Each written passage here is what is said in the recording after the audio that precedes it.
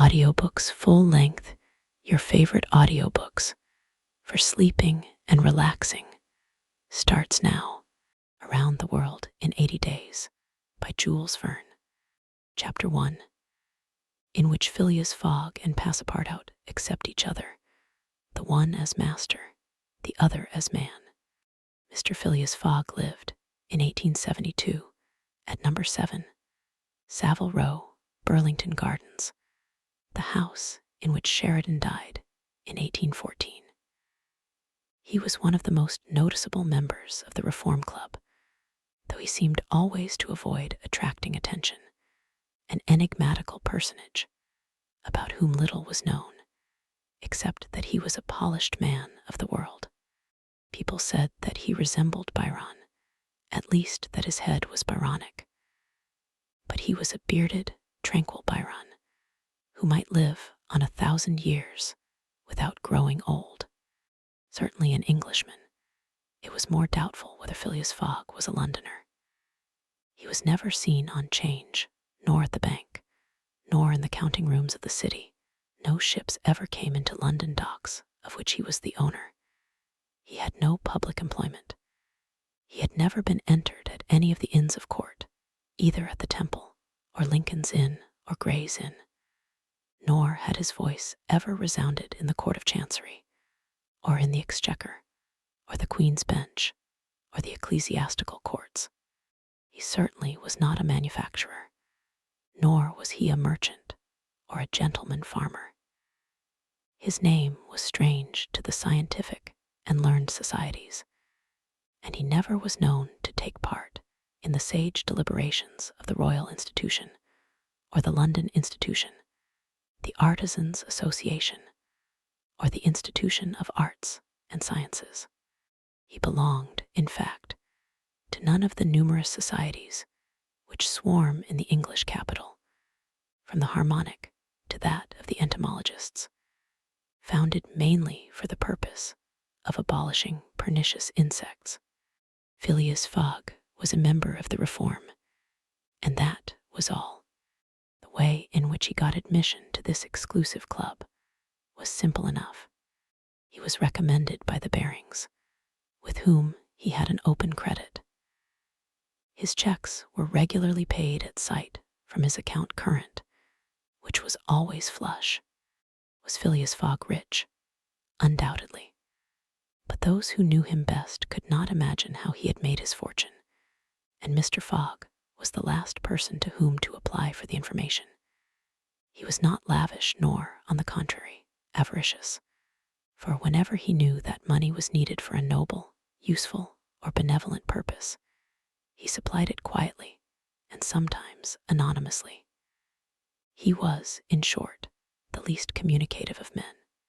He talked very little, and seemed all the more mysterious for his taciturn manner. His daily habits were quite open to observation, but whatever he did was so exactly the same thing that he had always done before, that the wits of the curious were fairly puzzled. Had he traveled? It was likely, for no one seemed to know the world more familiarly. There was no spot so secluded that he did not appear to have an intimate acquaintance with it. He often corrected, with a few clear words, the 1,000 conjectures advanced by members of the club as to lost and unheard-of travelers, pointing out the true probabilities, and seeming as if gifted with a sort of second sight. So often did events justify his predictions. He must have traveled everywhere, at least in the spirit. It was at least certain that Phileas Fogg had not absented himself from London for many years. Those who were honored by a better acquaintance with him than the rest declared that nobody could pretend to have ever seen him anywhere else. His sole pastimes were reading the papers and playing whist. He often won at this game, which, as a silent one, harmonized with his nature, but his winnings never went into his purse, being reserved as a fund for his charities. Mr. Fogg played not to win, but for the sake of playing. The game was in his eyes a contest, a struggle with a difficulty, yet a motionless, unwearying struggle, congenial to his tastes. Phileas Fogg was not known to have either wife or children, which may happen to the most honest people, either relatives or near friends, which is certainly more unusual. He lived alone in his house in Savile Row, whither none penetrated. A single domestic sufficed to serve him. He breakfasted and dined at the club, at hours mathematically fixed, in the same room, at the same table, never taking his meals with other members, much less bringing a guest with him, and went home at exactly midnight, only to retire at once to bed. He never used the cozy chambers which the Reform provides for its favored members. He passed 10 hours out of the 24 in Savile Row, either in sleeping or making his toilet.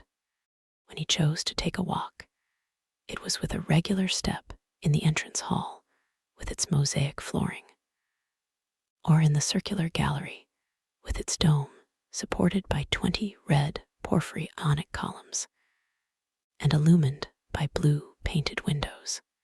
When he breakfasted or dined, all the resources of the club, its kitchens and pantries, its buttery and dairy, aided to crowd his table with their most succulent stores. He was served by the gravest waiters in dress coats and shoes with swanskin soles, who proffered the viands in special porcelain and on the finest linen. Club decanters of a lost mold contained his sherry, his port, and his cinnamon-spiced claret, while his beverages were refreshingly cooled with ice, brought at great cost from the American lakes. If to live in this style is to be eccentric, it must be confessed that there is something good in eccentricity. The mansion in Savile Row, though not sumptuous, was exceedingly comfortable. The habits of its occupant were such as to demand but little from the sole domestic, but Phileas Fogg required him to be almost superhumanly prompt and regular. On this very 2nd of October, he had dismissed James Forster, because that luckless youth had brought him shaving water at 84 degrees Fahrenheit instead of 86, and he was awaiting his successor, who was due at the house between 11 and half past. Phileas Fogg was seated squarely in his armchair, his feet close together like those of a grenadier on parade, his hands resting on his knees, his body straight, his head erect. He was steadily watching a complicated clock which indicated the hours, the minutes, the seconds, the days, the months, and the years. At exactly 11:30, Mr. Fogg would, according to his daily habit, quit Savile Row and repair to the Reform.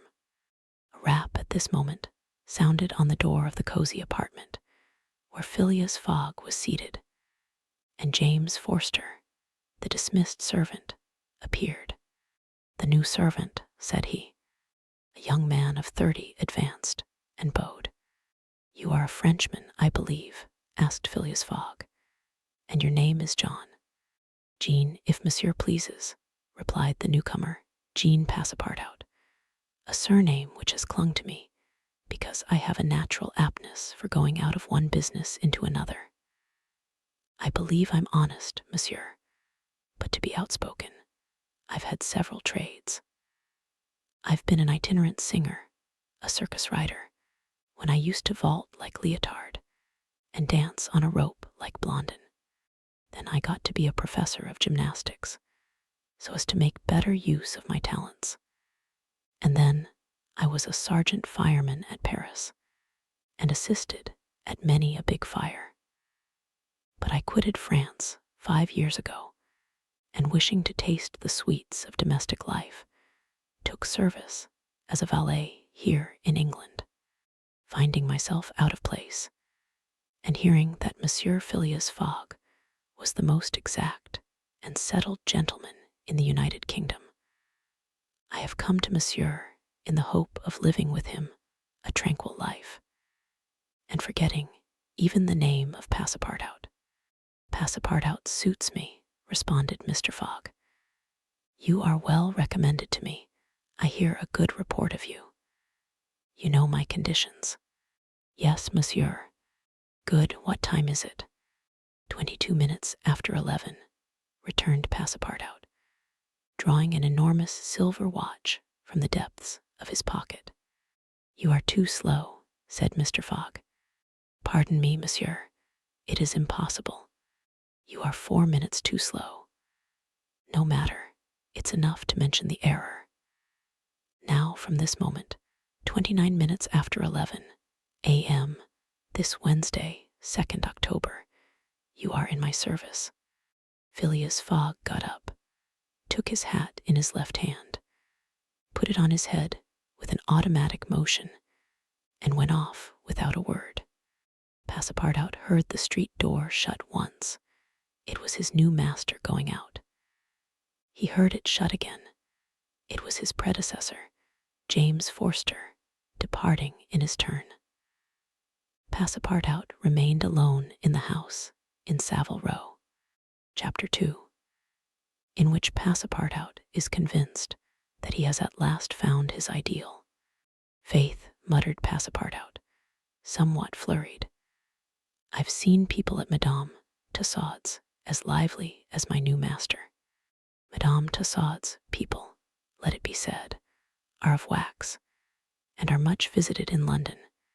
Speech is all that is wanting to make them human. During his brief interview with Mr. Fogg, Passepartout had been carefully observing him. He appeared to be a man about 40 years of age, with fine, handsome features, and a tall, well-shaped figure. His hair and whiskers were light, his forehead compact and unwrinkled, his face rather pale, his teeth magnificent. His countenance possessed in the highest degree what physiognomists call repose in action, a quality of those who act rather than talk. Calm and phlegmatic, with a clear eye, Mr. Fogg seemed a perfect type of that English composure which Angelica Kauffmann has so skillfully represented on canvas. Seen in the various phases of his daily life, he gave the idea of being perfectly well balanced, as exactly regulated as a Leroy chronometer. Phileas Fogg was, indeed, exactitude personified, and this was betrayed even in the expression of his very hands and feet. For in men, as well as in animals, the limbs themselves are expressive of the passions. He was so exact that he was never in a hurry, was always ready, and was economical alike of his steps and his motions. He never took one step too many, and always went to his destination by the shortest cut. He made no superfluous gestures, and was never seen to be moved or agitated. He was the most deliberate person in the world, yet always reached his destination at the exact moment. He lived alone, and, so to speak, outside of every social relation. And as he knew that in this world account must be taken of friction, and that friction retards, he never rubbed against anybody. As for Passepartout, he was a true Parisian of Paris. Since he had abandoned his own country for England, taking service as a valet, he had in vain searched for a master after his own heart. Passepartout was by no means one of those pert dunces depicted by Molière with a bold gaze and a nose held high in the air. He was an honest fellow, with a pleasant face, lips a trifle protruding, soft-mannered and serviceable, with a good round head, such as one likes to see on the shoulders of a friend. His eyes were blue, his complexion rubicund, his figure almost portly and well-built, his body muscular, and his physical powers fully developed by the exercises of his younger days. His brown hair was somewhat tumbled, for while the ancient sculptors are said to have known 18 methods of arranging Minerva's tresses, Passepartout was familiar with but one of dressing his own. 3 strokes of a large-tooth comb completed his toilet. It would be rash to predict how Passepartout's lively nature would agree with Mr. Fogg. It was impossible to tell whether the new servant would turn out as absolutely methodical as his master required. Experience alone could solve the question. Passepartout had been a sort of vagrant in his early years, and now yearned for repose.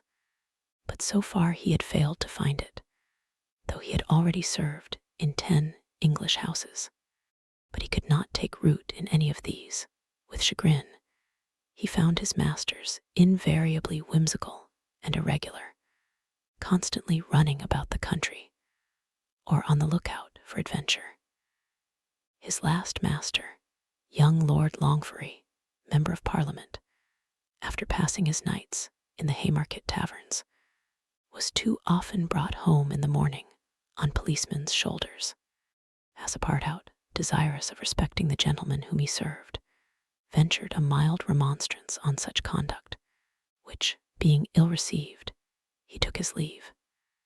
Hearing that Mr. Phileas Fogg was looking for a servant, and that his life was one of unbroken regularity, that he neither traveled nor stayed from home overnight, he felt sure that this would be the place he was after. He presented himself and was accepted, as has been seen.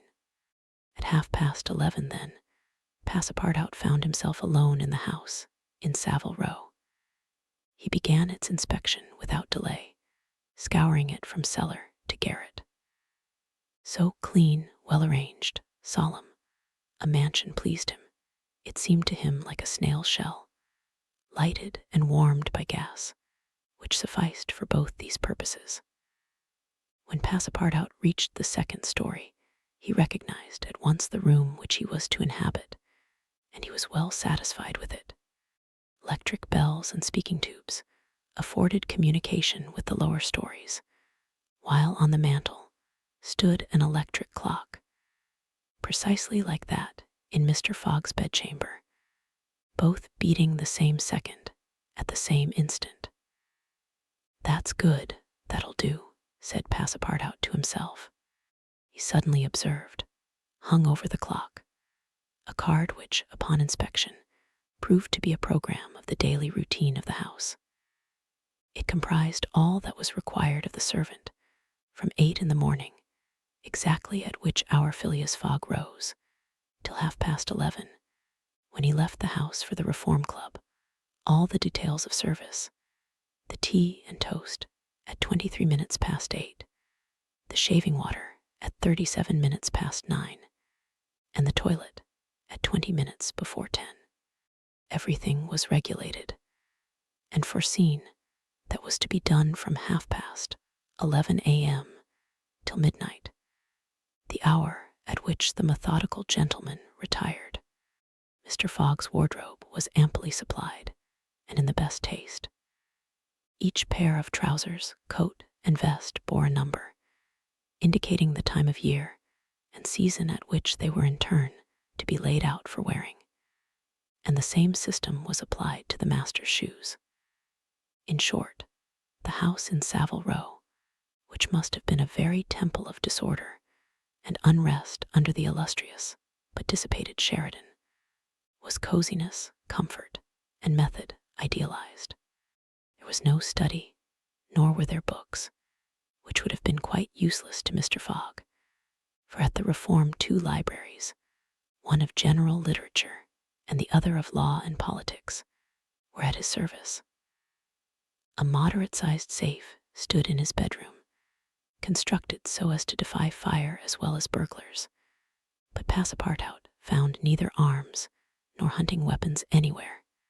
Everything betrayed the most tranquil and peaceable habits. Having scrutinized the house from top to bottom, he rubbed his hands. A broad smile overspread his features, and he said joyfully, "This is just what I wanted. Ah, we shall get on together, Mr. Fogg and I. What a domestic and regular gentleman. A real machine. Well, I don't mind serving a machine." Chapter 3. in which a conversation takes place, which seems likely to cost Phileas Fogg dear. Phileas Fogg, having shut the door of his house at 11:30, and having put his right foot before his left 575 times, and his left foot before his right 576 times, reached the Reform Club, an imposing edifice in Pall Mall, which could not have cost less than 3 millions. He repaired at once to the dining room, the 9 windows of which open upon a tasteful garden, where the trees were already gilded with an autumn coloring, and took his place at the habitual table, the cover of which had already been laid for him. His breakfast consisted of a side dish, a broiled fish with reading sauce, a scarlet slice of roast beef garnished with mushrooms, a rhubarb and gooseberry tart, and a morsel of Cheshire cheese, the whole being washed down with several cups of tea, for which the Reform is famous. He rose at 13 minutes to 1 and directed his steps towards the large hall, a sumptuous apartment adorned with lavishly framed paintings. Flunky handed him an uncut Times, which he proceeded to cut with a skill which betrayed familiarity with this delicate operation. The perusal of this paper absorbed Phileas Fogg until 4:15, whilst the Standard, his next task, occupied him till the dinner hour. Dinner passed as breakfast had done, and Mr. Fogg reappeared in the reading room and sat down to the Pall Mall at 20 minutes before 6. Half an hour later, several members of the Reform came in and drew up to the fireplace, where a coal fire was steadily burning. They were Mr. Fogg's usual partners at whist, Andrew Stewart, and engineer John Sullivan, and Samuel Fallentin, bankers, Thomas Flanagan, a brewer, and Gauthier Ralph, one of the directors of the Bank of England, all rich and highly respectable personages, even in a club which comprises the princes of English trade and finance. "Well, Ralph," said Thomas Flanagan, "what about that robbery?" "Oh," replied Stewart, "the bank will lose the money." "On the contrary," broke in Ralph, "I hope we may put our hands on the robber. Skillful detectives have been sent to all the principal ports of America and the continent, and he'll be a clever fellow if he slips through their fingers." "But have you got the robber's description?" asked Stewart. "In the first place, he is no robber at all," returned Ralph positively. "What, a fellow who makes off with £55,000, no robber?" "No. Perhaps he's a manufacturer, then. The Daily Telegraph says that he is a gentleman." It was Phileas Fogg, whose head now emerged from behind his newspapers, who made this remark. He bowed to his friends and entered into the conversation. The affair which formed its subject, and which was town talk, had occurred 3 days before at the Bank of England. A package of banknotes to the value of £55,000 had been taken from the principal cashier's table, that functionary being at the moment engaged in registering the receipt of 3 shillings and 6 pence. Of course, he could not have his eyes everywhere. Let it be observed that the Bank of England reposes a touching confidence in the honesty of the public. There are neither guards nor gratings to protect its treasures. Gold, silver, banknotes are freely exposed, at the mercy of the first comer. A keen observer of English customs relates that, being in one of the rooms of the bank one day, he had the curiosity to examine a gold ingot weighing some 7 or 8 pounds. He took it up, scrutinized it, passed it to his neighbor, he to the next man, and so on until the ingot, going from hand to hand, was transferred to the end of a dark entry, nor did it return to its place for half an hour. Meanwhile, the cashier had not so much as raised his head. But in the present instance, things had not gone so smoothly. The package of notes not being found when 5 o'clock sounded from the ponderous clock in the drawing office. The amount was passed to the account of profit and loss. As soon as the robbery was discovered, picked detectives hastened off to Liverpool, Glasgow, Havre, Suez, Brindisi, New York, and other ports, inspired by the proffered reward of £2,000 and 5% on the sum that might be recovered. Detectives were also charged with narrowly watching those who arrived at or left London by rail, and a judicial examination was at once entered upon. There were real grounds for supposing, as the Daily Telegraph said, that the thief did not belong to a professional band. On the day of the robbery, a well-dressed gentleman of polished manners, and with a well-to-do air, had been observed going to and fro in the paying room where the crime was committed. A description of him was easily procured and sent to the detectives, and some hopeful spirits, of whom Ralph was one, did not despair of his apprehension. The papers and clubs were full of the affair, and everywhere people were discussing the probabilities of a successful pursuit.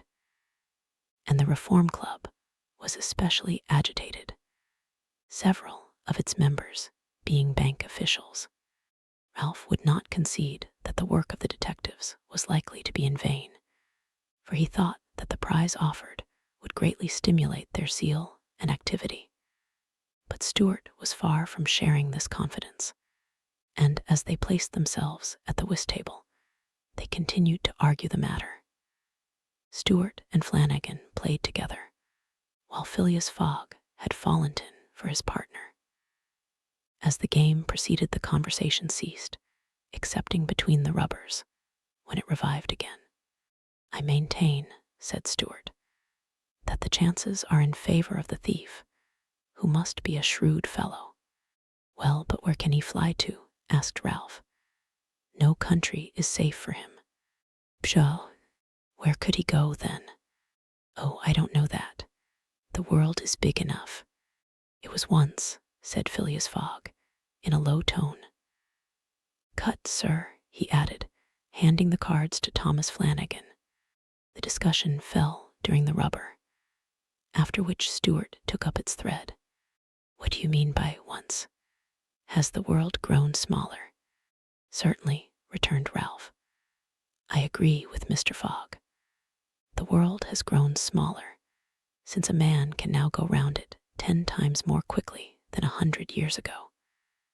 And that is why the search for this thief will be more likely to succeed, and also why the thief can get away more easily." "Be so good as to play, Mr. Stuart," said Phileas Fogg. But the incredulous Stuart was not convinced, and when the hand was finished, said eagerly, "You have a strange way, Ralph, of proving that the world has grown smaller." "So, because you can go round it in 3 months." "In 80 days, interrupted Phileas Fogg. "That is true, gentlemen," added John Sullivan. "Only 80 days, now that the section between Rothal and Allahabad, on the great Indian Peninsula Railway, has been opened. Here is the estimate made by the Daily Telegraph.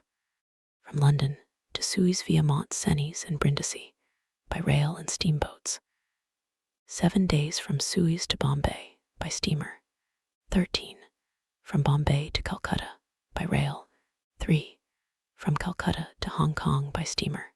13 from Hong Kong to Yokohama, Japan, by steamer. 6 from Yokohama to San Francisco, by steamer. 22 from San Francisco to New York, by rail.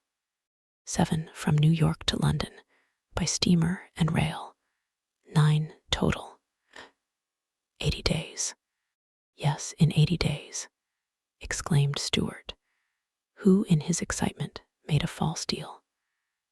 But that doesn't take into account bad weather, contrary winds, shipwrecks, railway accidents, and so on. All included, returned Phileas Fogg. continuing to play despite the discussion. But suppose the Hindus or Indians pull up the rails, replied Stuart. Suppose they stop the trains, pillage the luggage vans, and scalp the passengers. All included, calmly retorted Fogg, adding, as he threw down the cards, 2 trumps. Stuart, whose turn it was to deal, gathered them up and went on. You are right, theoretically, Mr. Fogg, but practically also, Mr. Stuart. I'd like to see you do it in 80 days. It depends on you. Shall we go? Heaven preserve me. But I would wager £4,000 that such a journey, made under these conditions, is impossible. Quite possible, on the contrary, returned Mr. Fogg. Well, make it then. The journey round the world in 80 days. Yes, I should like nothing better. When? At once. Only I warn you that I shall do it at your expense. It's absurd, cried Stuart, who was beginning to be annoyed at the persistency of his friend. Come, let's go on with the game. Deal over again then, said Phileas Fogg. There's a false deal. Stuart took up the pack with a feverish hand, then suddenly put them down again. Well, Mr. Fogg, said he, it shall be so. I will wager the 4,000 on it. Calm yourself, my dear Stuart, said Fallentin. It's only a joke. When I say I'll wager, returned Stuart, I mean it. All right, said Mr. Fogg, and turning to the others, he continued. I have a deposit of 20,000 at Barings, which I will willingly risk upon it. 20,000 pounds, cried Sullivan. 20,000 pounds, which you would lose by a single accidental delay. The unforeseen does not exist, quietly replied Phileas Fogg. But, Mr. Fogg, 80 days are only the estimate of the least possible time in which the journey can be made. A well-used minimum suffices for everything. But in order not to exceed it, you must jump mathematically from the trains upon the steamers, and from the steamers upon the trains again. I will jump mathematically. You are joking. A true Englishman doesn't joke when he is talking about so serious a thing as a wager, replied Phileas Fogg, solemnly. I will bet 20,000 pounds against anyone who wishes that I will make the tour of the world in 80 days or less, in 1920 hours, or 115,200 minutes. Do you accept? We accept, replied Messrs. Stuart, Fallentin, Sullivan, Flanagan, and Ralph, after consulting each other. Good, said Mr. Fogg. The train leaves for Dover at 9:15. I will take it. This very evening? Asked Stuart. This very evening, returned Phileas Fogg. He took out and consulted a pocket almanac, and added, as today is Wednesday, the 2nd of October, I shall be due in London in this very room of the Reform Club on Saturday, the 21st of December, at 9:15 p.m., or else the 20,000 pounds, now deposited in my name at Barings, will belong to you in fact and in right, gentlemen. Here is a check for the amount. A memorandum of the wager was at once drawn up and signed by the 6 parties, during which Phileas Fogg preserved a stoical composure. He certainly did not bet to win, and had only staked the 20,000 pounds, half of his fortune, because he foresaw that he might have to expend the other half to carry out this difficult, not to say unattainable, project. As for his antagonists, they seemed much agitated, not so much by the value of their stake, as because they had some scruples about betting under conditions so difficult to their friend. The clock struck 7, and the party offered to suspend the game, so that Mr. Fogg might make his preparations for departure. "I am quite ready now," was his tranquil response. "Diamonds are trumps. Be so good as to play, gentlemen." Chapter 4, in which Phileas Fogg astounds Passepartout, his servant. Having won 20 guineas at whist, and taken leave of his friends, Phileas Fogg, at 25 minutes past 7, left the Reform Club. Passepartout, who had conscientiously studied the program of his duties, was more than surprised to see his master guilty of the inexactness of appearing at this unaccustomed hour. For, according to rule, he was not due in Savile Row until precisely midnight. Mr. Fogg repaired to his bedroom and called out, "Passepartout." Passepartout did not reply. It could not be he who was called. It was not the right hour. "Passepartout," repeated Mr. Fogg, without raising his voice. Passepartout made his appearance. "I've called you twice," observed his master. "But it is not midnight," responded the other, showing his watch. "I know it. I don't blame you. We start for Dover and Calais in 10 minutes. A puzzled grin overspread Passepartout's round face. Clearly, he had not comprehended his master. "Monsieur is going to leave home." "Yes," returned Phileas Fogg. "We are going round the world." Passepartout opened wide his eyes, raised his eyebrows, held up his hands, and seemed about to collapse. So overcome was he with stupefied astonishment. "Round the world," he murmured. "In 80 days," responded Mr. Fogg. "So we haven't a moment to lose." "But the trunks," gasped Passepartout, unconsciously swaying his head from right to left. "We'll have no trunks, only a carpet bag, with 2 shirts, and 3 pairs of stockings for me, and the same for you. We'll buy our clothes on the way. Bring down my mackintosh and traveling cloak, and some stout shoes, though we shall do little walking.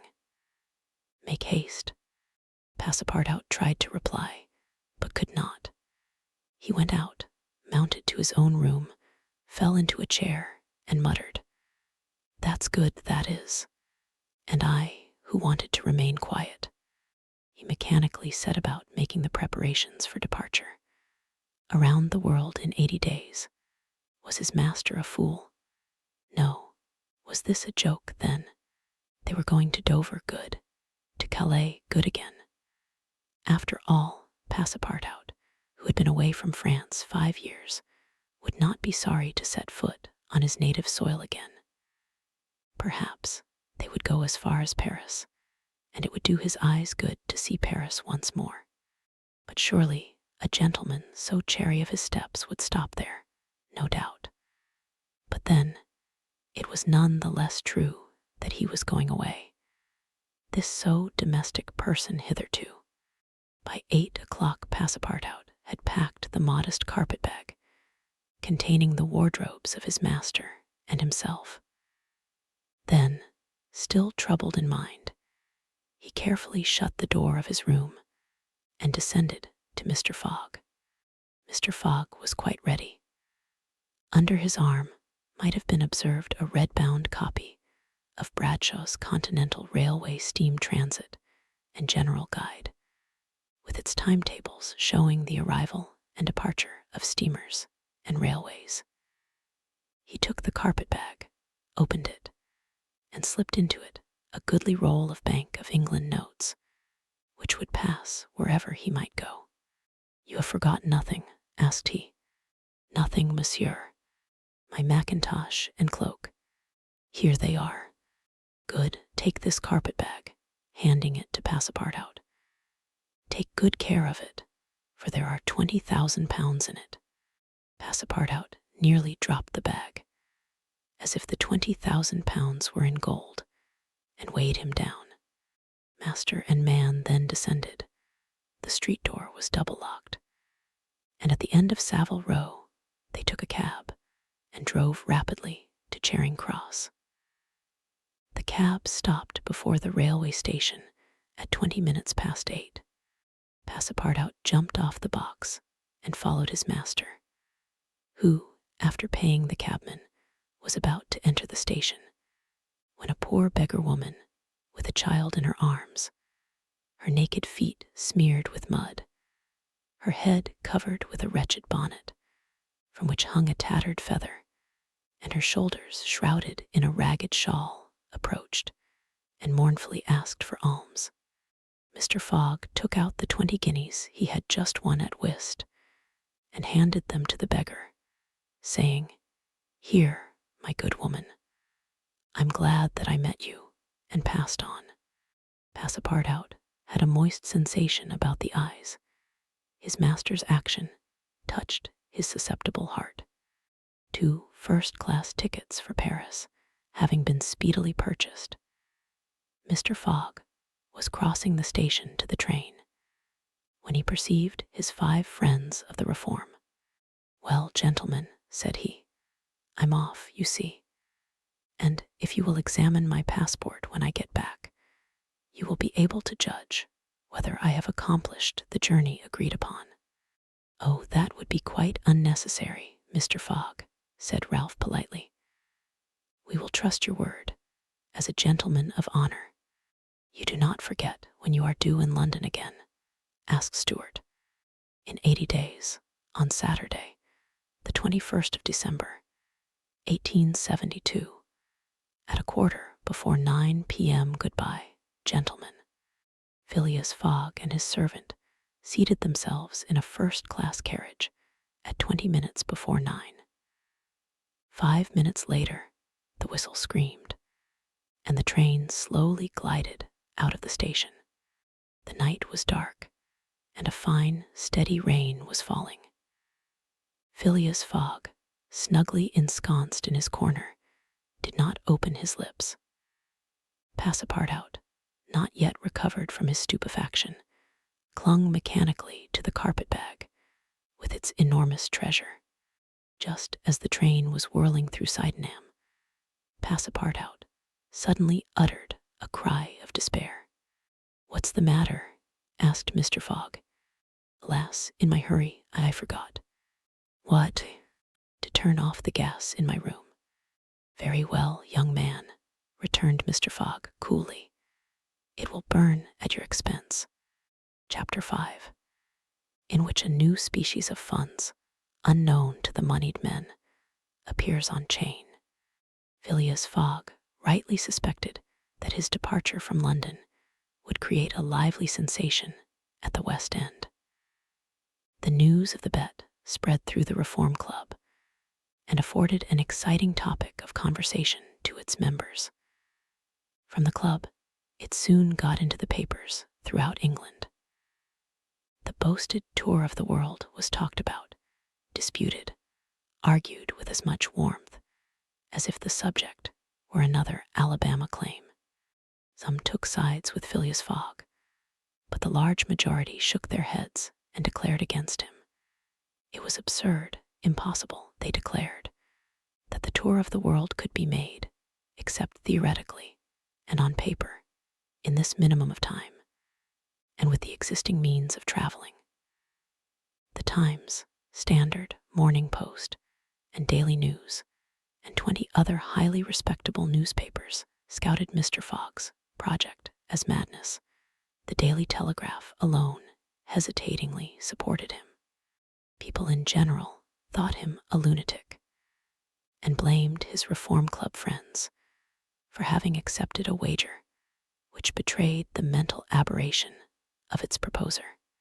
Articles no less passionate than logical appeared on the question, for geography is one of the pet subjects of the English, and the columns devoted to Phileas Fogg's venture were eagerly devoured by all classes of readers. At first, some rash individuals, principally of the gentler sex, espoused his cause, which became still more popular when the Illustrated London News came out with his portrait, copied from a photograph in the Reform Club. A few readers of the Daily Telegraph even dared to say, "Why not, after all, stranger things have come to pass. At last, a long article appeared on the 7th of October in the Bulletin of the Royal Geographical Society, which treated the question from every point of view and demonstrated the utter folly of the enterprise. Everything, it said, was against the travelers, every obstacle imposed alike by man and by nature. A miraculous agreement of the times of departure and arrival, which was impossible, was absolutely necessary to his success. He might, perhaps, reckon on the arrival of trains at the designated hours in Europe, where the distances were relatively moderate. But when he calculated upon crossing India in 3 days and the United States in 7, could he rely beyond misgiving upon accomplishing his task? There were accidents to machinery, the liability of trains to run off the line, collisions, bad weather, the blocking up by snow. Were not all these against Phileas Fogg? Would he not find himself, when traveling by steamer in winter, at the mercy of the winds and fogs? Is it uncommon for the best ocean steamers to be 2 or 3 days behind time? But a single delay would suffice to fatally break the chain of communication. Should Phileas Fogg once miss, even by an hour, a steamer, he would have to wait for the next, and that would irrevocably render his attempt vain. This article made a great deal of noise, and being copied into all the papers, seriously depressed the advocates of the rash tourist. Everybody knows that England is the world of betting men, who are of a higher class than mere gamblers. To bet is in the English temperament. Not only the members of the Reform, but the general public, made heavy wagers for or against Phileas Fogg, who was set down in the betting books as if he were a racehorse. Bonds were issued and made their appearance on 'Change. Phileas Fogg bonds were offered at par or at a premium, and a great business was done in them. But 5 days after the article in the Bulletin of the Geographical Society appeared, the demand began to subside. Phileas Fogg declined. They were offered by packages, at first of 5, then of 10, until at last nobody would take less than 20, 50, 100. Lord Albemarle, an elderly paralytic gentleman, was now the only advocate of Phileas Fogg left. This noble lord, who was fastened to his chair, would have given his fortune to be able to make the tour of the world if it took 10 years, and he bet £5,000 on Phileas Fogg. When the folly as well as the uselessness of the adventure was pointed out to him, he contented himself with replying, "If the thing is feasible, the first to do it ought to be an Englishman." The Fogg party dwindled more and more. Everybody was going against him, and the bets stood 150 and 200 to 1. And a week after his departure, an incident occurred which deprived him of backers at any price. The Commissioner of Police was sitting in his office at 9 o'clock one evening, when the following telegraphic dispatch was put into his hands. Suis to London. Rowan, Commissioner of Police, Scotland Yard. I found the bank robber, Phileas Fogg. Send without delay warrant of arrest to Bombay. Fix detective. The effect of this dispatch was instantaneous. The polished gentleman disappeared to give place to the bank robber. His photograph, which was hung with those of the rest of the members at the Reform Club, was minutely examined, and it betrayed, feature by feature, the description of the robber which had been provided to the police. The mysterious habits of Phileas Fogg were recalled, his solitary ways, his sudden departure, and it seemed clear that, in undertaking a tour round the world on the pretext of a wager, he had had no other end in view than to elude the detectives and throw them off his track. Chapter 6, in which Fix, the detective, betrays a very natural impatience. The circumstances under which this telegraphic dispatch about Phileas Fogg was sent were as follows. Steamer Mongolia, belonging to the Peninsular and Oriental Company, built of iron, of 2,800 tons burden and 500 horsepower, was due at 11 o'clock a.m. on Wednesday, the 9th of October, at Suez.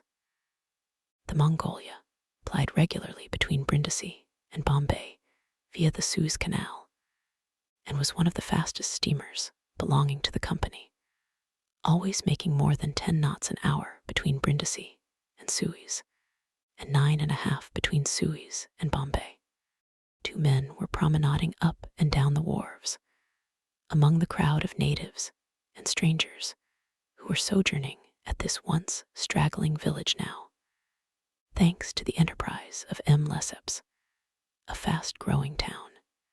One was the British consul at Suez, who, despite the prophecies of the English government and the unfavorable predictions of Stephenson, was in the habit of seeing, from his office window, English ships daily passing to and fro on the Great Canal, by which the old roundabout route from England to India by the Cape of Good Hope was abridged by at least a half.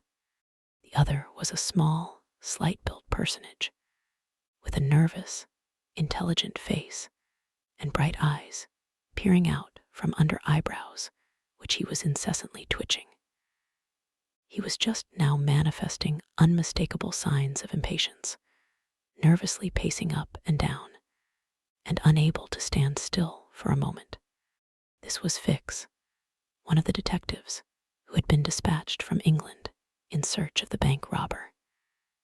It was his task to narrowly watch every passenger who arrived at Suez, and to follow up all who seemed to be suspicious characters, or bore a resemblance to the description of the criminal, which he had received 2 days before from the police headquarters at London.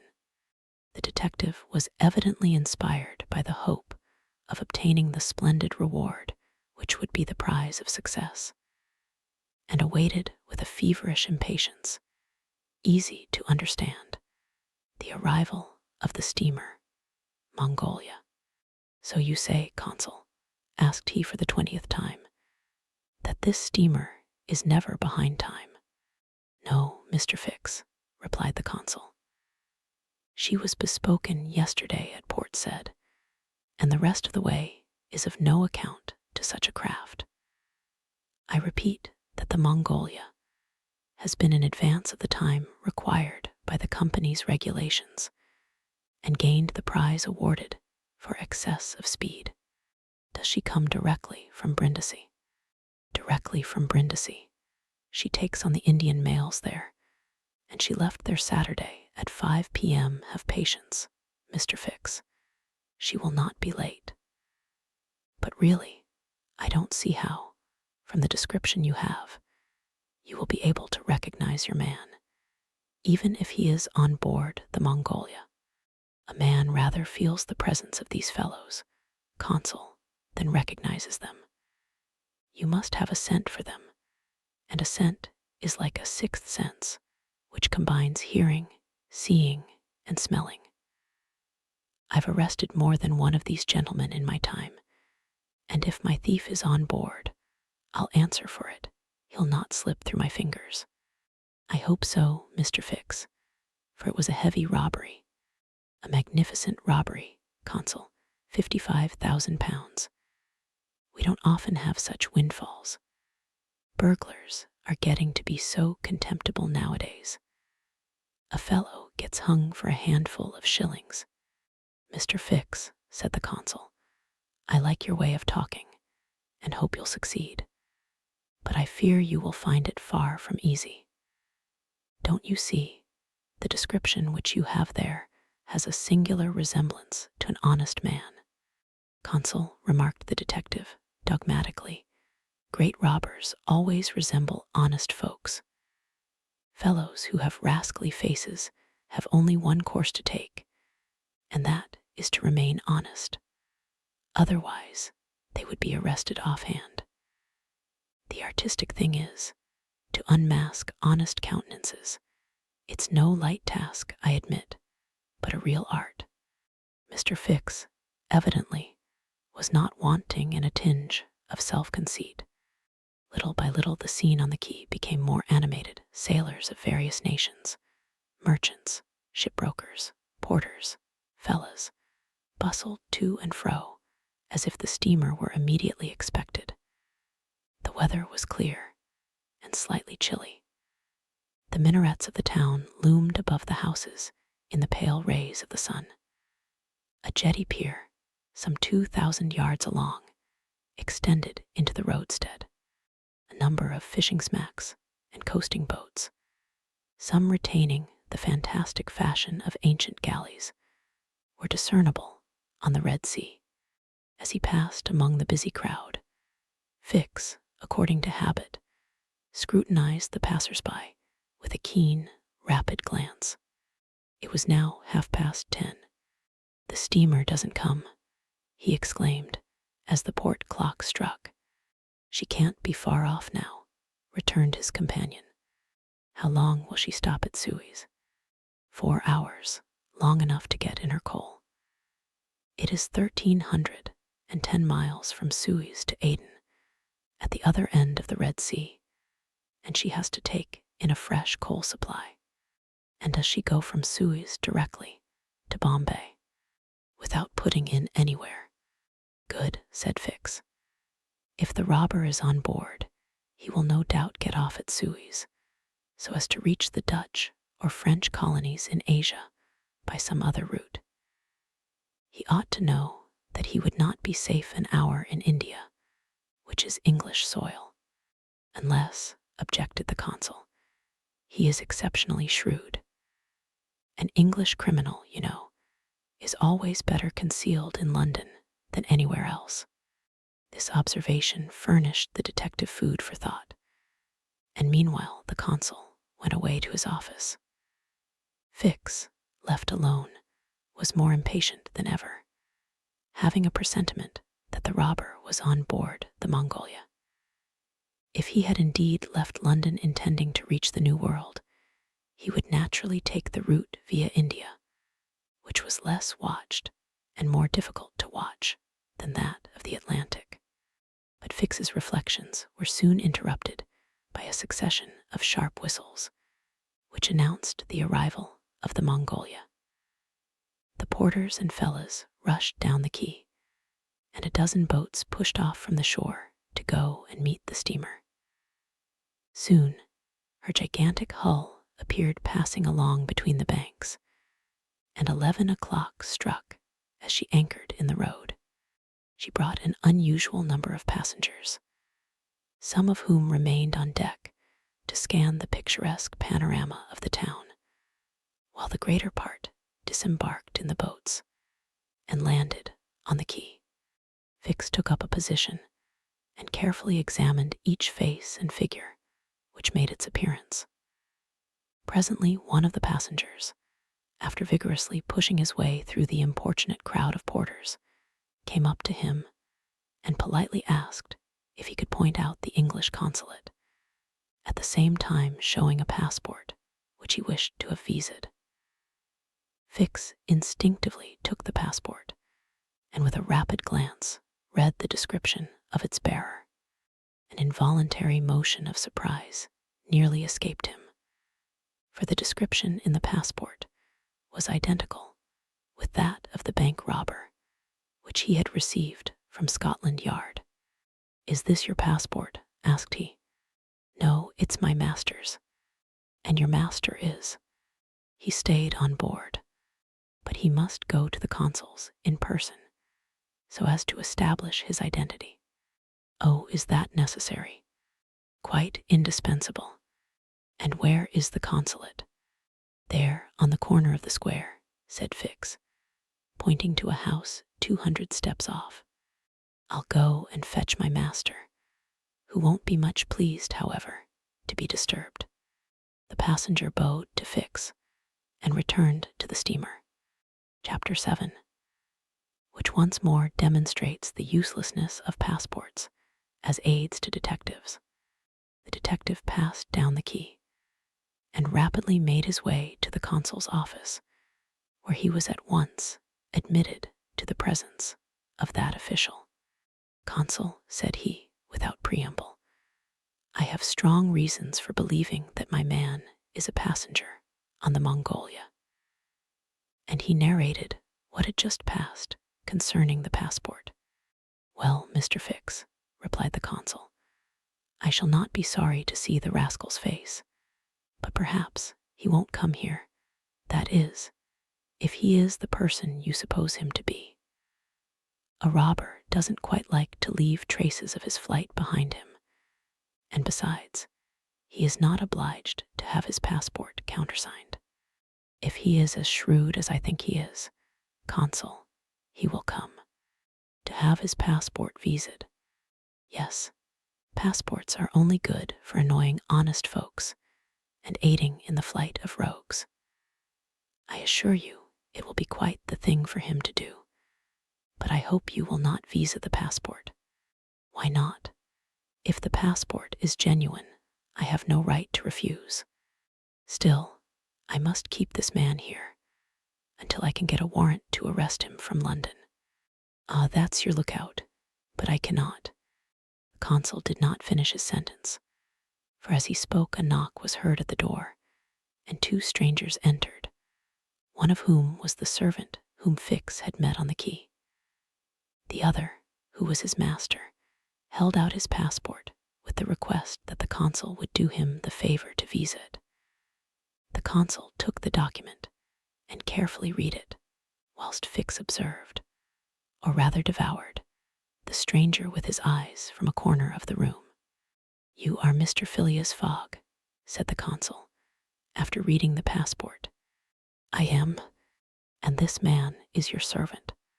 He is a Frenchman named Passepartout. You are from London." "Yes, and you are going to Bombay." "Very good, sir. You know that a visa is useless, and that no passport is required." "I know it, sir," replied Phileas Fogg, "but I wish to prove by your visa that I came by Suez." "Very well, sir." The consul proceeded to sign and date the passport, after which he added his official seal. Mr. Fogg paid the customary fee, coldly bowed, and went out, followed by his servant. "Well," queried the detective. "Well, he looks and acts like a perfectly honest man," replied the consul. "Possibly, but that is not the question. Do you think, consul, that this phlegmatic gentleman resembles, feature by feature, the robber whose description I have received?" "I concede that, but then, you know all descriptions." "I'll make certain of it," interrupted Fix. "The servant seems to me less mysterious than the master. Besides, he's a Frenchman and can't help talking." "Excuse me for a little while, consul." Fix started off in search of Passepartout.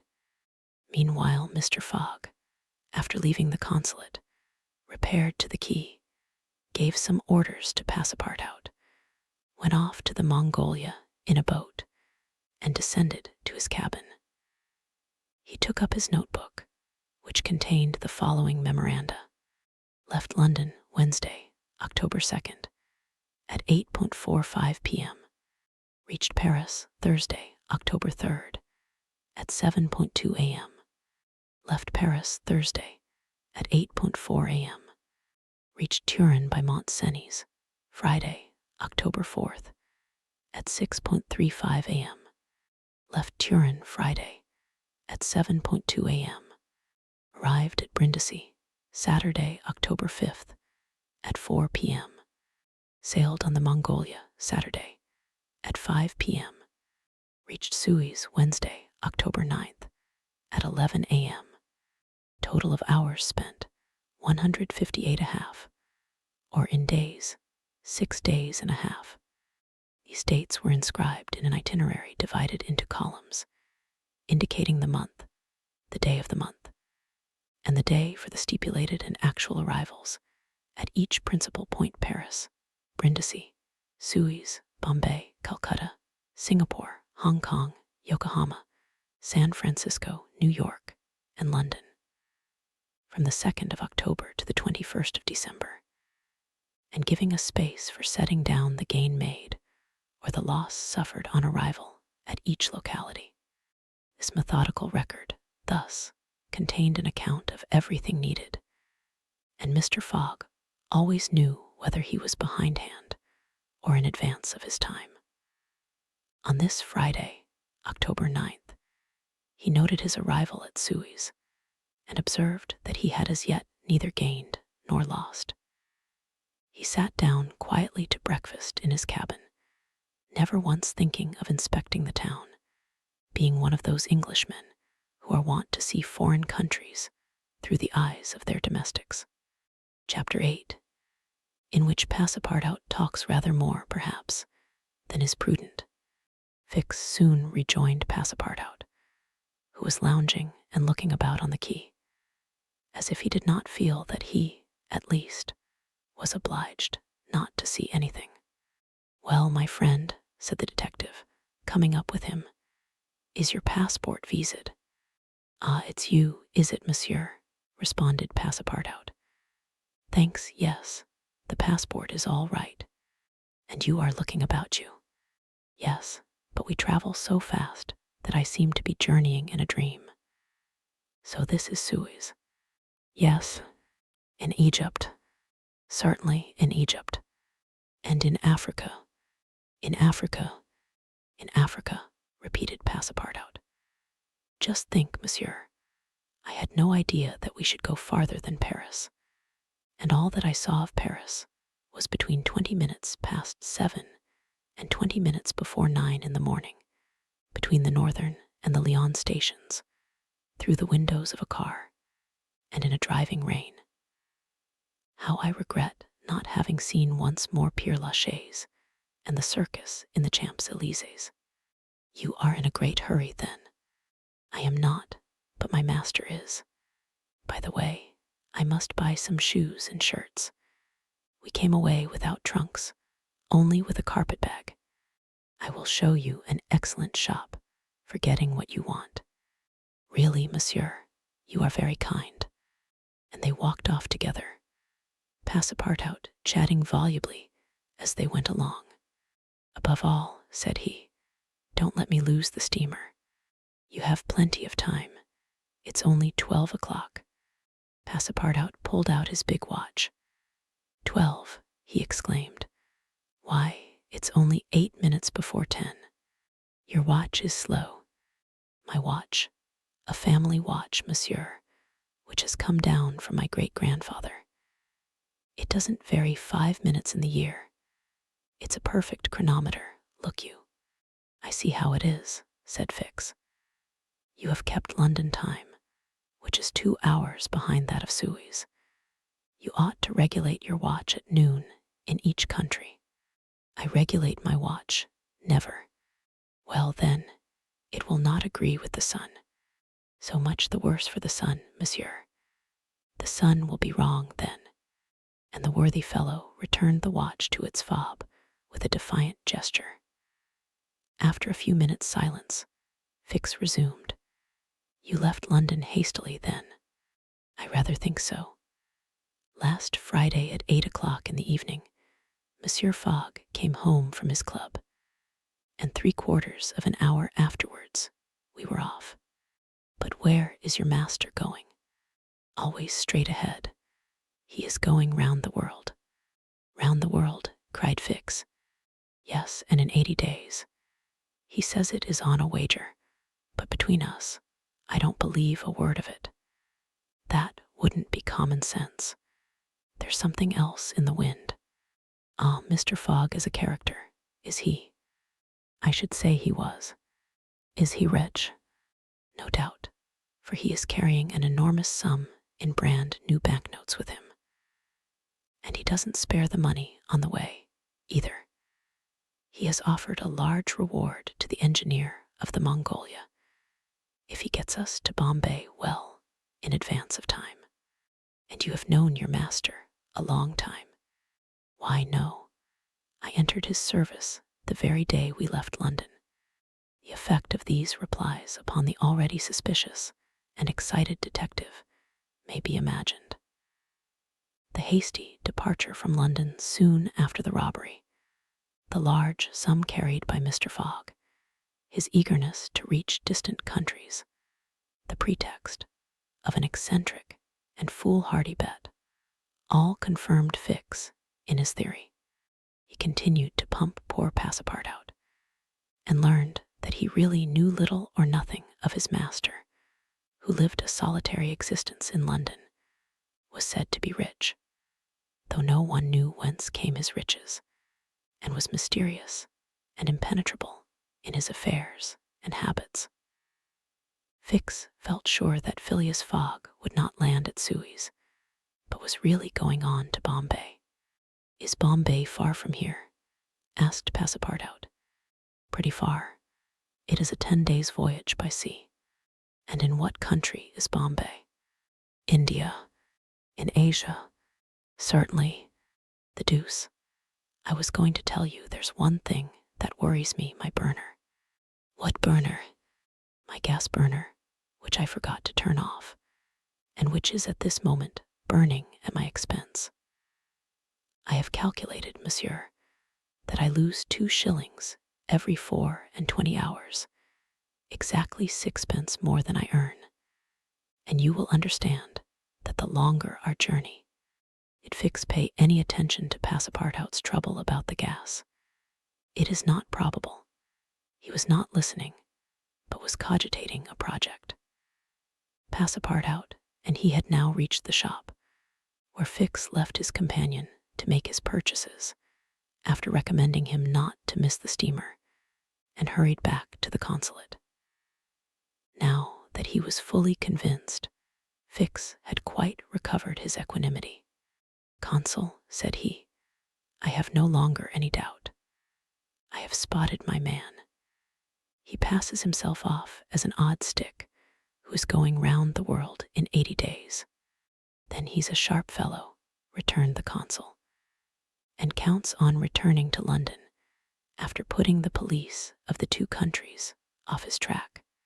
"We'll see about that," replied Fix. "But are you not mistaken?" "I am not mistaken. Why was this robber so anxious to prove, by the visa, that he had passed through Suez? Why, I have no idea, but listen to me." He reported in a few words the most important parts of his conversation with Passepartout. "In short," said the consul, "appearances are wholly against this man. And what are you going to do?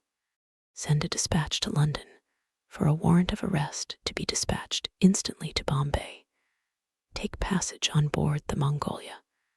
Follow my rogue to India, and there, on English ground, arrest him politely, with my warrant in my hand, and my hand on his shoulder." Having uttered these words with a cool, careless air, the detective took leave of the consul, and repaired to the telegraph office, whence he sent the dispatch, which we have seen, to the London police office. A quarter of an hour later found Fix, with a small bag in his hand, proceeding on board the Mongolia. And ere many moments longer, the noble steamer rode out at full steam upon the waters of the Red Sea. Chapter 9, in which the Red Sea and the Indian Ocean prove propitious to the designs of Phileas Fogg. The distance between Suez and Aden is precisely 1,310 miles, and the regulations of the company allow the steamers 138 hours in which to traverse it. The Mongolia, thanks to the vigorous exertions of the engineer, seemed likely, so rapid was her speed, to reach her destination considerably within that time. The greater part of the passengers from Brindisi were bound for India, some for Bombay, others for Calcutta by way of Bombay, the nearest route thither. Now that a railway crosses the Indian peninsula. Among the passengers was a number of officials and military officers of various grades, the latter being either attached to the regular British forces or commanding the sepoy troops, and receiving high salaries ever since the central government has assumed the powers of the East India Company. For the sub-lieutenants get £280, brigadiers £2,400, and generals of divisions £4,000. What with the military men, a number of rich young Englishmen on their travels, and the hospitable efforts of the purser, the time passed quickly on the Mongolia. The best fare was spread upon the cabin tables at breakfast, lunch, dinner, and the 8 o'clock supper, and the ladies scrupulously changed their toilets twice a day, and the hours were whirled away when the sea was tranquil, with music, dancing, and games. But the Red Sea is full of caprice, and often boisterous, like most long and narrow gulfs. When the wind came from the African or Asian coast, the Mongolia, with her long hull, rolled fearfully. Then the ladies speedily disappeared below. The pianos were silent. Singing and dancing suddenly ceased. Yet the good ship plowed straight on, unretarded by wind or wave, towards the straits of Bab el-Mandeb. What was Phileas Fogg doing all this time? It might be thought that, in his anxiety, he would be constantly watching the changes of the wind, the disorderly raging of the billows, every chance, in short, which might force the Mongolia to slacken her speed and thus interrupt his journey. But if he thought of these possibilities, he did not betray the fact by any outward sign. Always the same impassible member of the Reform Club, whom no incident could surprise, as unvarying as the ship's chronometers, and seldom having the curiosity even to go upon the deck.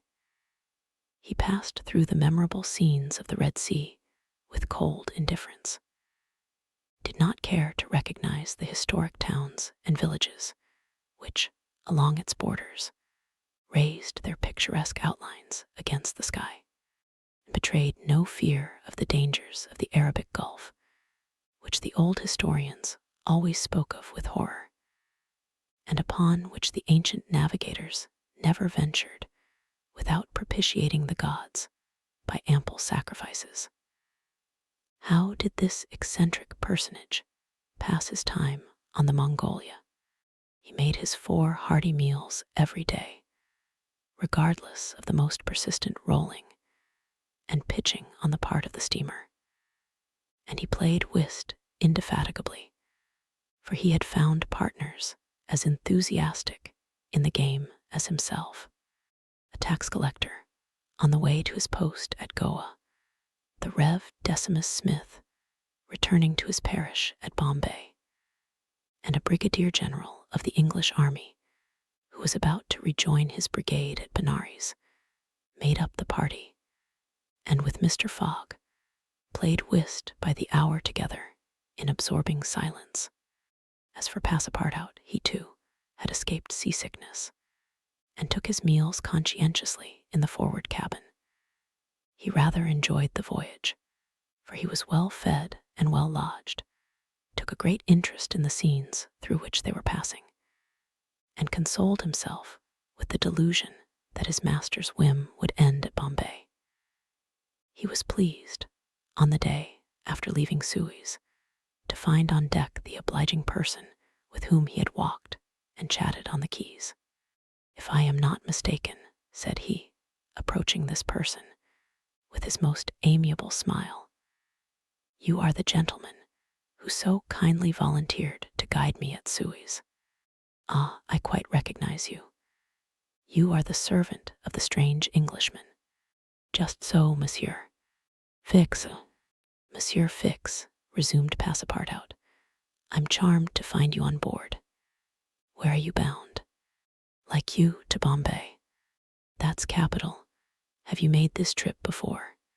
"Several times." I am one of the agents of the Peninsular Company. Then you know India. Why, yes, replied Fix, who spoke cautiously. A curious place, this India. Oh, very curious. Mosques, minarets, temples, fakirs, pagodas, tigers, snakes, elephants. I hope you will have ample time to see the sights. I hope so, Monsieur Fix. You see, a man of sound sense ought not to spend his life jumping from a steamer upon a railway train, and from a railway train upon a steamer again, pretending to make the tour of the world in 80 days. No, all these gymnastics, you may be sure, will cease at Bombay. And Mr. Fogg is getting on well? Asked Fix, in the most natural tone in the world. Quite well, and I too. I eat like a famished ogre, it's the sea air. But I never see your master on deck. Never, he hasn't the least curiosity. Do you know, Mr. Passepartout, that this pretended tour in 80 days may conceal some secret errand, perhaps a diplomatic mission? Faith, Monsieur Fix, I assure you I know nothing about it, nor would I give half a crown to find out. After this meeting, Passepartout and Fix got into the habit of chatting together, the latter making it a point to gain the worthy man's confidence. He frequently offered him a glass of whiskey or pale ale in the steamer bar-room, which Passepartout never failed to accept with graceful alacrity, mentally pronouncing Fix the best of good fellows. Meanwhile, the Mongolia was pushing forward rapidly. On the 13th, Mocha, surrounded by its ruined walls whereon date trees were growing, was sighted, and on the mountains beyond were espied vast coffee fields. Passepartout was ravished to behold this celebrated place, and thought that, with its circular walls and dismantled fort, it looked like an immense coffee cup and saucer. The following night they passed through the Strait of Bab el-Mandeb, which means in Arabic the Bridge of Tears, and the next day they put in at Steamer Point, northwest of Aden Harbor, to take in coal. This matter of fueling steamers is a serious one at such distances from the coal mines. It costs the Peninsular Company some £800,000 a year. In these distant seas, coal is worth £3 or £4 sterling a ton. Mongolia had still 1,650 miles to traverse before reaching Bombay, and was obliged to remain 4 hours at Steamer Point to coal up. But this delay, as it was foreseen, did not affect Phileas Fogg's program. Besides, the Mongolia, instead of reaching Aden on the morning of the 15th, when she was due, arrived there on the evening of the 14th, a gain of 15 hours. Mr. Fogg and his servant went ashore at Aden to have the passport again visaed. Fix, unobserved, followed them.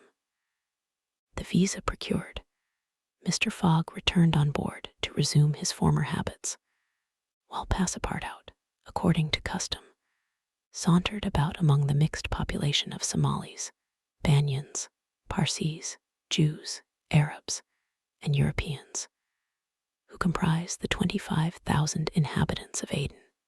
He gazed with wonder upon the fortifications, which make this place the Gibraltar of the Indian Ocean, and the vast cisterns where the English engineers were still at work, 2,000 years after the engineers of Solomon. Very curious, said Passepartout to himself, on returning to the steamer.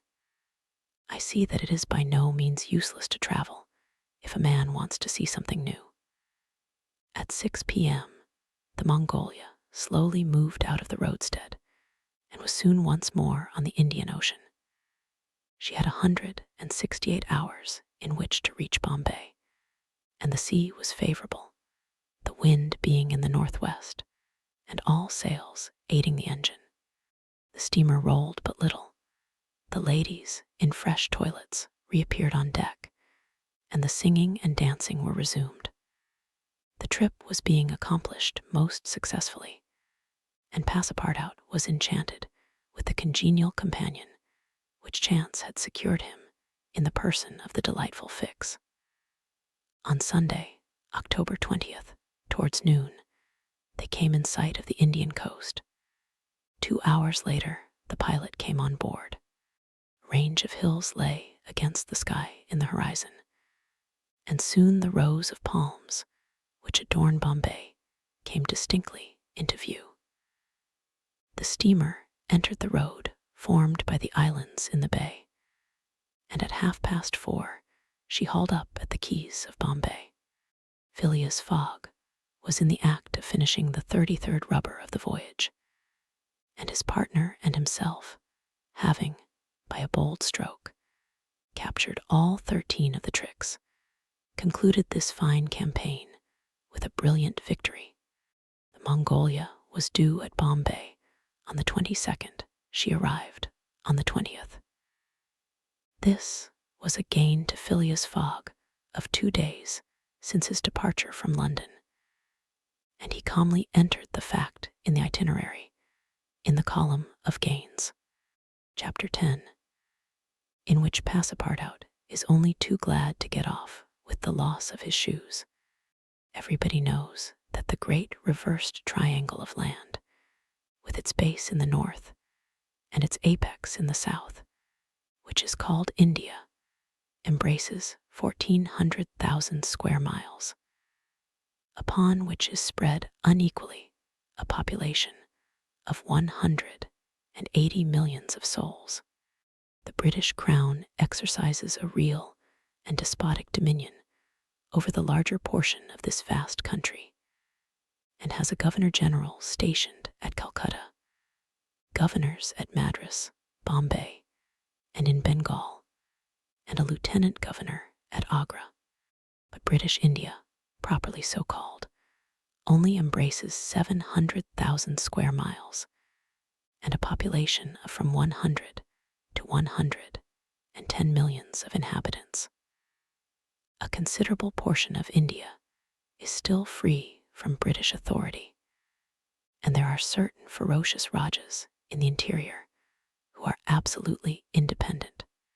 The celebrated East India Company was all-powerful from 1756, when the English first gained a foothold on the spot where now stands the city of Madras, down to the time of the great Sepoy insurrection.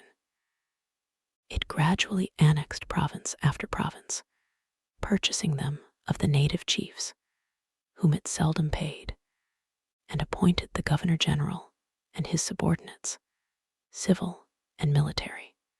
But the East India Company has now passed away, leaving the British possessions in India directly under the control of the Crown.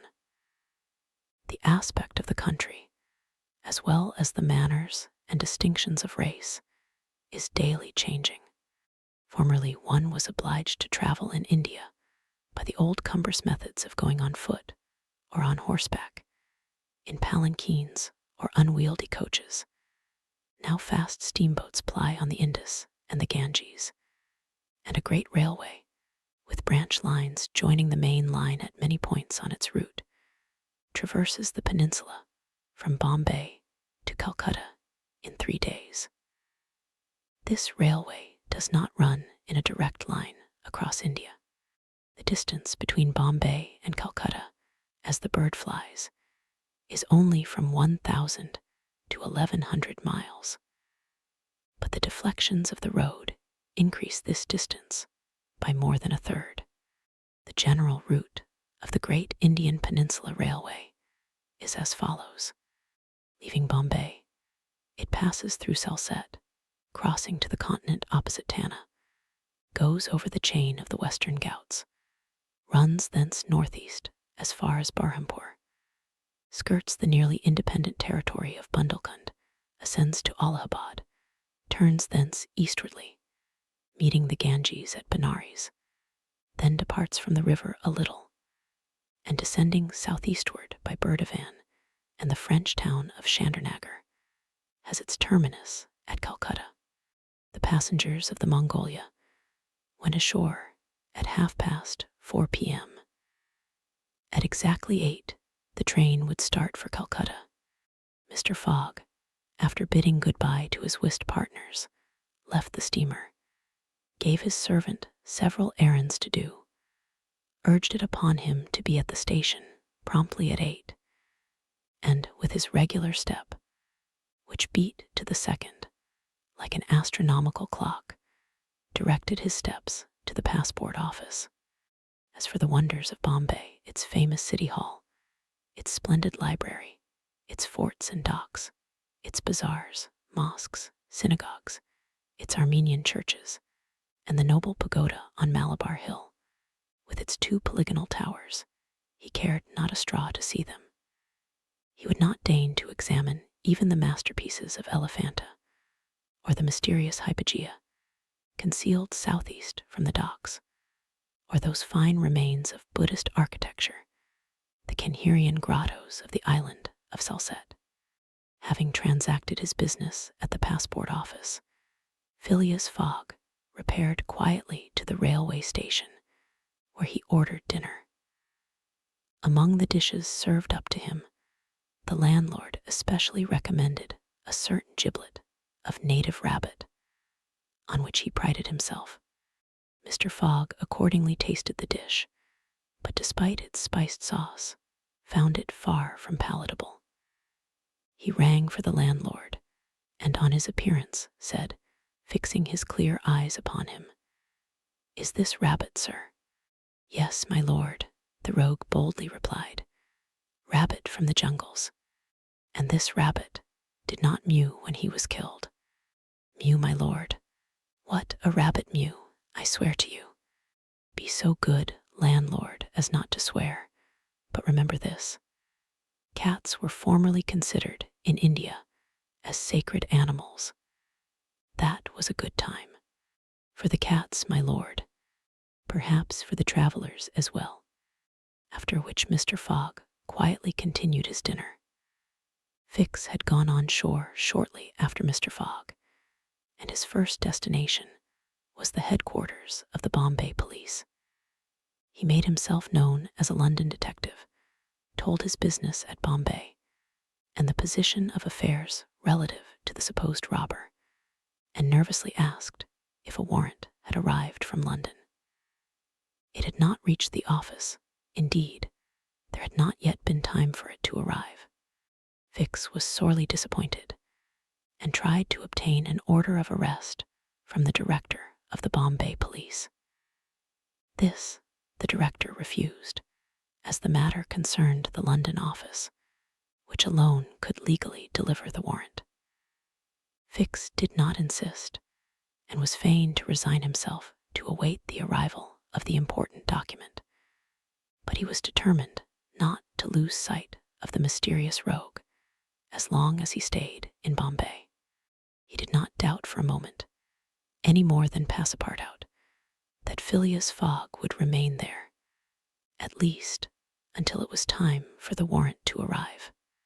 Passepartout, however, had no sooner heard his master's orders on leaving the Mongolia than he saw at once that they were to leave Bombay as they had done Suez and Paris, and that the journey would be extended at least as far as Calcutta, and perhaps beyond that place.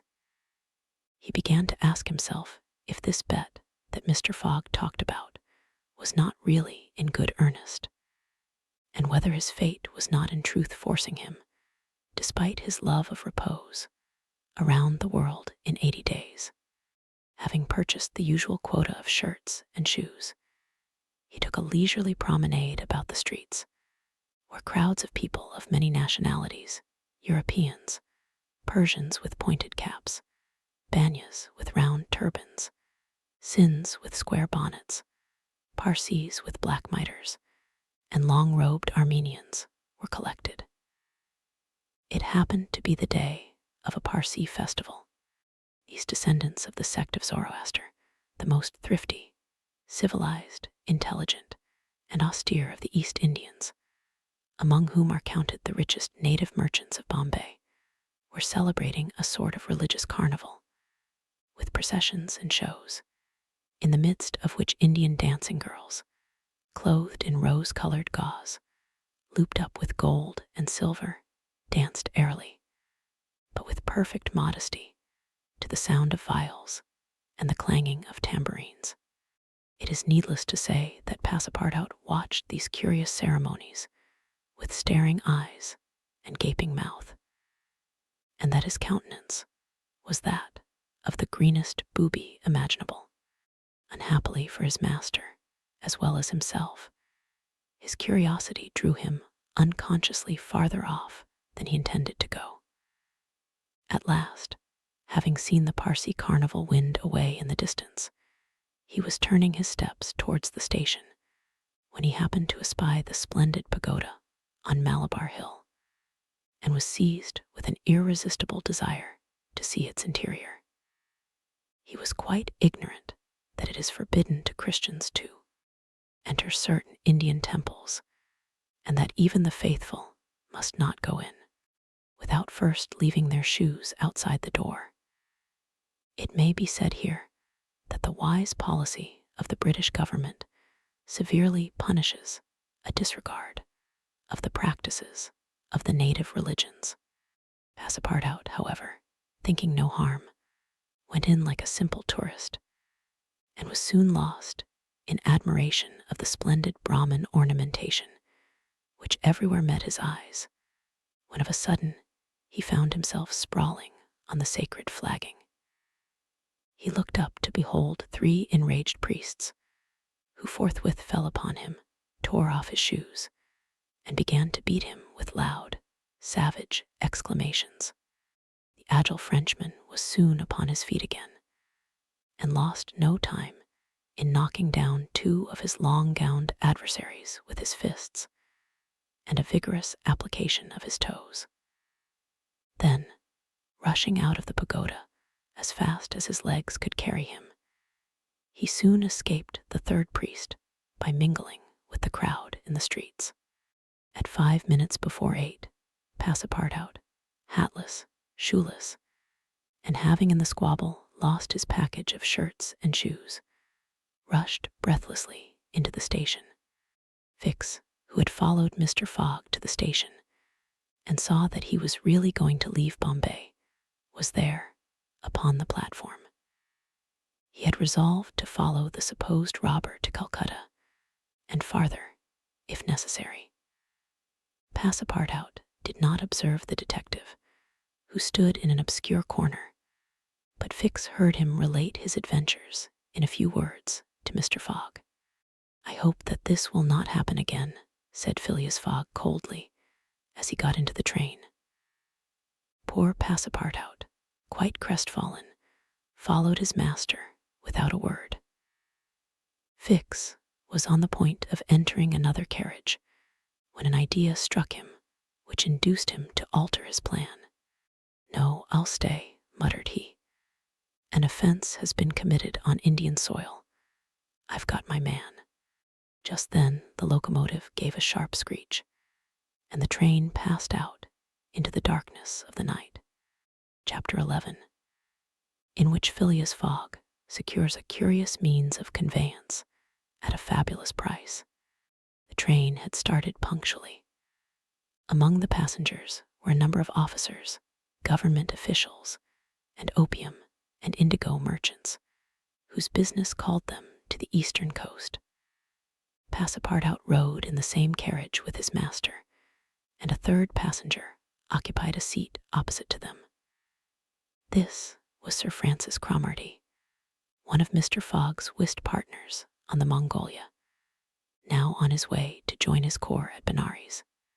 Sir Francis was a tall, fair man of 50, who had greatly distinguished himself in the last Sepoy revolt.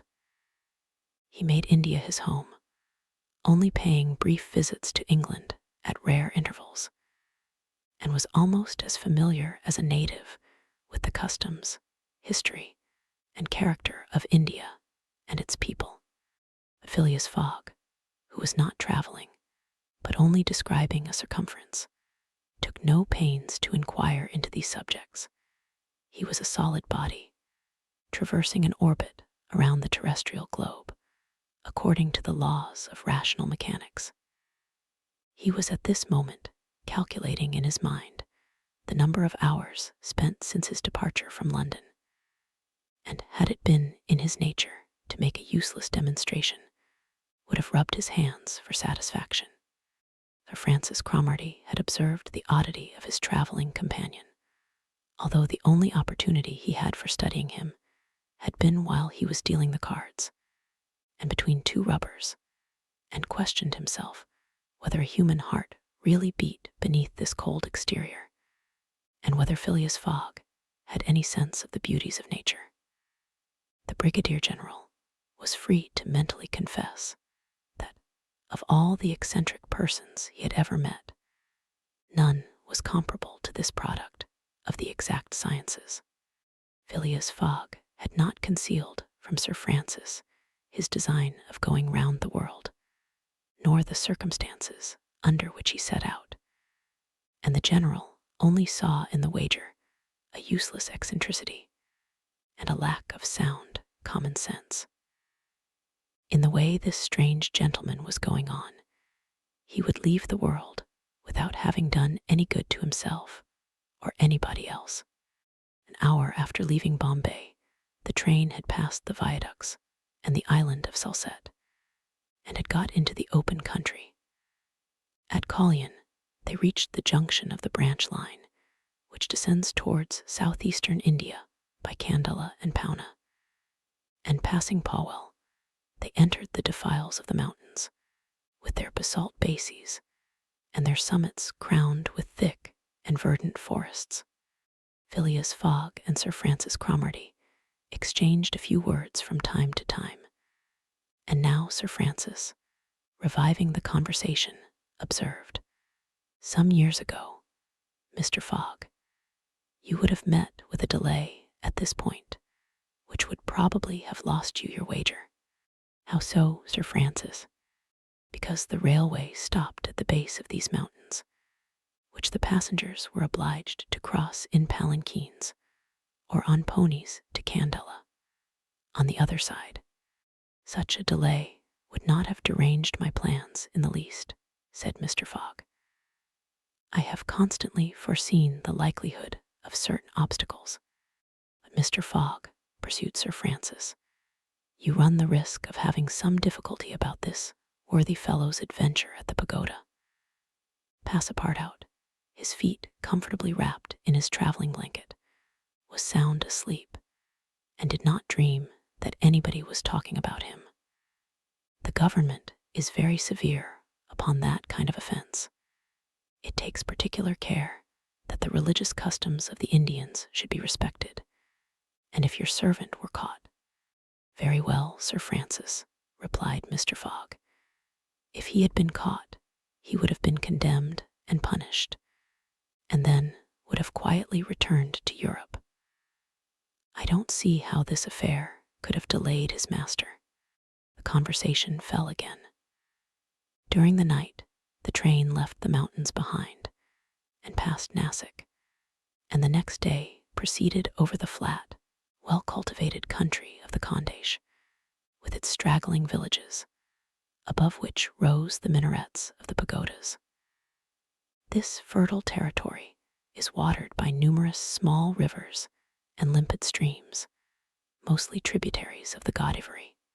Passepartout, on waking and looking out, could not realize that he was actually crossing India in a railway train.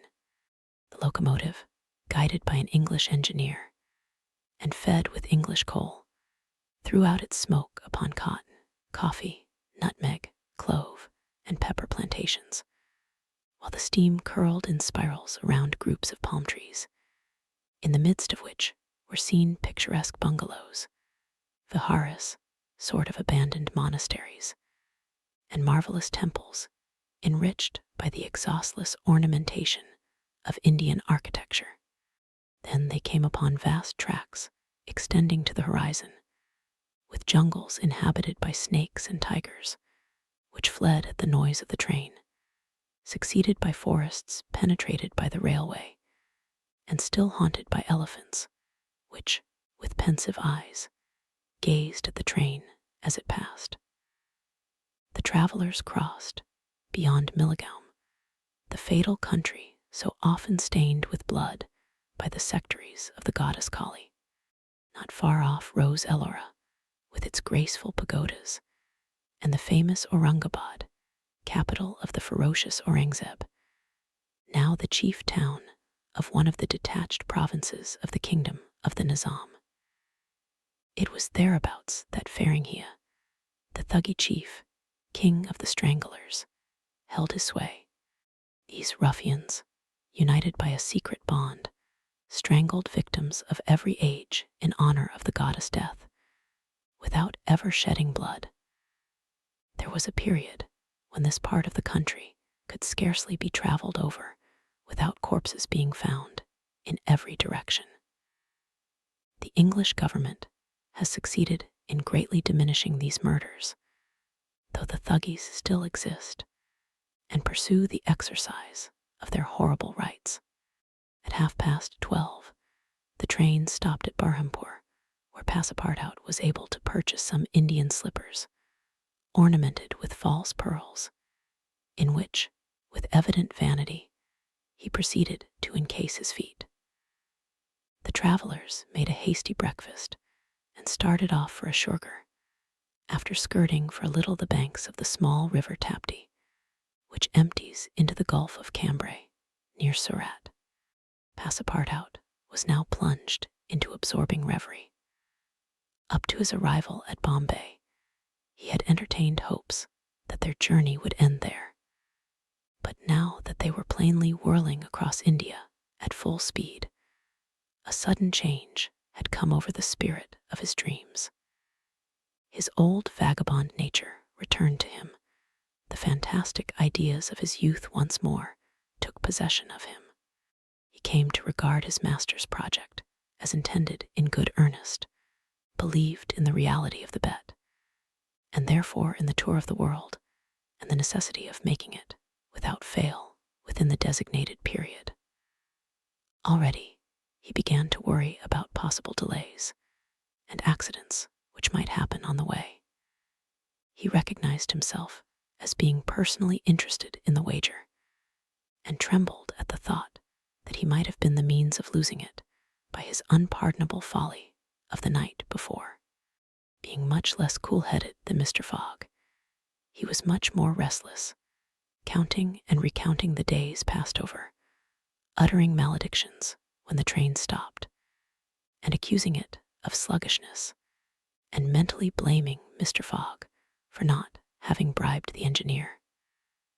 The worthy fellow was ignorant that, while it was possible by such means to hasten the rate of a steamer, it could not be done on the railway. The train entered the defiles of the Sutpur Mountains, which separate the Khandesh from Bundelkund, towards evening. The next day, Sir Francis Cromarty asked Passepartout what time it was, to which, on consulting his watch, he replied that it was 3 in the morning. This famous timepiece, always regulated on the Greenwich meridian, which was now some 77 degrees westward, was at least 4 hours slow. Sir Francis corrected Passepartout's time, whereupon the latter made the same remark that he had done to Fix, and upon the general insisting that the watch should be regulated in each new meridian, since he was constantly going eastward, that is, in the face of the sun, and therefore the days were shorter by 4 minutes for each degree gone over, Passepartout obstinately refused to alter his watch, which he kept at London time. It was an innocent delusion which could harm no one. The train stopped at 8 o'clock in the midst of a glade some 15 miles beyond Rothal, where there were several bungalows and workmen's cabins. The conductor, passing along the carriages, shouted, "Passengers will get out here." Phileas Fogg looked at Sir Francis Cromarty for an explanation, but the general could not tell what meant a halt in the midst of this forest of dates and acacias. Passepartout, not less surprised, rushed out and speedily returned, crying, "Monsieur, no more railway." "What do you mean?" asked Sir Francis. "I mean to say that the train isn't going on."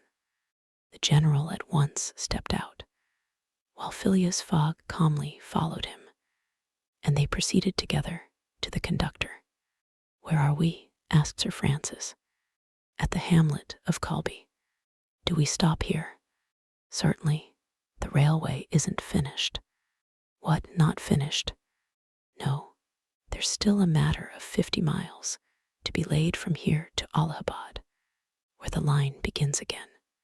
But the papers announced the opening of the railway throughout. "What would you have, officer?" "The papers were mistaken." "Yet you sell tickets from Bombay to Calcutta," retorted Sir Francis, who was growing warm. "No doubt," replied the conductor. "But the passengers know that they must provide means of transportation for themselves from Colby to Allahabad." Sir Francis was furious. Passepartout would willingly have knocked the conductor down, and did not dare to look at his master. "Sir Francis," said Mr. Fogg quietly, "we will, if you please, look about for some means of conveyance to Allahabad." "Mr. Fogg, this is a delay greatly to your disadvantage." "No, Sir Francis, it was foreseen." "What, you knew that the way?" "Not at all, but I knew that some obstacle or other would sooner or later arise on my route. Nothing, therefore, is lost. I have 2 days, which I have already gained, to sacrifice. A steamer leaves Calcutta for Hong Kong at noon on the 25th. This is the 22nd, and we shall reach Calcutta in time." There was nothing to say to so confident a response. It was but too true that the railway came to termination at this point. The papers were like some watches, which have a way of getting too fast, and had been premature in their announcement of the completion of the line. The greater part of the travelers were aware of this interruption, and leaving the train, they began to engage such vehicles as the village could provide: 4-wheeled palkikaras, wagons drawn by zebus, carriages that looked like perambulating pagodas, palanquins, ponies, and what not. Mr. Fogg and Sir Francis Cromarty, after searching the village from end to end, came back without having found anything. "I shall go afoot," said Phileas Fogg. Passepartout, who had now rejoined his master, made a wry grimace as he thought of his magnificent but too frail Indian shoes. Happily he too had been looking about him, and after a moment's hesitation said, "Monsieur, I think I have found a means of conveyance." "What?" "An elephant. An elephant that belongs to an Indian who lives but 100 steps from here." "Let's go and see the elephant," replied Mr. Fogg. They soon reached a small hut, near which, enclosed within some high palings, was the animal in question. An Indian came out of the hut, and, at their request, conducted them within the enclosure. The elephant, which its owner had reared not for a beast of burden, but for warlike purposes, was half domesticated. The Indian had begun already by often irritating him and feeding him every 3 months on sugar and butter, to impart to him a ferocity not in his nature, this method being often employed by those who train the Indian elephants for battle. Happily, however, for Mr. Fogg, the animal's instruction in this direction had not gone far, and the elephant still preserved his natural gentleness. Yauni, this was the name of the beast, could doubtless travel rapidly for a long time, and in default of any other means of conveyance, Mr. Fogg resolved to hire him. But elephants are far from cheap in India, where they are becoming scarce. The males, which alone are suitable for circus shows, are much sought, especially as but few of them are domesticated. When therefore Mr. Fogg proposed to the Indian to hire County, he refused point blank. Mr. Fogg persisted, offering the excessive sum of £10 an hour for the loan of the beast to Allahabad. Refused. £20. Refused also. £40. Still refused. Passepartout jumped at each advance, but the Indian declined to be tempted. Yet the offer was an alluring one, for supposing it took the elephant 15 hours to reach Allahabad, his owner would receive no less than £600 sterling. Phileas Fogg, without getting in the least flurried, then proposed to purchase the animal outright, and at first offered £1,000 for him. The Indian, perhaps thinking he was going to make a great bargain, still refused. Sir Francis Cromarty took Mr. Fogg aside and begged him to reflect before he went any further, to which that gentleman replied that he was not in the habit of acting rashly, that a bet of £20,000 was at stake, that the elephant was absolutely necessary to him, and that he would secure him if he had to pay 20 times his value. Returning to the Indian, whose small, sharp eyes, glistening with avarice, betrayed that with him it was only a question of how great a price he could obtain, Mr. Fogg offered first £1,200, then £1,500, £1,800, £2,000. Passepartout, usually so rubicund, was fairly white with suspense. At £2,000, the Indian yielded. What a price, good heavens, cried Passepartout, for an elephant. It only remained now to find a guide, which was comparatively easy. A young Parsee with an intelligent face offered his services, which Mr. Fogg accepted, promising so generous a reward as to materially stimulate his zeal. The elephant was led out and equipped. The Parsee, who was an accomplished elephant driver, covered his back with a sort of saddlecloth, and attached to each of his flanks some curiously uncomfortable howdahs. Phileas Fogg paid the Indian with some banknotes, which he extracted from the famous carpet-bag, a proceeding that seemed to deprive poor Passepartout of his vitals. Then he offered to carry Sir Francis to Allahabad, which the brigadier gratefully accepted. As one traveller, the more would not be likely to fatigue the gigantic beast. Provisions were purchased at Colby, and while Sir Francis and Mr. Fogg took the howdahs on either side, Passepartout got astride the saddlecloth between them. The Parsee perched himself on the elephant's neck, and at 9 o'clock they set out from the village, the animal marching off through the dense forest of palms by the shortest cut. Chapter 12, in which Phileas Fogg and his companions venture across the Indian forests, and what ensued. In order to shorten the journey, the guide passed to the left of the line, where the railway was still in process of being built. This line, owing to the capricious turnings of the Vindhya Mountains, did not pursue a straight course. The Parsee, who was quite familiar with the roads and paths in the district, declared that they would gain 20 miles by striking directly through the forest. Phileas Fogg and Sir Francis Cromarty plunged to the neck in the peculiar howdahs provided for them, were horribly jostled by the swift trotting of the elephant, spurred on as he was by the skillful Parsee.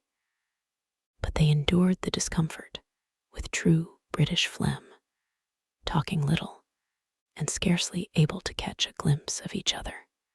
As for Passepartout, who was mounted on the beast's back and received the direct force of each concussion as he trod along, he was very careful, in accordance with his master's advice, to keep his tongue from between his teeth, as it would otherwise have been bitten off short. The worthy fellow bounced from the elephant's neck to his rump, and vaulted like a clown on a springboard. Yet he laughed in the midst of his bouncing, and from time to time took took a piece of sugar out of his pocket and inserted it in County's trunk, who received it without in the least slackening his regular trot. After 2 hours, the guide stopped the elephant and gave him an hour for rest, during which County, after quenching his thirst at a neighboring spring, set to devouring the branches and shrubs round about him. Neither Sir Francis nor Mr. Fogg regretted the delay, and both descended with a feeling of relief. "Why, he's made of iron," exclaimed the general, gazing admiringly on County. "Of forged iron," replied Passepartout, as he set about preparing a hasty breakfast. At noon, the Parsee gave the signal of departure. The country soon presented a very savage aspect. Copses of dates and dwarf palms succeeded the dense forests, then vast, dry plains, dotted with scanty shrubs, and sown with great blocks of syenite. All this portion of Bundelkund, which is little frequented by travelers, is inhabited by a fanatical population, hardened in the most horrible practices of the Hindu faith. English have not been able to secure complete dominion over this territory, which is subjected to the influence of Rajas, whom it is almost impossible to reach in their inaccessible mountain fastnesses. The travelers several times saw bands of ferocious Indians, who, when they perceived the elephant striding across country, made angry and threatening motions. The Parsee avoided them as much as possible. Few animals were observed on the route. Even the monkeys hurried from their path with contortions and grimaces, which convulsed Passepartout with laughter. In the midst of his gaiety, however, one thought troubled the worthy servant. What would Mr. Fogg do with the elephant when he got to Allahabad? Would he carry him on with him? Impossible. The cost of transporting him would make him ruinously expensive. Would he sell him or set him free? The estimable beast certainly deserved some consideration. Should Mr. Fogg choose to make him, Passepartout, a present of County, he would be very much embarrassed, and these thoughts did not cease worrying him for a long time. The principal chain of the Vindhyas was crossed by 8 in the evening, and another halt was made on the northern slope, in a ruined bungalow. They had gone nearly 25 miles that day, and an equal distance still separated them from the station of Allahabad. The night was cold. The Parsee lit a fire in the bungalow with a few dry branches, and the warmth was very grateful. Provisions purchased at Calby sufficed for supper, and the travelers ate ravenously. The conversation, beginning with a few disconnected phrases, soon gave place to loud and steady snores. The guide watched County, who slept standing, bolstering himself against the trunk of a large tree. Nothing occurred during the night to disturb the slumberers, although occasional growls from panthers and chatterings of monkeys broke the silence. The more formidable beasts made no cries or hostile demonstration against the occupants of the bungalow. Sir Francis slept heavily, like an honest soldier overcome with fatigue. Passepartout was wrapped in uneasy dreams of the bouncing of the day before. As for Mr. Fogg, he slumbered as peacefully as if he had been in his serene mansion in Savile Row. The journey was resumed at 6 in the morning. The guide hoped to reach Allahabad by evening. In that case, Mr. Fogg would only lose a part of the 48 hours saved since the beginning of the tour. County, resuming his rapid gait, soon descended the lower spurs of the Vindhyas, and towards noon they passed by the village of Callinger, on the Canny, one of the branches of the Ganges. The guide avoided inhabited places, thinking it safer to keep the open country, which lies along the first depressions of the basin of the great river. Allahabad was now only 12 miles to the northeast. They stopped under a clump of bananas, the fruit of which, as healthy as bread and as succulent as cream, was amply partaken of and appreciated. At 2 o'clock, the guide entered a thick forest which extended several miles. He preferred to travel under cover of the woods. They had not as yet had any unpleasant encounters, and the journey seemed on the point of being successfully accomplished, when the elephant, becoming restless, suddenly stopped. It was then 4 o'clock. "What's the matter?" asked Sir Francis, putting out his head. "I don't know, officer," replied the Parsee, listening attentively to a confused murmur which came through the thick branches. The murmur soon became more distinct. It now seemed like a distant concert of human voices, accompanied by brass instruments. Passepartout was all eyes and ears. Mr. Fogg patiently waited without a word. The Parsee jumped to the ground, fastened the elephant to a tree, and plunged into the thicket. He soon returned, saying, "A procession of Brahmins is coming this way. We must prevent their seeing us, if possible." The guide unloosed the elephant and led him into a thicket, at the same time asking the travelers not to stir. He held himself ready to bestride the animal at a moment's notice, should flight become necessary. But he evidently thought that the procession of the faithful would pass without perceiving them amid the thick foliage, in which they were wholly concealed. The discordant tones of the voices and instruments drew nearer, and now droning songs mingled with the sound of the tambourines and cymbals. The head of the procession soon appeared beneath the trees, 100 paces away, and the strange figures who performed the religious ceremony were easily distinguished through the branches. First came the priests, with mitres on their heads and clothed in long lace robes. They were surrounded by men, women, and children, who sang a kind of lugubrious psalm, interrupted at regular intervals by the tambourines and cymbals, while behind them was drawn a car with large wheels, the spokes of which represented serpents entwined with each other. Upon the car, which was drawn by 4 richly caparisoned zebus, stood a hideous statue with 4 arms, the body colored a dull red, with haggard eyes, disheveled hair, protruding tongue, and lips tinted with beetle. It stood upright upon the figure of a prostrate and headless giant. Sir Francis, recognizing the statue, whispered, "The goddess Kali, the goddess of love and death." "Of death, perhaps," muttered back Passepartout, "but of love, that ugly old hag, never." The Parsee made a motion to keep silence. A group of old fakirs were capering and making a wild ado round the statue.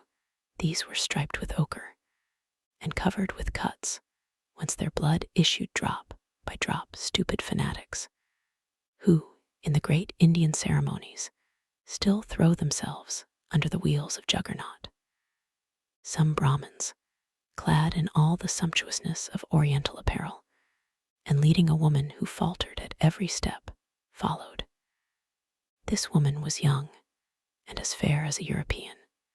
Her head and neck, shoulders, ears, arms, hands, and toes were loaded down with jewels and gems, with bracelets, earrings, and rings, while a tunic bordered with gold and covered with a light muslin robe betrayed the outline of her form.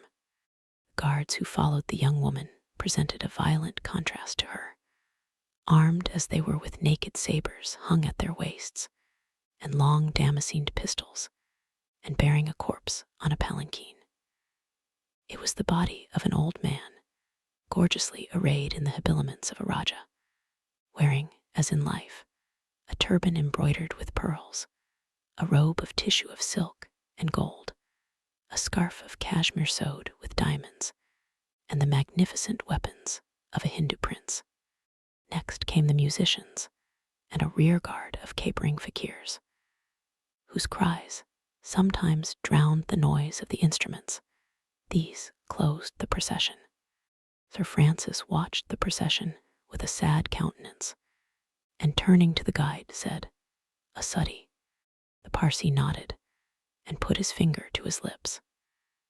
The procession slowly wound under the trees, and soon its last ranks disappeared in the depths of the wood. The songs gradually died away. Occasionally cries were heard in the distance, until at last all was silence again. Phileas Fogg had heard what Sir Francis said, and as soon as the procession had disappeared, asked, "What is a sutty?" "A sutty," returned the general, "is a human sacrifice, but a voluntary one. The woman you have just seen will be burned tomorrow at the dawn of day." "Oh, the scoundrels!" cried Passepartout, who could not repress his indignation. "And the corpse?" asked Mr. Fogg. "Is that of the prince, her husband," said the guide, "an independent Rajah of Bundelkund." "Is it possible?" resumed Phileas Fogg, his voice betraying not the least emotion, "that these barbarous customs still exist in India, and that the English have been unable to put a stop to them?" "These sacrifices do not occur in the larger portion of India," replied Sir Francis, "but we have no power over these savage territories, and especially here in Bundelkund. The whole district north of the Vindhyas is the theater of incessant murders and pillage." "The poor wretch," exclaimed Passepartout, "to be burned alive." "Yes," returned Sir Francis, "burned alive. And if she were not, you cannot conceive what treatment she would be obliged to submit to from her relatives. They would shave off her hair, feed her on a scanty allowance of rice, treat her with contempt. She would be looked upon as an unclean creature, and would die in some corner, like a scurvy dog. The prospect of so frightful an existence drives these poor creatures to the sacrifice, much more than love or religious fanaticism. Sometimes, however, the sacrifice is really voluntary, and it requires the active interference of the government to prevent it. Several years ago, when I was living at Bombay, a young widow asked permission of the governor to be burned along with her husband's body, but, as you may imagine, he refused. The woman left the town, took refuge with an independent Rajah, and there carried out her self-devoted purpose. While Sir Francis was speaking, the guide shook his head several times, and now said, "The sacrifice which will take place tomorrow at dawn is not a voluntary one." "How do you know?" "Everybody knows about this affair in Bundelkund, but the wretched creature did not seem to be making any resistance," observed Sir Francis. "That was because they had intoxicated her with fumes of hemp and opium. But where are they taking her?" "To the pagoda of Pillaji, 2 miles from here. She will pass the night there, and the sacrifice will take place tomorrow at the first light of dawn." The guide now led the elephant out of the thicket and leaped upon his neck. Just at the moment that he was about to urge Keone forward with a peculiar whistle, Mr. Fogg stopped him, and turning to Sir Francis Cromarty, said, "Suppose we save this woman." "Save the woman, Mr. Fogg. I have yet 12 hours to spare. I can devote them to that." "Why, you are a man of heart." "Sometimes," replied Phileas Fogg quietly, "when I have the time." Chapter 13, in which Passepartout receives a new proof that fortune favors the brave. The project was a bold one, full of difficulty, perhaps impracticable. Mr. Fogg was going to risk life, or at least liberty, and therefore the success of his tour. But he did not hesitate, and he found in Sir Francis Cromarty an enthusiastic ally. As for Passepartout, he was ready for anything that might be proposed. His master's idea charmed him. He perceived a heart, a soul, under that icy exterior. He began to love Phileas Fogg. There remained the guide. What course would he adopt? Would he not take part with the Indians? In default of his assistance, it was necessary to be assured of his neutrality. Sir Francis frankly put the question to him. "Officers," replied the guide, "I am a Parsee, and this woman is a Parsee. Command me as you will." "Excellent," said Mr. Fogg. "However," resumed the guide, "it is certain, not only that we shall risk our lives, but horrible tortures, if we are taken." "That is foreseen," replied Mr. Fogg. "I think we must wait till night before acting." "I think so," said the guide. The worthy Indian then gave some account of the victim, who, he said, was a celebrated beauty of the Parsee race, and the daughter of a wealthy Bombay merchant. She had received a thoroughly English education in that city, and from her manners and intelligence would be thought an European. Her name was Ayuda. Left an orphan, she was married against her will to the old Rajah of Bundelkund, and knowing the fate that awaited her, she escaped, was retaken, and devoted by the Rajah's relatives, who had an interest in her death, to the sacrifice from which it seemed she could not escape. The Parsee's narrative only confirmed Mr. Fogg and his companions in their generous design. It was decided that the guide should direct the elephant towards the pagoda of Pillaji, which he accordingly approached as quickly as possible. They halted, half an hour afterwards, in a copse, some 500 feet from the pagoda, where they were well concealed, but they could hear the groans and cries of the fakirs distinctly. They then discussed the means of getting at the victim. The guide was familiar with the pagoda of Pillaji, in which, as he declared, the young woman was imprisoned. Could they enter any of its doors while the whole party of Indians was plunged in a drunken sleep, or was it safer to attempt to make a hole in the walls? This could only be determined at the moment and the place themselves, but it was certain that the abduction must be made that night, and not when, at break of day, the victim was led to her funeral pyre. Then no human intervention could save her.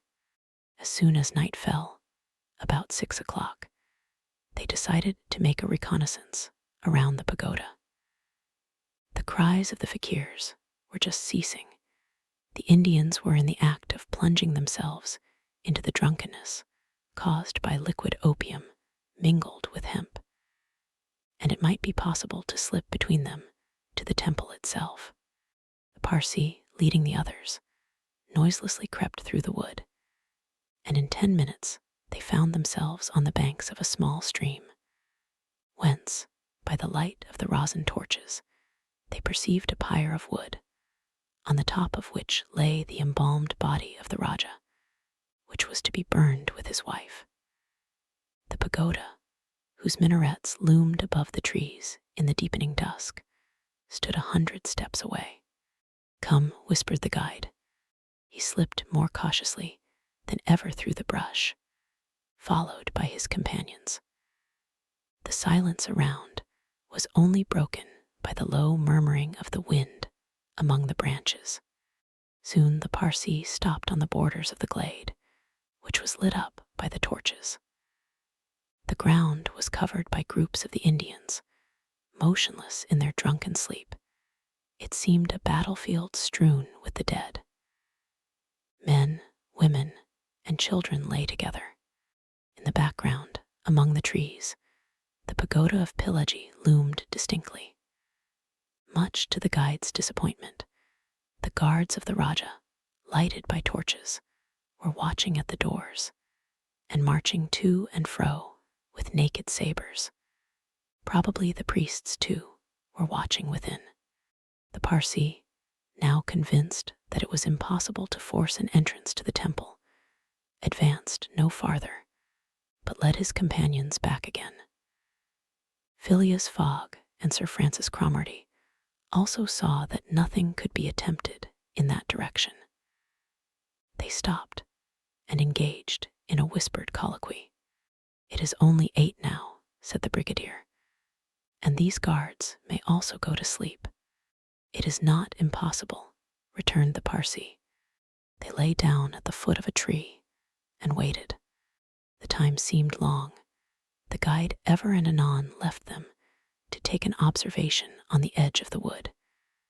But the guards watched steadily by the glare of the torches, and a dim light crept through the windows of the pagoda. They waited till midnight, but no change took place among the guards, and it became apparent that their yielding to sleep could not be counted on. The other plan must be carried out. An opening in the walls of the pagoda must be made. It remained to ascertain whether the priests were watching by the side of their victim as assiduously as were the soldiers at the door. After a last consultation, the guide announced that he was ready for the attempt and advanced, followed by the others. They took a roundabout way so as to get at the pagoda on the rear. They reached the walls about 12:30 without having met anyone. Here there was no guard, nor were there either windows or doors. The night was dark. The moon, on the wane, scarcely left the horizon and was covered with heavy clouds. The height of the trees deepened the darkness. It was not enough to reach the walls. An opening in them must be accomplished. And to attain this purpose, the party only had their pocket knives. Happily, the temple walls were built of brick and wood, which could be penetrated with little difficulty. After one brick had been taken out, the rest would yield easily. He set noiselessly to work, and the Parsi on one side and Passepartout on the other began to loosen the bricks so as to make an aperture 2 feet wide. They were getting on rapidly, when suddenly a cry was heard in the interior of the temple, followed almost instantly by other cries replying from the outside. Passepartout and the guide stopped. Had they been heard? Was the alarm being given? Common prudence urged them to retire, and they did so, followed by Phileas Fogg and Sir Francis. They again hid themselves in the wood and waited till the disturbance, whatever it might be, ceased, holding themselves ready to resume their attempt without delay. But awkwardly enough, the guards now appeared at the rear of the temple, and there installed themselves in readiness to prevent a surprise. It would be difficult to describe the disappointment of the party, thus interrupted in their work. They could not now reach the victim. How, then, could they save her? Sir Francis shook his fists. Passepartout was beside himself, and the guide gnashed his teeth with rage. The tranquil Fogg waited, without betraying any emotion. "We have nothing to do but to go away," whispered Sir Francis. "Nothing but to go away," echoed the guide. "Stop," said Fogg. "I am only due at Allahabad tomorrow before noon." "But what can you hope to do?" asked Sir Francis. "In a few hours it will be daylight, and the chance which now seems lost may present itself at the last moment." Sir Francis would have liked to read Phileas Fogg's eyes. What was this cool Englishman thinking of? Was he planning to make a rush for the young woman at the very moment of the sacrifice, and boldly snatch her from her executioners? This would be utter folly, and it was hard to admit that Fogg was such a fool. Sir Francis consented, however, to remain to the end of this terrible drama. The guide led them to the rear of the glade, where they were able to observe the sleeping groups. Meanwhile, Passepartout, who had perched himself on the lower branches of a tree, was resolving an idea which had at first struck him like a flash, and which was now firmly lodged in his brain. He had commenced by saying to himself, "What folly!" And then he repeated, "Why not, after all? It's a chance, perhaps the only one, and with such thoughts." Thinking thus, he slipped, with the suppleness of a serpent, to the lowest branches, the ends of which bent almost to the ground. Hours passed, and the lighter shades now announced the approach of day, though it was not yet light. This was the moment. The slumbering multitude became animated, the tambourines sounded, songs and cries arose, the hour of the sacrifice had come. The doors of the pagoda swung open, and a bright light escaped from its interior, in the midst of which Mr. Fogg and Sir Francis espied the victim. She seemed, having shaken off the stupor of intoxication, to be striving to escape from her executioner. Sir Francis's heart throbbed, and convulsively seizing Mr. Fogg's hand, found in it an open knife. Just at this moment, the crowd began to move. The young woman had again fallen into a stupor caused by the fumes of hemp, and passed among the fakirs, who escorted her with their wild, religious cries. Phileas Fogg and his companions, mingling in the rear ranks of the crowd, followed, and in 2 minutes they reached the banks of the stream and stopped 50 paces from the pyre, upon which still lay the Rajah's corpse. In the semi-obscurity, they saw the victim, quite senseless, stretched out beside her husband's body. Then a torch was brought, and the wood, heavily soaked with oil, instantly took fire. At this moment, Sir Francis and the guide seized Phileas Fogg, who, in an instant of mad generosity, was about to rush upon the pyre. But he had quickly pushed them aside, when the whole scene suddenly changed. A cry of terror arose. The whole multitude prostrated themselves, terror-stricken, on the ground. The old Rajah was not dead then, since he rose of a sudden, like a spectre, took up his wife in his arms, and descended from the pyre in the midst of the clouds of smoke, which only heightened his ghostly appearance. Fakirs and soldiers and priests, seized with instant terror, lay there, with their faces on the ground, not daring to lift their eyes and behold such a prodigy. The inanimate victim was borne along by the vigorous arms which supported her, and which she did not seem in the least to burden. Mr. Fogg and Sir Francis stood erect. The Parsee bowed his head, and Passepartout was, no doubt, scarcely less stupefied. The resuscitated Rajah approached Sir Francis and Mr. Fogg, and in an abrupt tone said, "Let us be off." It was Passepartout himself, who had slipped upon the pyre in the midst of the smoke, and profiting by the still overhanging darkness, had delivered the young woman from death. It was Passepartout who, playing his part with a happy audacity, had passed through the crowd amid the general terror, a moment after all 4 of the party had disappeared in the woods, and the elephant was bearing them away at a rapid pace. But the cries and noise, and a ball which whizzed through Phileas Fogg's hat, apprised them that the trick had been discovered. The old Rajah's body, indeed, now appeared upon the burning pyre, and the priests, recovered from their terror, perceived that an abduction had taken place. They hastened into the forest, followed by the soldiers, who fired a volley after the fugitives, but the latter rapidly increased the distance between them, and ere long found themselves beyond the reach of the bullets and arrows.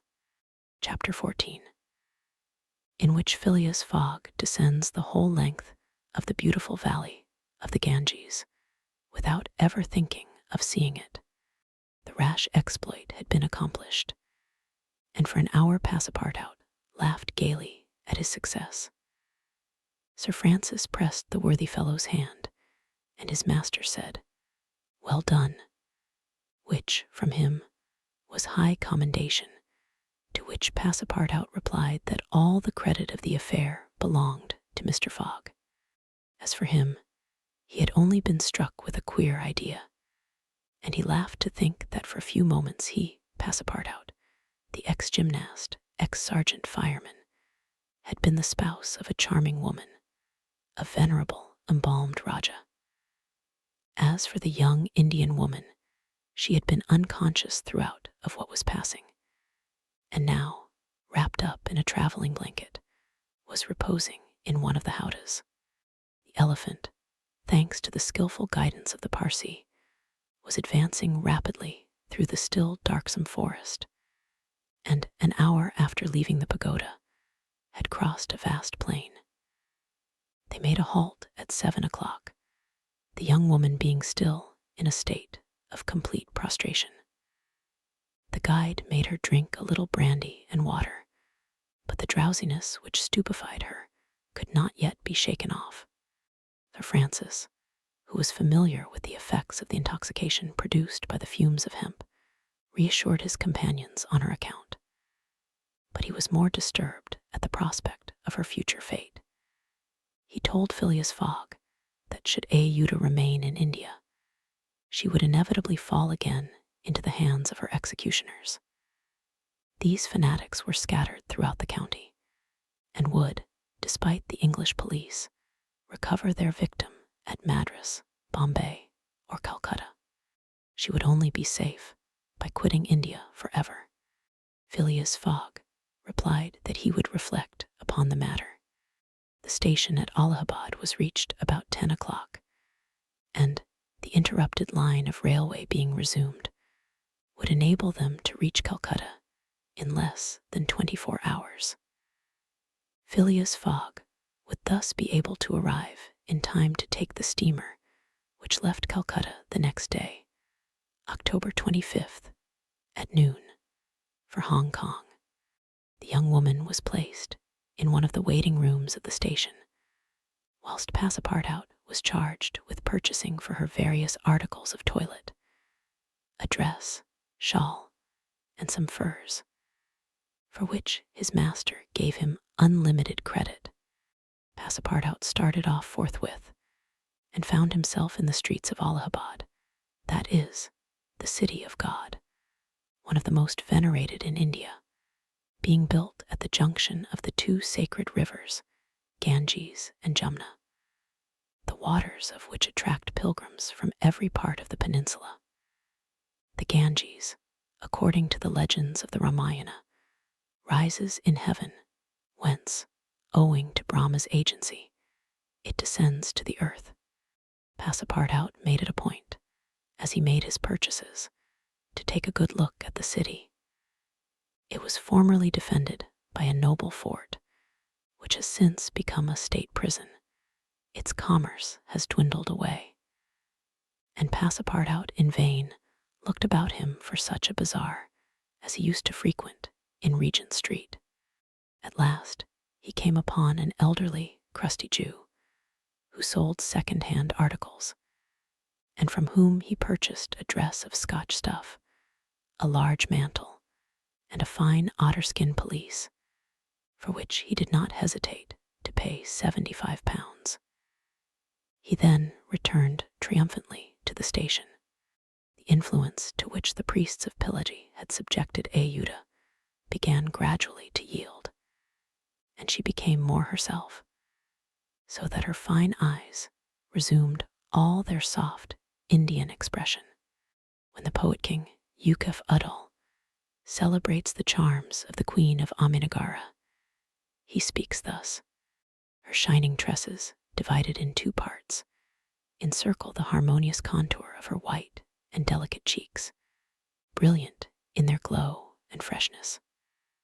Her ebony brows have the form and charm of the bow of Kama, the god of love, and beneath her long silken lashes the purest reflections and a celestial light swim, as in the sacred lakes of Himalaya, in the black pupils of her great clear eyes.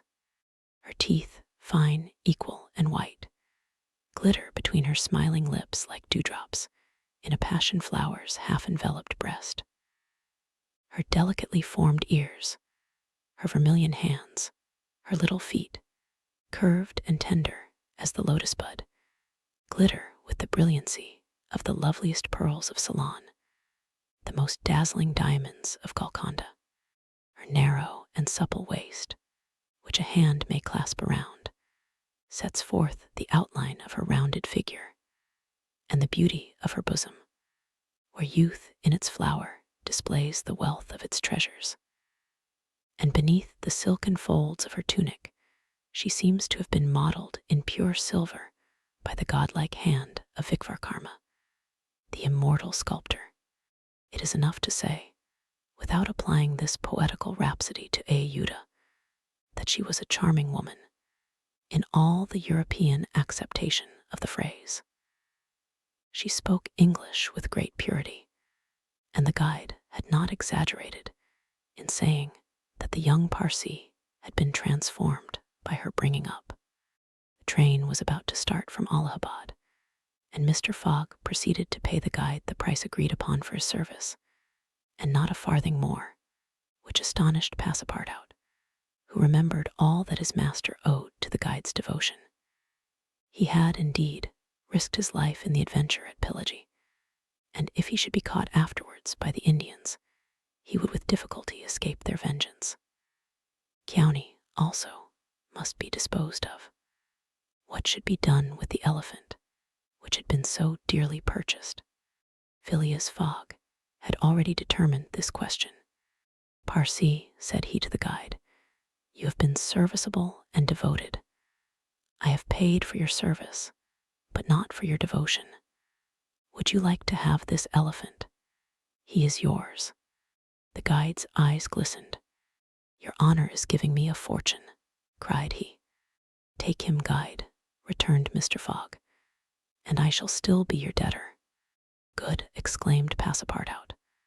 "Take him, friend. Keawney is a brave and faithful beast."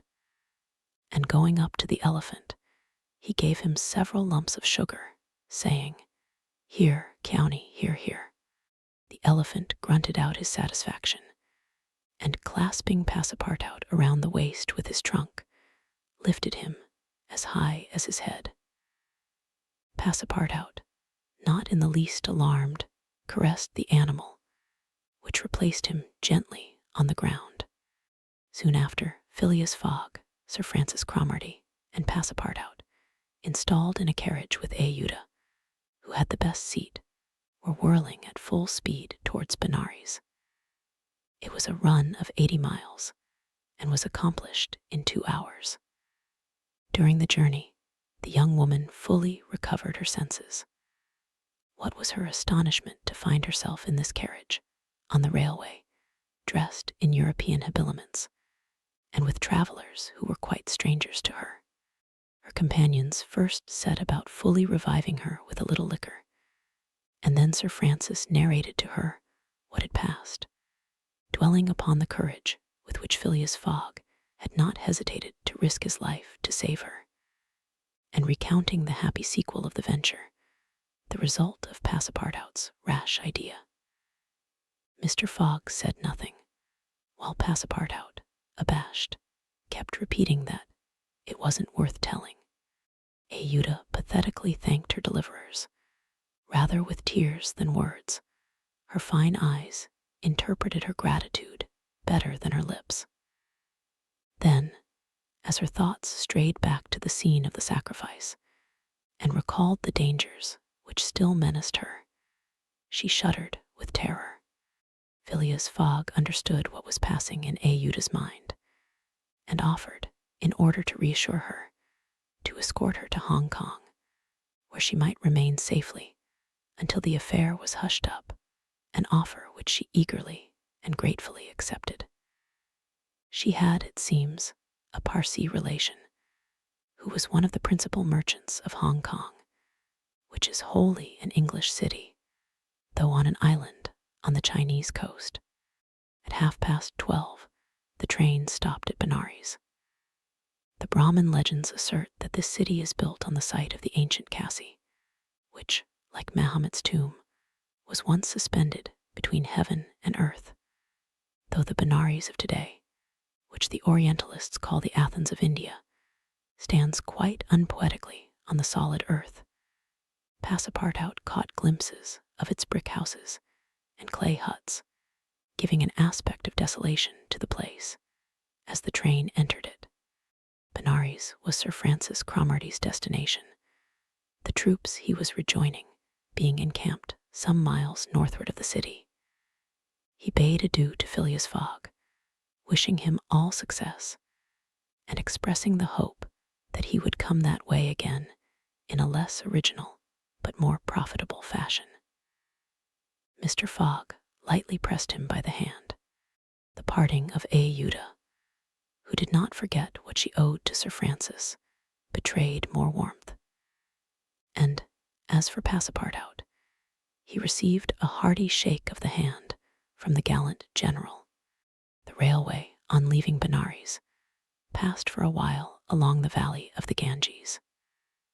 Through the windows of their carriage, the travelers had glimpses of the diversified landscape of Bihar, with its mountains clothed in verdure, its fields of barley, wheat, and corn, its jungles peopled with green alligators, its neat villages, and its still, thickly leaved forests. Elephants were bathing in the waters of the sacred river, and groups of Indians, despite the advanced season and chilly air, were performing solemnly their pious ablutions. These were fervent Brahmins, the bitterest foes of Buddhism, their deities being Vishnu, the solar god, Shiva, the divine impersonation of natural forces, and Brahma, the supreme ruler of priests and legislators. What would these divinities think of India, anglicized as it is today, with steamers whistling and scudding along the Ganges, frightening the gulls which float upon its surface, the turtles swarming along its banks, and the faithful dwelling upon its borders? The panorama passed before their eyes like a flash, save when the steam concealed it fitfully from the view. The travelers could scarcely discern the fort of Chupani, 20 miles southwestward from Benares, the ancient stronghold of the Rajas of Bihar, or Gazipur and its famous rose-water factories, or the tomb of Lord Cornwallis, rising on the left bank of the Ganges, the fortified town of Buxar, or Patna, a large manufacturing and trading place, where is held the principal opium market of India, or Mongir, a more than European town, for it is as English as Manchester or Birmingham, with its iron foundries, edgetool factories, and high chimneys puffing clouds of black smoke heavenward. Night came on, the train passed on at full speed, in the midst of the roaring of the tigers, bears, and wolves, which fled before the locomotive. And the marvels of Bengal, Golconda ruined Gur, Murshidabad, the ancient capital, Burdwan, Hugli, and the French town of Chandernagor, where Passepartout would have been proud to see his country's flag flying, were hidden from their view in the darkness. Calcutta was reached at 7 in the morning, and the packet left for Hong Kong at noon, so that Phileas Fogg had 5 hours before him. According to his journal, he was due at Calcutta on the 25th of October, and that was the exact date of his actual arrival. He was therefore neither behindhand nor ahead of time. The 2 days gained between London and Bombay had been lost, as has been seen, in the journey across India. But it is not to be supposed that Phileas Fogg regretted them. Chapter 15, in which the bag of banknotes disgorges some thousands of pounds more. The train entered the station, and Passepartout, jumping out first, was followed by Mr. Fogg, who assisted his fair companion to descend. Phileas Fogg intended to proceed at once to the Hong Kong steamer in order to get Ayuda comfortably settled for the voyage. He was unwilling to leave her while they were still on dangerous ground. Just as he was leaving the station, a policeman came up to him and said, "Mr. Phileas Fogg, I am he. Is this man your servant?" added the policeman, pointing to Passepartout. "Yes. Be so good, both of you, as to follow me."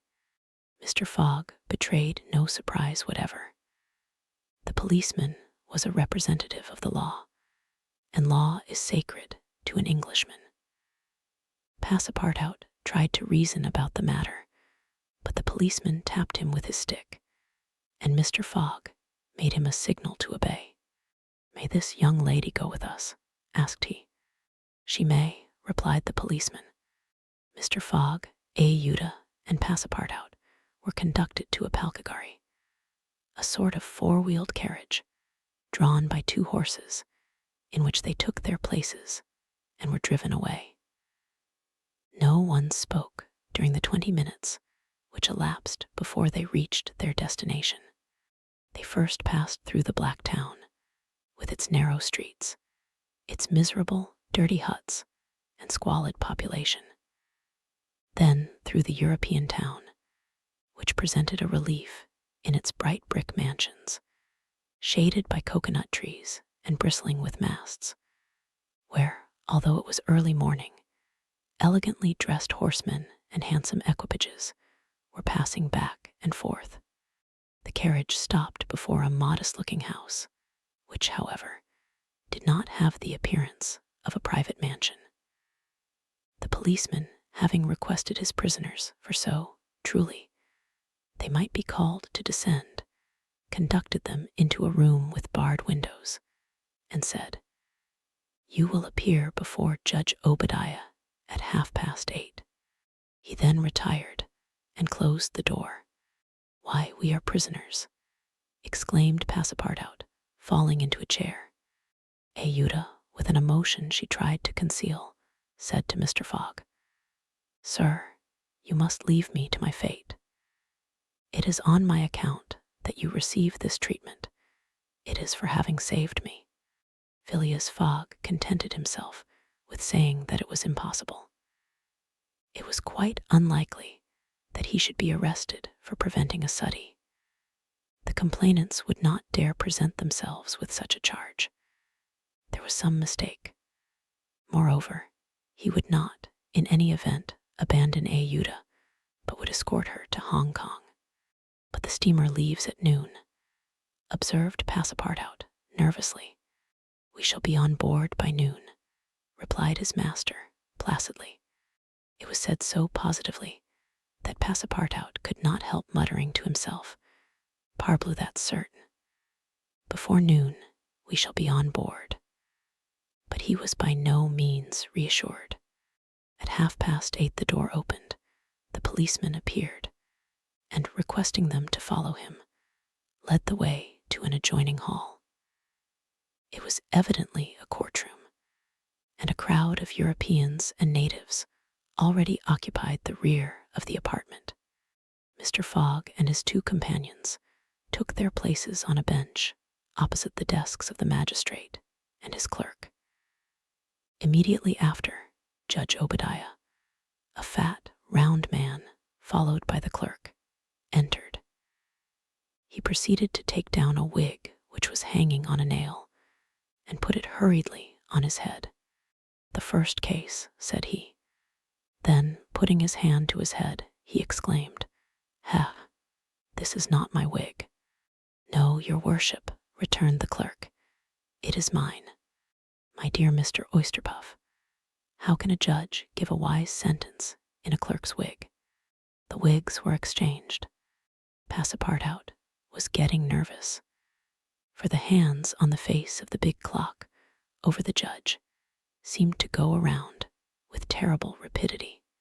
"The first case," repeated Judge Obadiah. "Phileas Fogg," demanded Oysterpuff. "I am here," replied Mr. Fogg. Passepartout. Present, responded Passepartout. Good, said the judge. You have been looked for prisoners for 2 days on the trains from Bombay. But of what are we accused? Asked Passepartout impatiently. You are about to be informed. I am an English subject, sir, said Mr. Fogg, and I have the right. Have you been ill-treated? Not at all. Very well, let the complainants come in. A door was swung open by order of the judge, and 3 Indian priests entered. That's it, muttered Passepartout. These are the rogues who are going to burn our young lady. The priests took their places in front of the judge, and the clerk proceeded to read, in a loud voice, a complaint of sacrilege against Phileas Fogg and his servant, who were accused of having violated a place held consecrated by the Brahmin religion. You hear the charge? Asked the judge. Yes, sir, replied Mr. Fogg, consulting his watch, and I admit it. You admit it? I admit it, and I wish to hear these priests admit, in their turn, what they were going to do at the pagoda of Pillaji. The priests looked at each other. They did not seem to understand what was said. Yes, cried Passepartout warmly, at the pagoda of Pillaji, where they were on the point of burning their victim. The judge stared with astonishment, and the priests were stupefied. What victim? Said Judge Obadiah. Burn whom? In Bombay itself. Bombay, cried Passepartout. Certainly, we are not talking of the pagoda of Pillaji, but of the pagoda of Malabar Hill at Bombay. And as a proof, added the clerk, here are the desecrator's very shoes, which he left behind him. Whereupon he placed a pair of shoes on his desk. My shoes, cried Passepartout, in his surprise, permitting this imprudent exclamation to escape him. The confusion of master and man, who had quite forgotten the affair at Bombay, for which they were now detained at Calcutta, may be imagined. Fix the detective had foreseen the advantage which Passepartout's escapade gave him, and delaying his departure for 12 hours, had consulted the priests of Malabar Hill.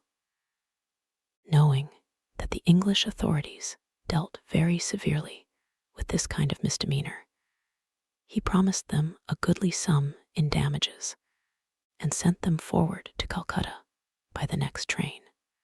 Owing to the delay caused by the rescue of the young widow, Fix and the priests reached the Indian capital before Mr. Fogg and his servant, the magistrates having been already warned by a dispatch to arrest them should they arrive.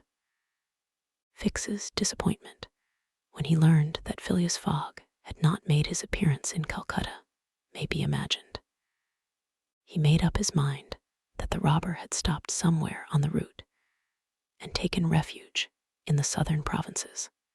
For 24 hours, Fix watched the station with feverish anxiety.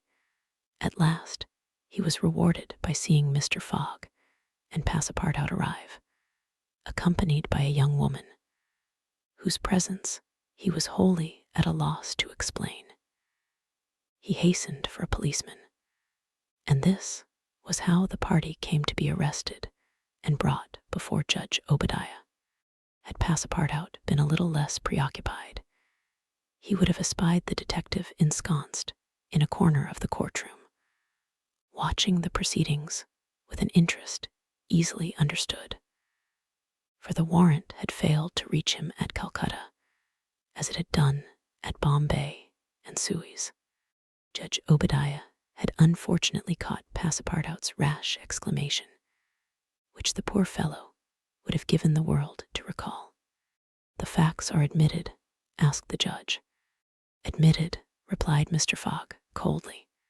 Inasmuch, resumed the judge, as the English law protects equally and sternly the religions of the Indian people, and as the man Passepartout has admitted that he violated the sacred pagoda of Malabar Hill at Bombay on the 20th of October.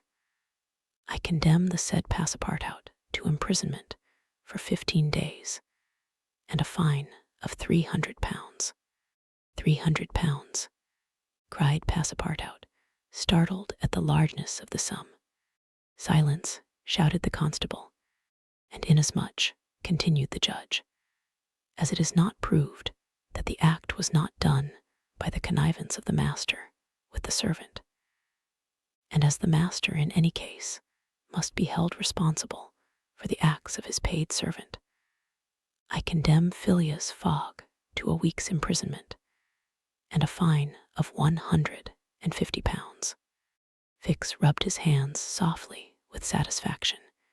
If Phileas Fogg could be detained in Calcutta a week, it would be more than time for the warrant to arrive. Passepartout was stupefied. This sentence ruined his master. A wager of 20,000 pounds lost, because he, like a precious fool, had gone into that abominable pagoda. Phileas Fogg, as self-composed as if the judgment did not in the least concern him, did not even lift his eyebrows while it was being pronounced. Just as the clerk was calling the next case, he rose and said, "I offer bail." "You have that right," returned the judge. Fix's blood ran cold, but he resumed his composure when he heard the judge announce that the bail required for each prisoner would be 1,000 pounds. "I will pay it at once," said Mr. Fogg, taking a roll of bank bills from the carpet bag, which Passepartout had by him, and placing them on the clerk's desk.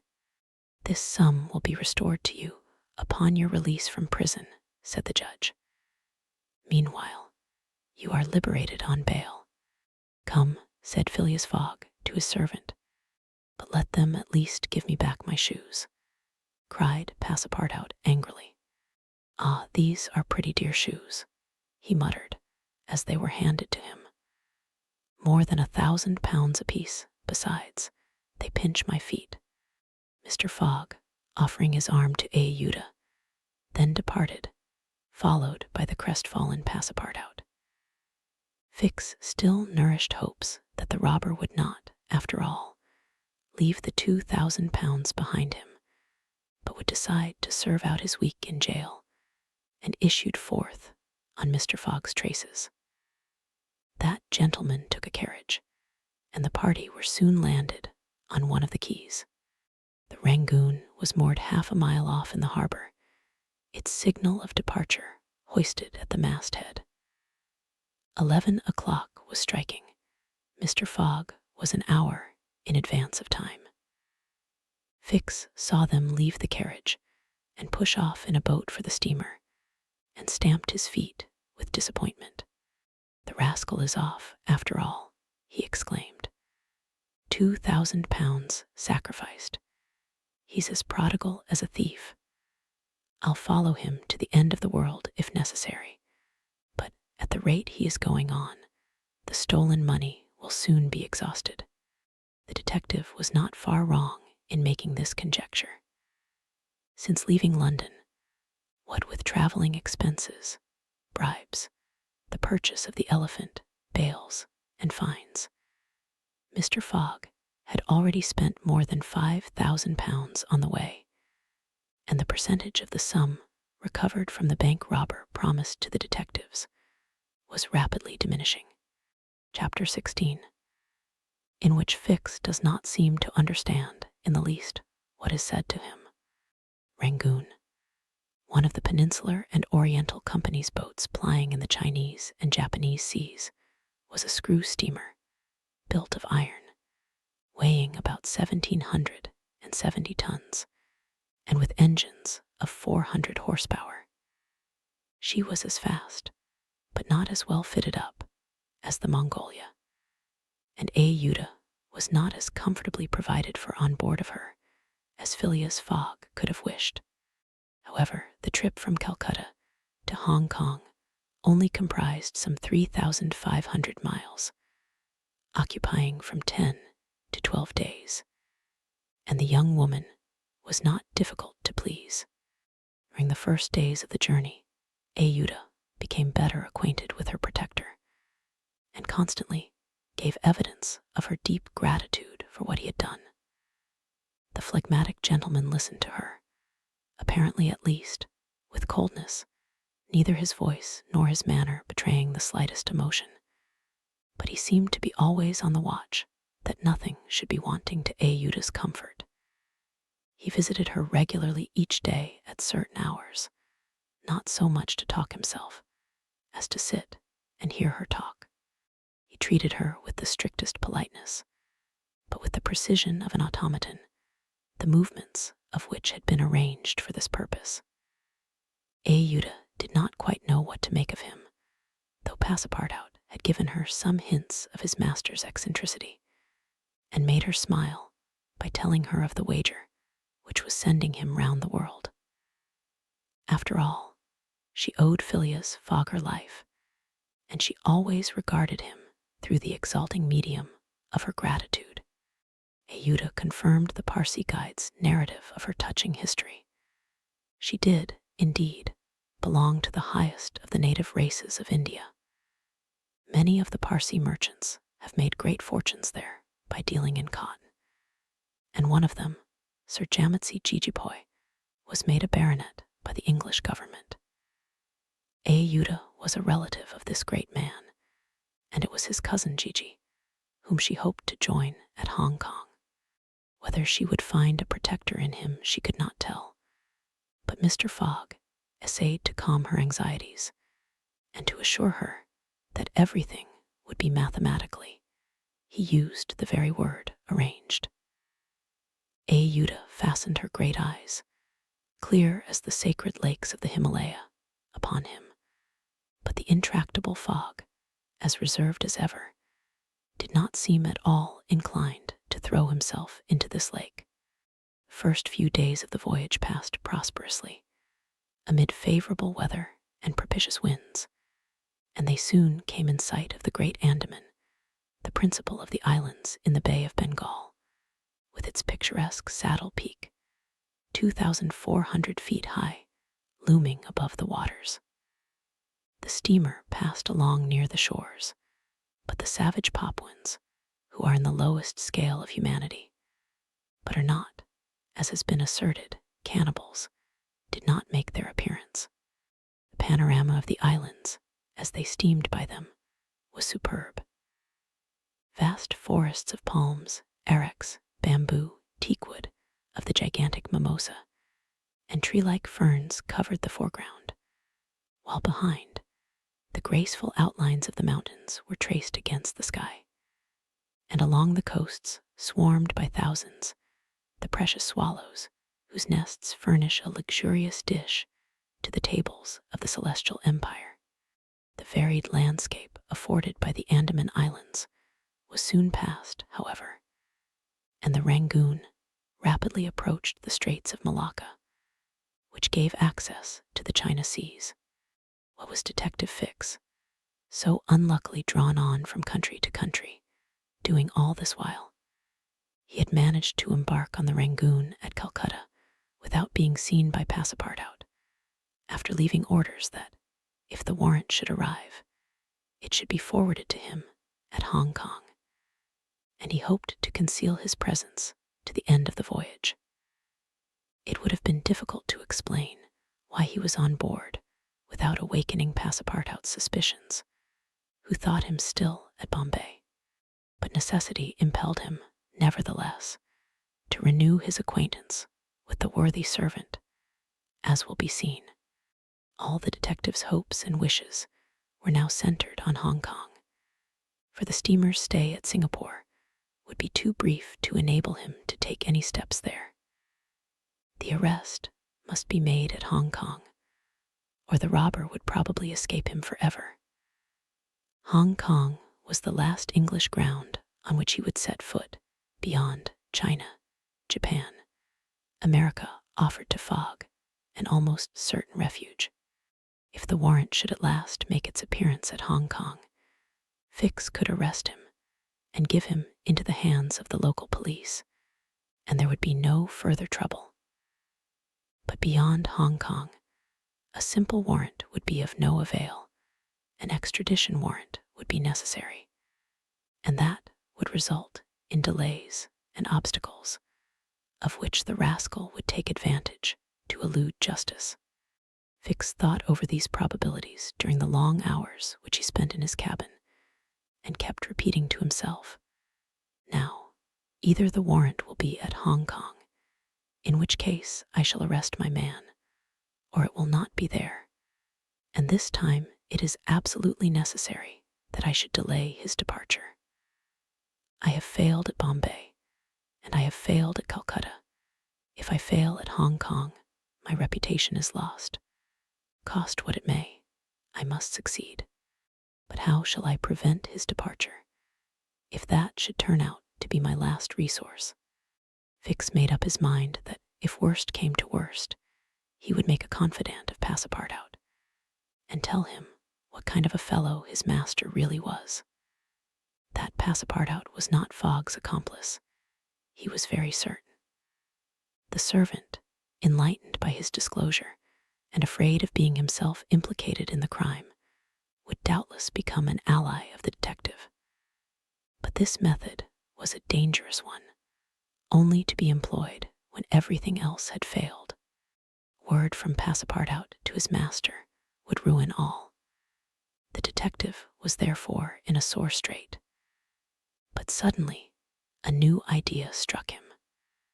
The presence of Yuta on the Rangoon, in company with Phileas Fogg, gave him new material for reflection. Who was this woman? What combination of events had made her Fogg's traveling companion? They had evidently met somewhere between Bombay and Calcutta. But where? Had they met accidentally, or had Fogg gone into the interior purposely in quest of this charming damsel? Fix was fairly puzzled. He asked himself whether there had not been a wicked elopement, and this idea so impressed itself upon his mind that he determined to make use of the supposed intrigue. Whether the young woman were married or not, he would be able to create such difficulties for Mr. Fogg at Hong Kong that he could not escape by paying any amount of money. But could he even wait till they reached Hong Kong? Fogg had an abominable way of jumping from one boat to another, and before anything could be effected, might get full underway again for Yokohama. Fix decided that he must warn the English authorities and signal the Rangoon before her arrival. This was easy to do, since the steamer stopped at Singapore, whence there is a telegraphic wire to Hong Kong. He finally resolved, moreover, before acting more positively, to question Passepartout. It would not be difficult to make him talk, and, as there was no time to lose, Fix prepared to make himself known. It was now the 30th of October, and on the following day, the Rangoon was due at Singapore. Fix emerged from his cabin and went on deck. Passepartout was promenading up and down in the forward part of the steamer. The detective rushed forward with every appearance of extreme surprise and exclaimed, "You here, on the Rangoon?" "What, Monsieur Fix, are you on board?" returned the really astonished Passepartout, recognizing his crony of the Mongolia. "Why, I left you at Bombay, and here you are, on the way to Hong Kong. Are you going round the world too?" "No, no," replied Fix. "I shall stop at Hong Kong, at least for some days." Said Passepartout, who seemed for an instant perplexed. "But how is it I have not seen you on board since we left Calcutta?" "Oh, a trifle of seasickness. I've been staying in my berth. The Gulf of Bengal does not agree with me as well as the Indian Ocean." "And how is Mr. Fogg?" "As well and as punctual as ever, not a day behind time. But, Monsieur Fix, you don't know that we have a young lady with us." "A young lady?" replied the detective, not seeming to comprehend what was said. Passepartout thereupon recounted Ayuda's history, the affair at the Bombay Pagoda, the purchase of the elephant for £2,000, the rescue, the arrest, and sentence of the Calcutta court, and the restoration of Mr. Fogg and himself to liberty on bail. Fix, who was familiar with the last events, seemed to be equally ignorant of all that Passepartout related, and the later was charmed to find so interested a listener. But does your master propose to carry this young woman to Europe? Not at all. We are simply going to place her under the protection of one of her relatives, a rich merchant at Hong Kong. Nothing to be done there, said Fix to himself, concealing his disappointment. A glass of gin, Mr. Passepartout. Willingly, Monsieur Fix. We must at least have a friendly glass on board the Rangoon. Chapter 17. Showing what happened on the voyage from Singapore to Hong Kong. The detective and Passepartout met often on deck after this interview, though Fix was reserved, and did not attempt to induce his companion to divulge any more facts concerning Mr. Fogg.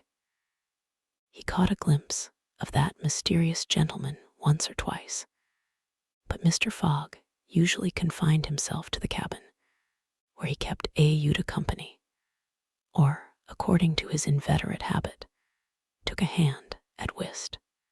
Passepartout began very seriously to conjecture what strange chance kept Fix still on the route that his master was pursuing. It was really worth considering why this certainly very amiable and complacent person, whom he had first met at Suez, had then encountered on board the Mongolia, who disembarked at Bombay, which he announced as his destination, and now turned up so unexpectedly on the Rangoon, was following Mr. Fogg's tracks step by step. What was Fix's object? Passepartout was ready to wager his Indian shoes, which he religiously preserved, that Fix would also leave Hong Kong at the same time with them, and probably on the same steamer. Passepartout might have cudgeled his brain for a century without hitting upon the real object which the detective had in view. He never could have imagined that Phileas Fogg was being tracked as a robber around the globe. But, as it is in human nature to attempt the solution of every mystery, Passepartout suddenly discovered an explanation of Fix's movements, which was in truth far from unreasonable. Fix, he thought, could only be an agent of Mr. Fogg's friends at the Reform Club, sent to follow him up, and to ascertain that he really went round the world as had been agreed upon. It's clear, repeated the worthy servant to himself, proud of his shrewdness. He's a spy sent to keep us in view. That isn't quite the thing, either, to be spying Mr. Fogg, who is so honorable a man. Ah, gentlemen of the Reform, this shall cost you dear. Passepartout, enchanted with his discovery, resolved to say nothing to his master, lest he should be justly offended at this mistrust on the part of his adversaries. But he determined to chaff Fix, when he had the chance, with mysterious allusions, which, however, need not betray his real suspicions. During the afternoon of Wednesday, 30th October, the Rangoon entered the Strait of Malacca, which separates the peninsula of that name from Sumatra. The mountainous and craggy islets intercepted the beauties of this noble island from the view of the travelers. The Rangoon weighed anchor at Singapore the next day at 4 a.m. to receive coal, having gained half a day on the prescribed time of her arrival.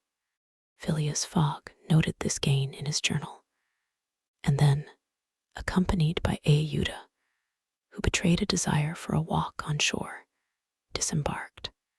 Fix, who suspected Mr. Fogg's every movement, followed them cautiously, without being himself perceived, while Passepartout laughing in his sleeve at Fix's maneuvers, went about his usual errands. The island of Singapore is not imposing in aspect, for there are no mountains, yet its appearance is not without attractions. It is a park checkered by pleasant highways and avenues. A handsome carriage, drawn by a sleek pair of New Holland horses, carried Phileas Fogg and Aouda into the midst of rows of palms with brilliant foliage, and of clove trees, whereof the cloves form the heart of a half-open flower. Pepper plants replaced the prickly hedges of European fields. Sago bushes, large ferns with gorgeous branches, varied the aspect of this tropical clime, while nutmeg trees in full foliage filled the air with a penetrating perfume. Agile and grinning bands of monkeys skipped about in the trees, nor were tigers wanting in the jungles. After a drive of 2 hours through the country, Aouda and Mr. Fogg returned to the town, which is a vast collection of heavy-looking, irregular houses, surrounded by charming gardens rich in tropical fruits and plants. And at 10 o'clock they re-embarked, closely followed by the detective, who had kept them constantly in sight. Passepartout, who had been purchasing several dozen mangoes, a fruit as large as good-sized apples, of a dark brown color outside and a bright red within, and whose white pulp, melting in the mouth, affords gourmands a delicious sensation, was waiting for them on deck. He was only too glad to offer some mangoes to Aouda, who thanked him very gracefully for them. At 11 o'clock the Rangoon rode out of Singapore harbor, and in a few hours the high mountains of Malacca, with their forests, inhabited by the most beautifully furred tigers in the world, were lost to view.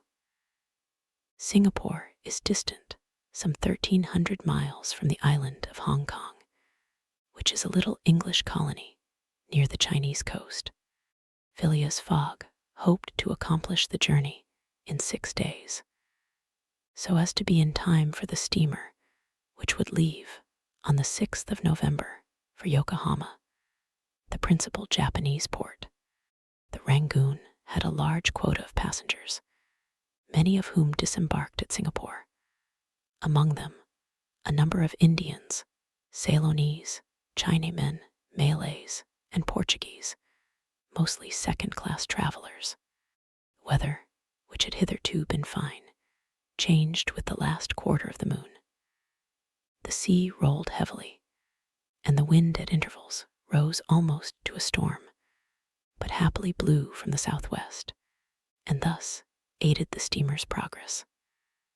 The captain as often as possible put up his sails, and under the double action of steam and sail, the vessel made rapid progress along the coasts of Annam and Cochin China. Owing to the defective construction of the Rangoon, however, unusual precautions became necessary in unfavorable weather. But the loss of time which resulted from this cause, while it nearly drove Passepartout out of his senses, did not seem to affect his master in the least. Passepartout blamed the captain, the engineer, and the crew, and consigned all who were connected with the ship to the land where the pepper grows. Perhaps the thought of the gas, which was remorselessly burning at his expense in Savile Row, had something to do with his hot impatience. "You are in a great hurry, then," said Fix to him one day, "to reach Hong Kong." "A very great hurry. Mr. Fogg, I suppose, is anxious to catch the steamer for Yokohama." "Terribly anxious." "You believe in this journey around the world, then?" "Absolutely. Don't you, Mr. Fix?" I don't believe a word of it." "You're a sly dog," said Passepartout, winking at him.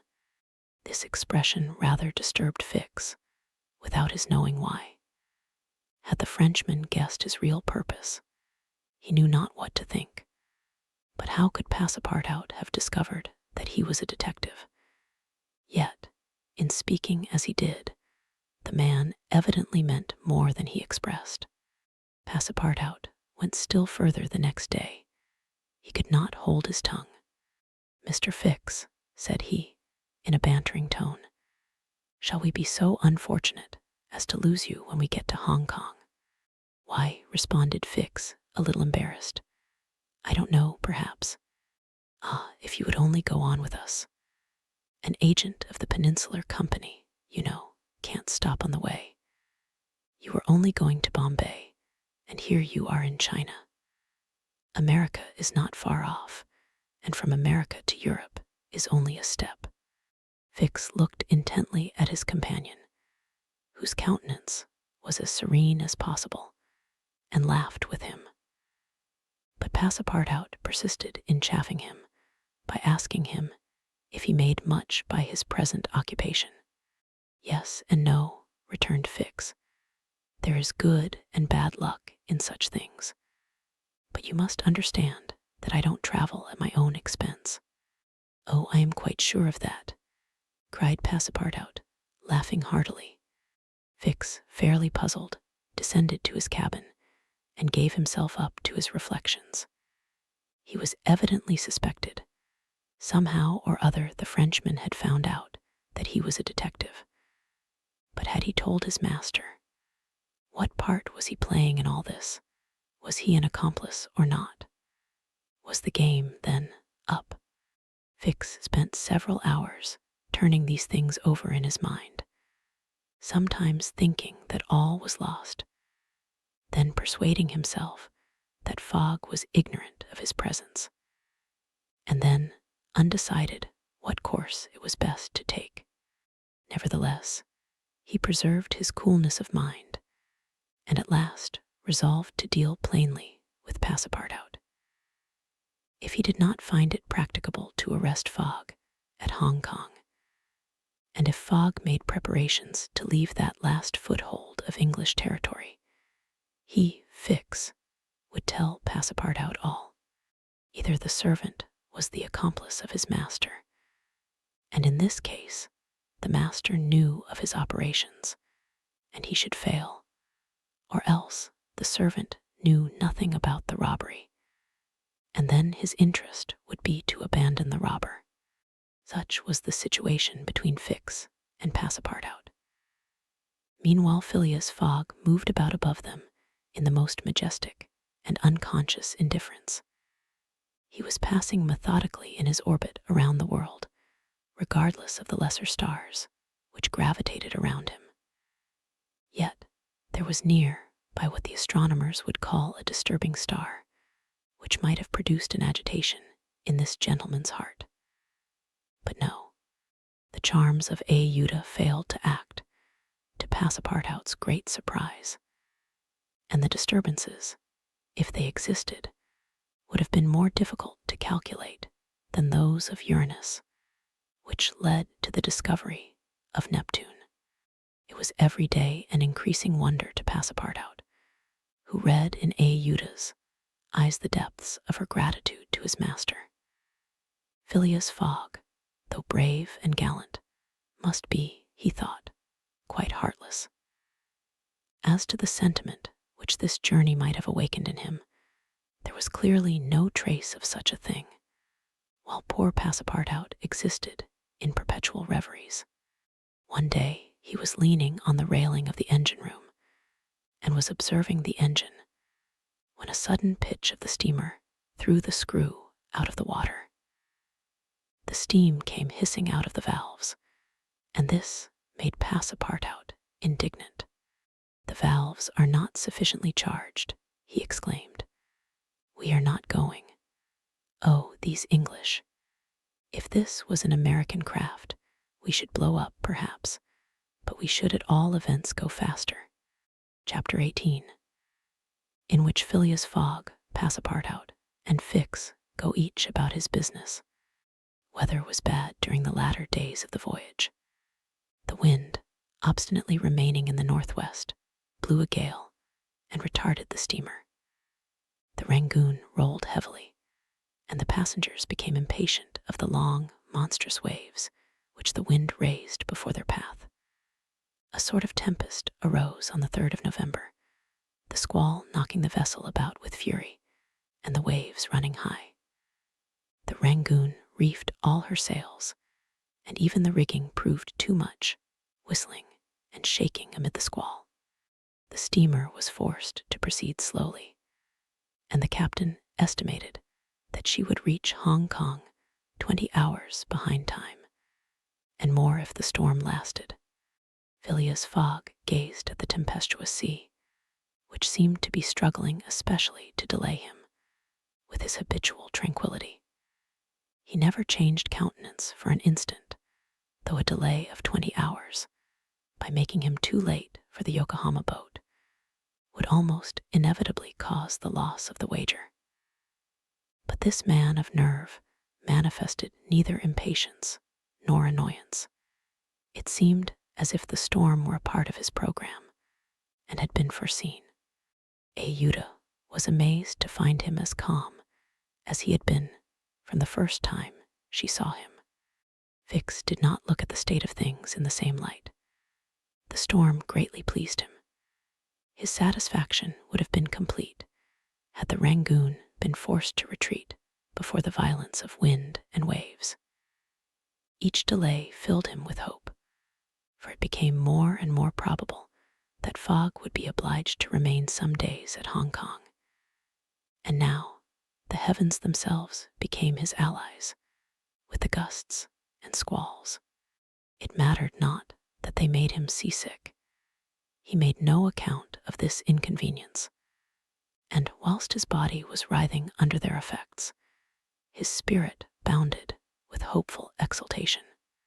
Passepartout was enraged beyond expression by the unpropitious weather. Everything had gone so well till now. Earth and sea had seemed to be at his master's service. Steamers and railways obeyed him. Wind and steam united to speed his journey. Had the hour of adversity come, Passepartout was as much excited as if the 20,000 pounds were to come from his own pocket. The storm exasperated him. The gale made him furious, and he longed to lash the obstinate sea into obedience. Poor fellow! Fix carefully concealed from him his own satisfaction, for, had he betrayed it, Passepartout could scarcely have restrained himself from personal violence. Passepartout remained on deck as long as the tempest lasted, being unable to remain quiet below, and taking it into his head to aid the progress of the ship by lending a hand with the crew. He overwhelmed the captain, officers, and sailors, who could not help laughing at his impatience, with all sorts of questions.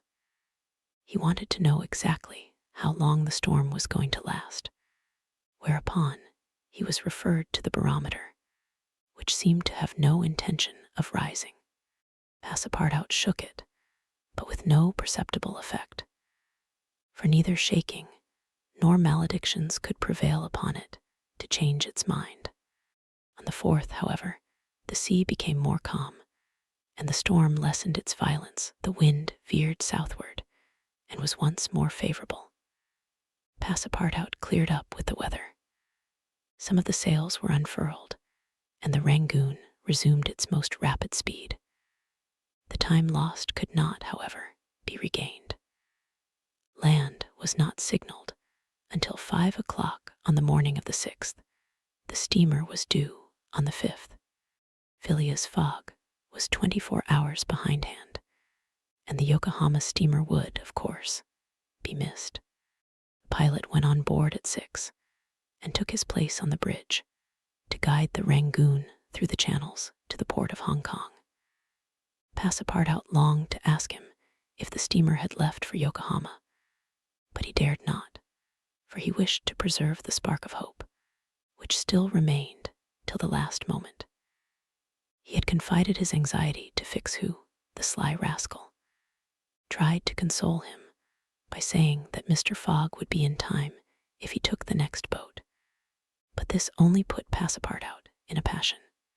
Mr. Fogg, bolder than his servant, did not hesitate to approach the pilot and tranquilly ask him if he knew when a steamer would leave Hong Kong for Yokohama. At high tide tomorrow morning, answered the pilot. Ah, said Mr. Fogg, without betraying any astonishment. Passepartout, who heard what passed, would willingly have embraced the pilot, while Fix would have been glad to twist his neck. What is the steamer's name? Asked Mr. Fogg. The Carnatic. Ought she not to have gone yesterday? Yes, sir, but they had to repair one of her boilers, and so her departure was postponed till tomorrow. Thank you, returned Mr. Fogg, descending mathematically to the saloon. Passepartout clasped the pilot's hand and shook it heartily in his delight, exclaiming, Pilot, you are the best of good fellows. The pilot probably does not know to this day why his responses won him this enthusiastic greeting. He remounted the bridge and guided the steamer through the flotilla of junks, tonkas, and fishing boats which crowd the harbor of Hong Kong. At 1 o'clock, the Rangoon was at the quay, and the passengers were going ashore. Chance had strangely favored Phileas Fogg, for had not the Carnatic been forced to lie over for repairing her boilers, she would have left on the 6th of November, and the passengers for Japan would have been obliged to await for a week the sailing of the next steamer. Mr. Fogg was, it is true, 24 hours behind his time, but this could not seriously imperil the remainder of his tour. The steamer which crossed the Pacific from Yokohama to San Francisco made a direct connection with that from Hong Kong, and it could not sail until the latter reached Yokohama. And if Mr. Fogg was 24 hours late on reaching Yokohama, this time would no doubt be easily regained in the voyage of 22 days across the Pacific. He found himself, then, about 24 hours behindhand, 35 days after leaving London. The Carnatic was announced to leave Hong Kong at 5 the next morning. Mr. Fogg had 16 hours in which to attend to his business there, which was to deposit Ayuda safely with her wealthy relative. On landing, he conducted her to a palanquin, in which they repaired to the club hotel. A room was engaged for the young woman, and Mr. Fogg, after seeing that she wanted for nothing, set out in search of her cousin Gigi. He instructed Passepartout to remain at the hotel until his return, that Ayuda might not be left entirely alone. Mr. Fogg repaired to the exchange, where, he did not doubt, everyone would know so wealthy and considerable a personage as the Parsee merchant. Meeting a broker, he made the inquiry, to learn that Gigi had left China 2 years before, and retiring from business with an immense fortune, had taken up his residence in Europe, in Holland, the broker thought, with the merchants of which country he had principally traded. Phileas Fogg returned to the hotel, begged a moment's conversation with Ayuda, and without more ado, apprised her that Gigi was no longer at Hong Kong, but probably in Holland. Ayuda at first said nothing.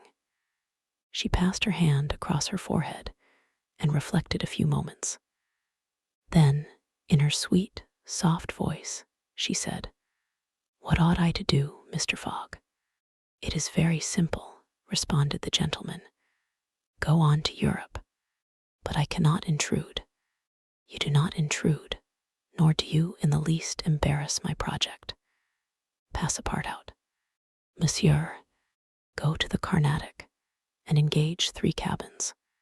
Passepartout, delighted that the young woman, who was very gracious to him, was going to continue the journey with them, went off at a brisk gait to obey his master's order. Chapter 19, in which Passepartout takes a too great interest in his master, and what comes of it.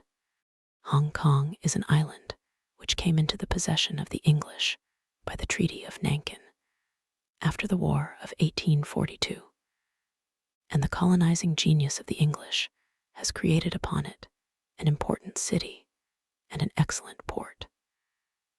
The island is situated at the mouth of the Canton River and is separated by about 60 miles from the Portuguese town of Macau on the opposite coast. Hong Kong has beaten Macau in the struggle for the Chinese trade, and now the greater part of the transportation of Chinese goods finds its depot at the former place.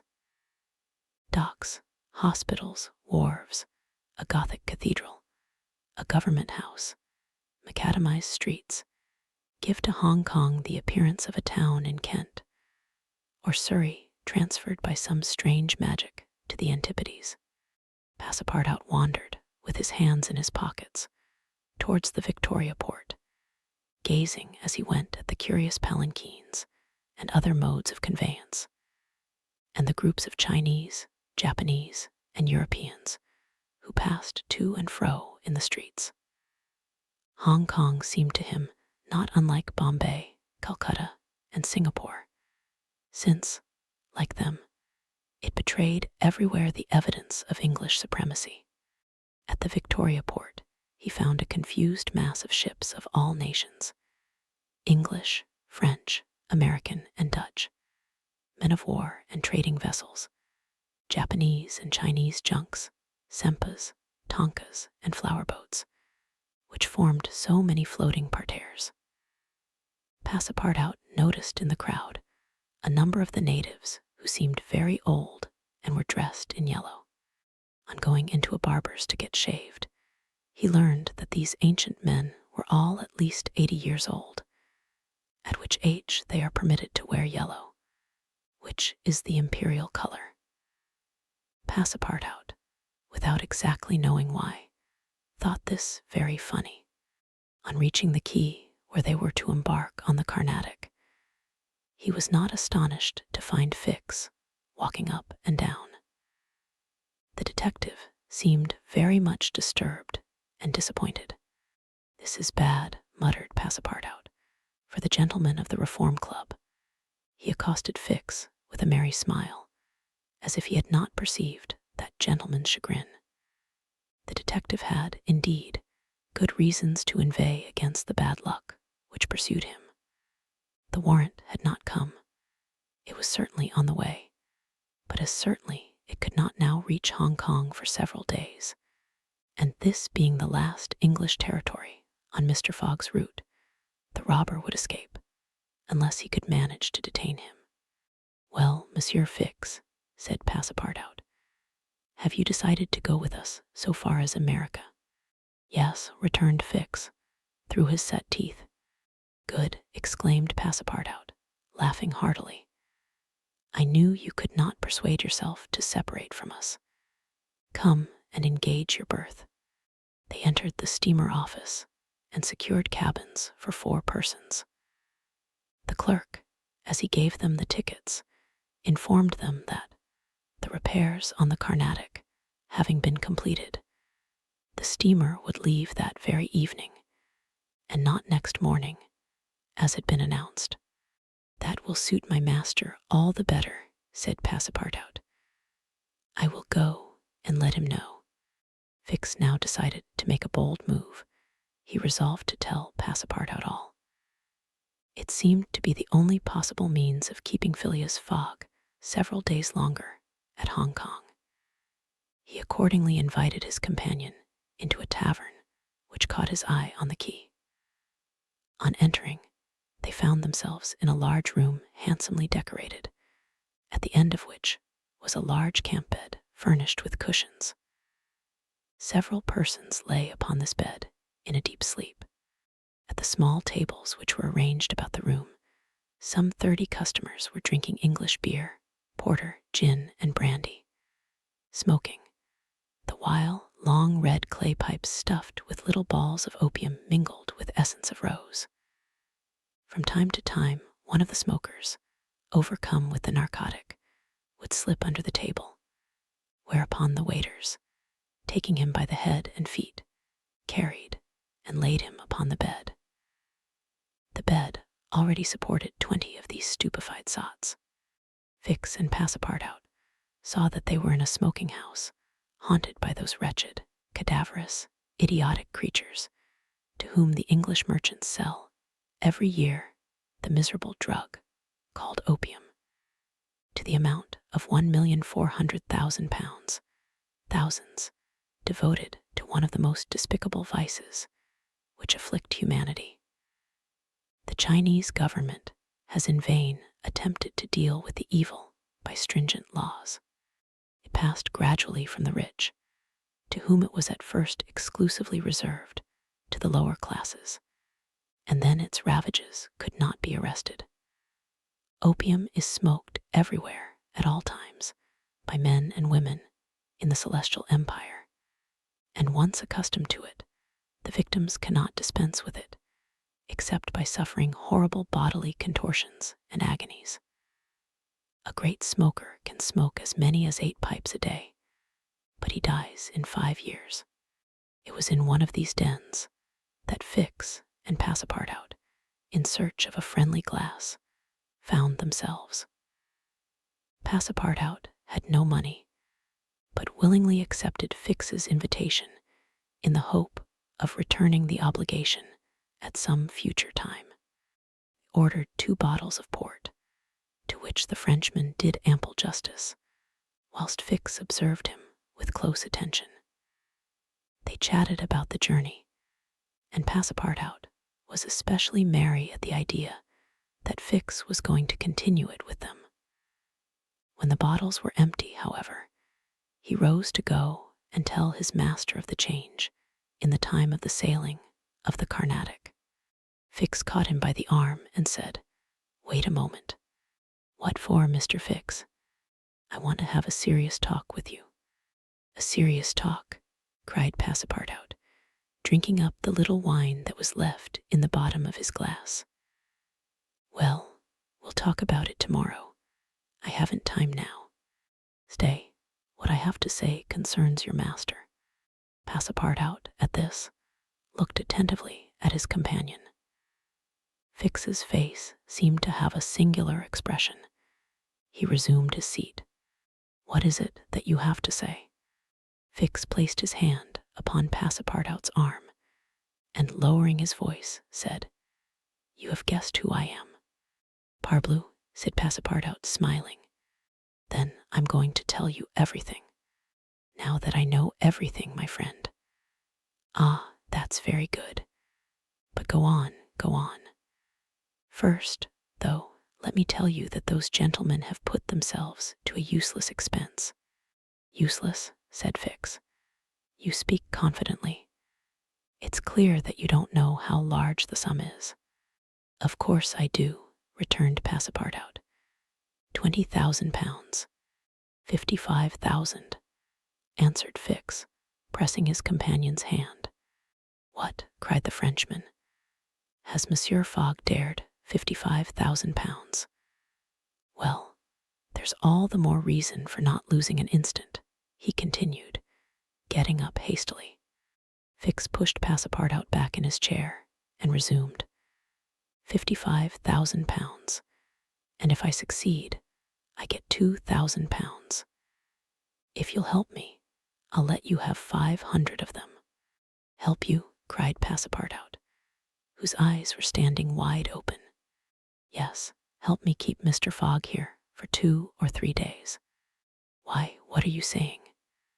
"Those gentlemen are not satisfied with following my master and suspecting his honor, but they must try to put obstacles in his way. I blush for them." "What do you mean?" "I mean that it is a piece of shameful trickery. They might as well waylay Mr. Fogg and put his money in their pockets. That's just what we count on doing." "It's a conspiracy, then," cried Passepartout, who became more and more excited as the liquor mounted in his head, for he drank without perceiving it. "A real conspiracy. And gentlemen, too. Bah." Fix began to be puzzled. "Members of the Reform Club," continued Passepartout. You must know, Monsieur Fix, that my master is an honest man, and that, when he makes a wager, he tries to win it fairly. But who do you think I am?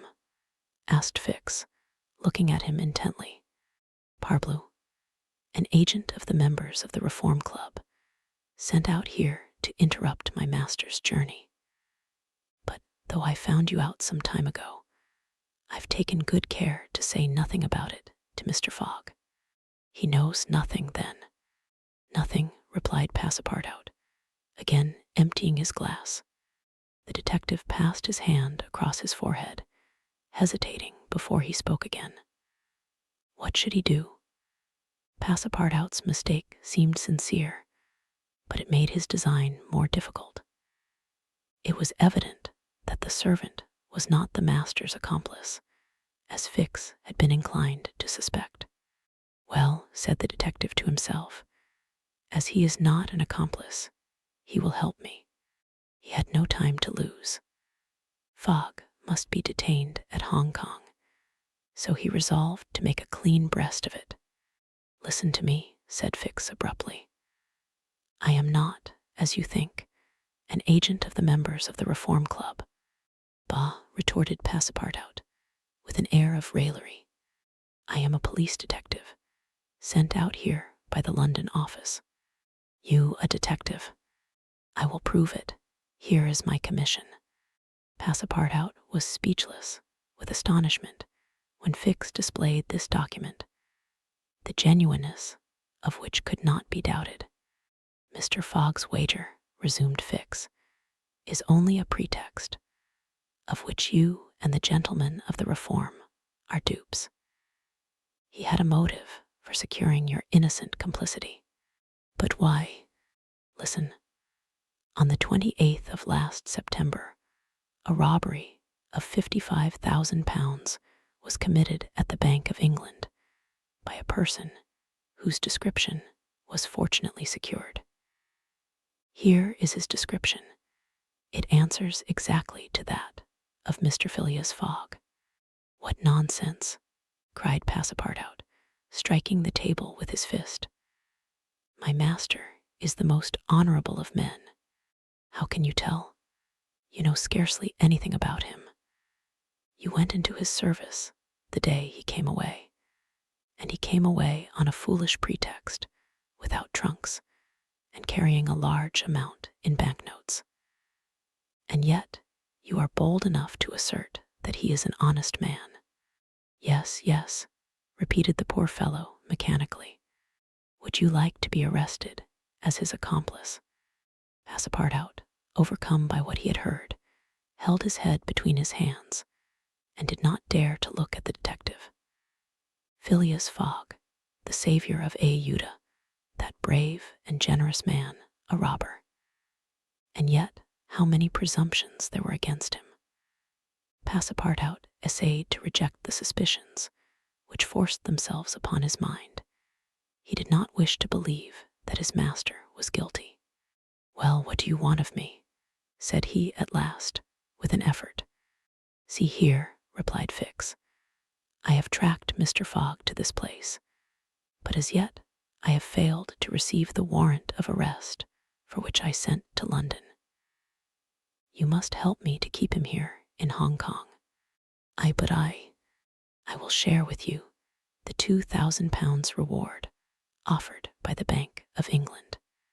Never, replied Passepartout, who tried to rise, but fell back, exhausted in mind and body.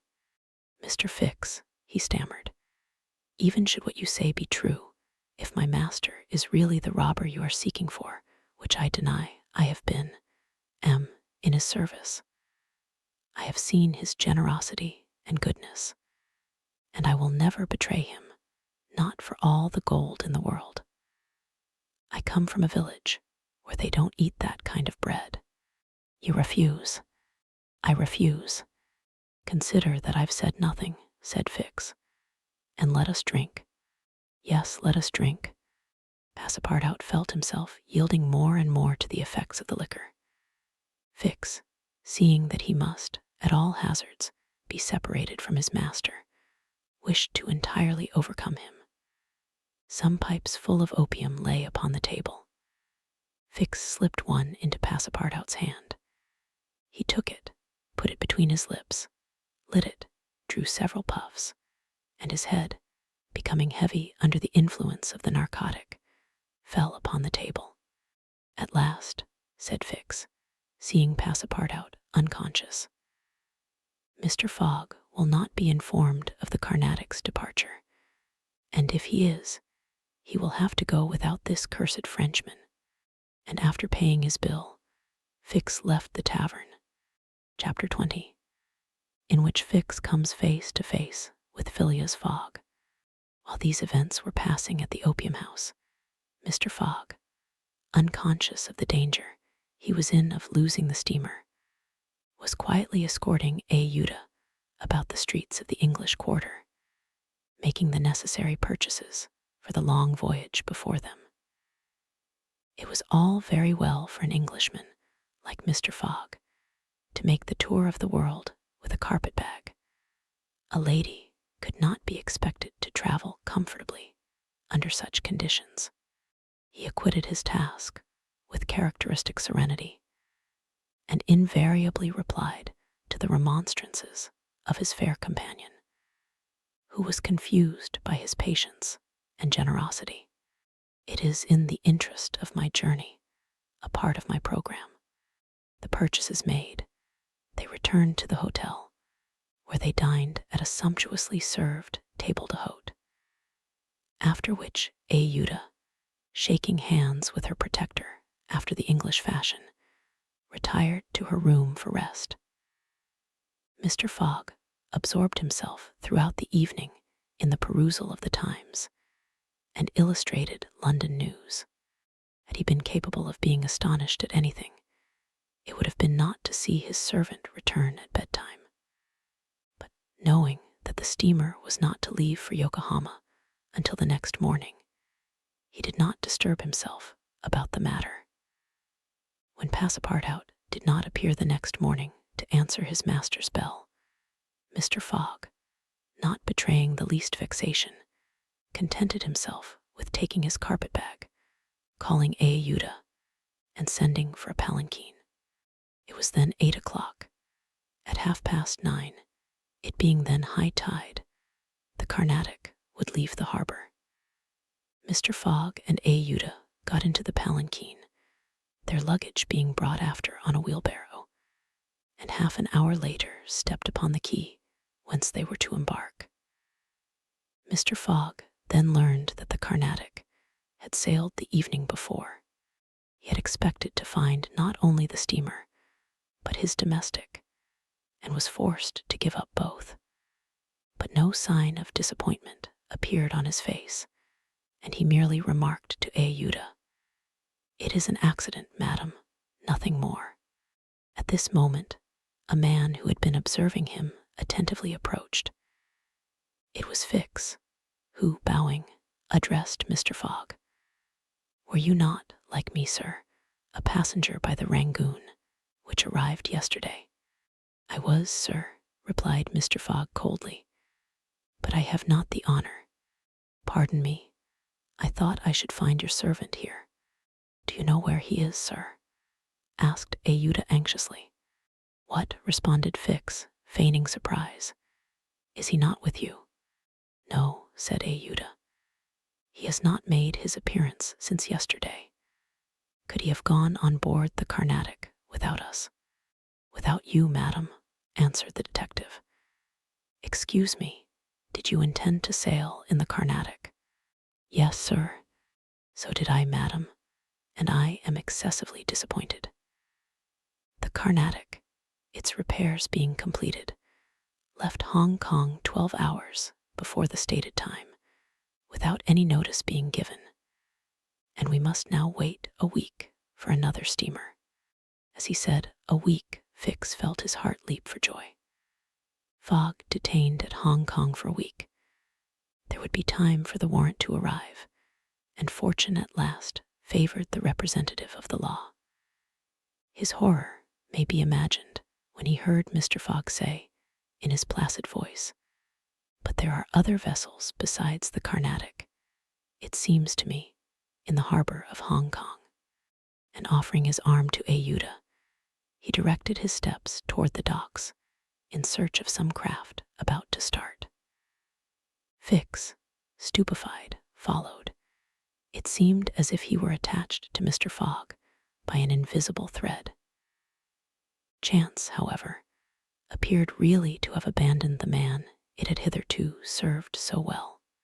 For 3 hours, Phileas Fogg wandered about the docks, with the determination, if necessary, to charter a vessel to carry him to Yokohama. But he could only find vessels which were loading or unloading, and which could not therefore set sail. Fix began to hope again, but Mr. Fogg, far from being discouraged, was continuing his search, resolved not to stop if he had to resort to Macau, when he was accosted by a sailor on one of the wharves. "Is your honor looking for a boat? Have you a boat ready to sail?" "Yes, your honor, a pilot boat number 43, the best in the harbor." "Does she go fast?" "Between 8 and 9 knots the hour." "Will you look at her?" "Yes, your honor will be satisfied with her." "Is it for a sea excursion?" "No, for a voyage." "A voyage?" "Yes. Will you agree to take me to Yokohama?" The sailor leaned on the railing, opened his eyes wide, and said, "Is your honor joking?" "No, I have missed the Carnatic, and I must get to Yokohama by the 14th at the latest, to take the boat for San Francisco." "I am sorry," said the sailor, "but it is impossible. I offer you £100 per day, and an additional reward of £200 if I reach Yokohama in time." "Are you in earnest?" "Very much so." The pilot walked away a little distance and gazed out to sea, evidently struggling between the anxiety to gain a large sum and the fear of venturing so far. Fix was in mortal suspense. Mr. Fogg turned to Ayuda and asked her, "You would not be afraid, would you, madam?" "Not with you, Mr. Fogg," was her answer. The pilot now returned, shuffling his hat in his hands. "Well, pilot," said Mr. Fogg. "Well, your honor," replied he, "I could not risk myself, my men, or my little boat of scarcely 20 tons on so long a voyage at this time of year. Besides, we could not reach Yokohama in time, for it is 1,660 miles from Hong Kong." "Only 1,600, said Mr. Fogg. "It's the same thing." Fix breathed more freely. "But," added the pilot, "it might be arranged another way." Fix ceased to breathe at all. "How?" asked Mr. Fogg. "By going to Nagasaki, at the extreme south of Japan, or even to Shanghai, which is only 800 miles from here. In going to Shanghai, we should not be forced to sail wide of the Chinese coast, which would be a great advantage, as the currents run northward and would aid us." "Pilot," said Mr. Fogg, "I must take the American steamer at Yokohama, and not at Shanghai or Nagasaki." "Why not?" returned the pilot. "The San Francisco steamer does not start from Yokohama. It puts in at Yokohama and Nagasaki, but it starts from Shanghai." "You are sure of that?" "Perfectly." "And when does the boat leave Shanghai?" "On the 11th, at 7 in the evening. We have, therefore, 4 days before us, that is 96 hours, and in that time, if we had good luck and a southwest wind, and the sea was calm, we could make those 800 miles to Shanghai. And you could go, in an hour, as soon as provisions could be got aboard and the sails put up. It is a bargain. Are you the master of the boat?" "Yes, John Bunsby, master of the Tankadere." "Would you like some earnest money?" "If it would not put your honor out." "Here are £200 on account, sir," added Phileas Fogg, turning to Fix, "if you would like to take advantage." "Thanks, sir. I was about to ask the favor." "Very well. In half an hour we shall go on board." "But poor Passepartout," urged Ayuda, who was much disturbed by the servant's disappearance. "I shall do all I can to find him," replied Phileas Fogg, while Fix, in a feverish, nervous state, repaired to the pilot boat. The others directed their course to the police station at Hong Kong. Phileas Fogg there gave Passepartout's description and left a sum of money to be spent in the search for him. The same formalities having been gone through at the French consulate, and the palanquin having stopped at the hotel for the luggage, which had been sent back there, they returned to the wharf. It was now 3 o'clock, and pilot boat number 43, with its crew on board and its provisions stored away, was ready for departure. The Tankadere was a neat little craft of 20 tons, as gracefully built as if she were a racing yacht. Her shining copper sheathing, her galvanized ironwork, her deck, white as ivory, betrayed the pride taken by John Bunsby in making her presentable. Her 2 masts leaned a trifle backward. She carried brigantine, foresail, storm jib, and standing jib, and was well rigged for running before the wind. And she seemed capable of brisk speed, which indeed she had already proved by gaining several prizes in pilot boat races. The crew of the Tankadere was composed of John Bunsby, the master, and 4 hardy mariners who were familiar with the Chinese seas. John Bunsby himself, a man of 45 or thereabouts, vigorous, sunburnt, with a sprightly expression of the eye, and energetic and self-reliant countenance, would have inspired confidence in the most timid. Phileas Fogg and Ayuda went on board, where they found Fix already installed. Below deck was a square cabin, of which the walls bulged out in the form of cots. Above a circular divan, in the center, was a table provided with a swinging lamp. The accommodation was confined, but neat. "I am sorry to have nothing better to offer you," said Mr. Fogg to Fix, who bowed without responding. The detective had a feeling akin to humiliation in profiting by the kindness of Mr. Fogg. "It's certain," thought he, "though rascal as he is a polite one." The sails and the English flag were hoisted at 10 minutes past 3. Mr. Fogg and Ayuda, who were seated on deck, cast a last glance at the quay, in the hope of espying Passepartout.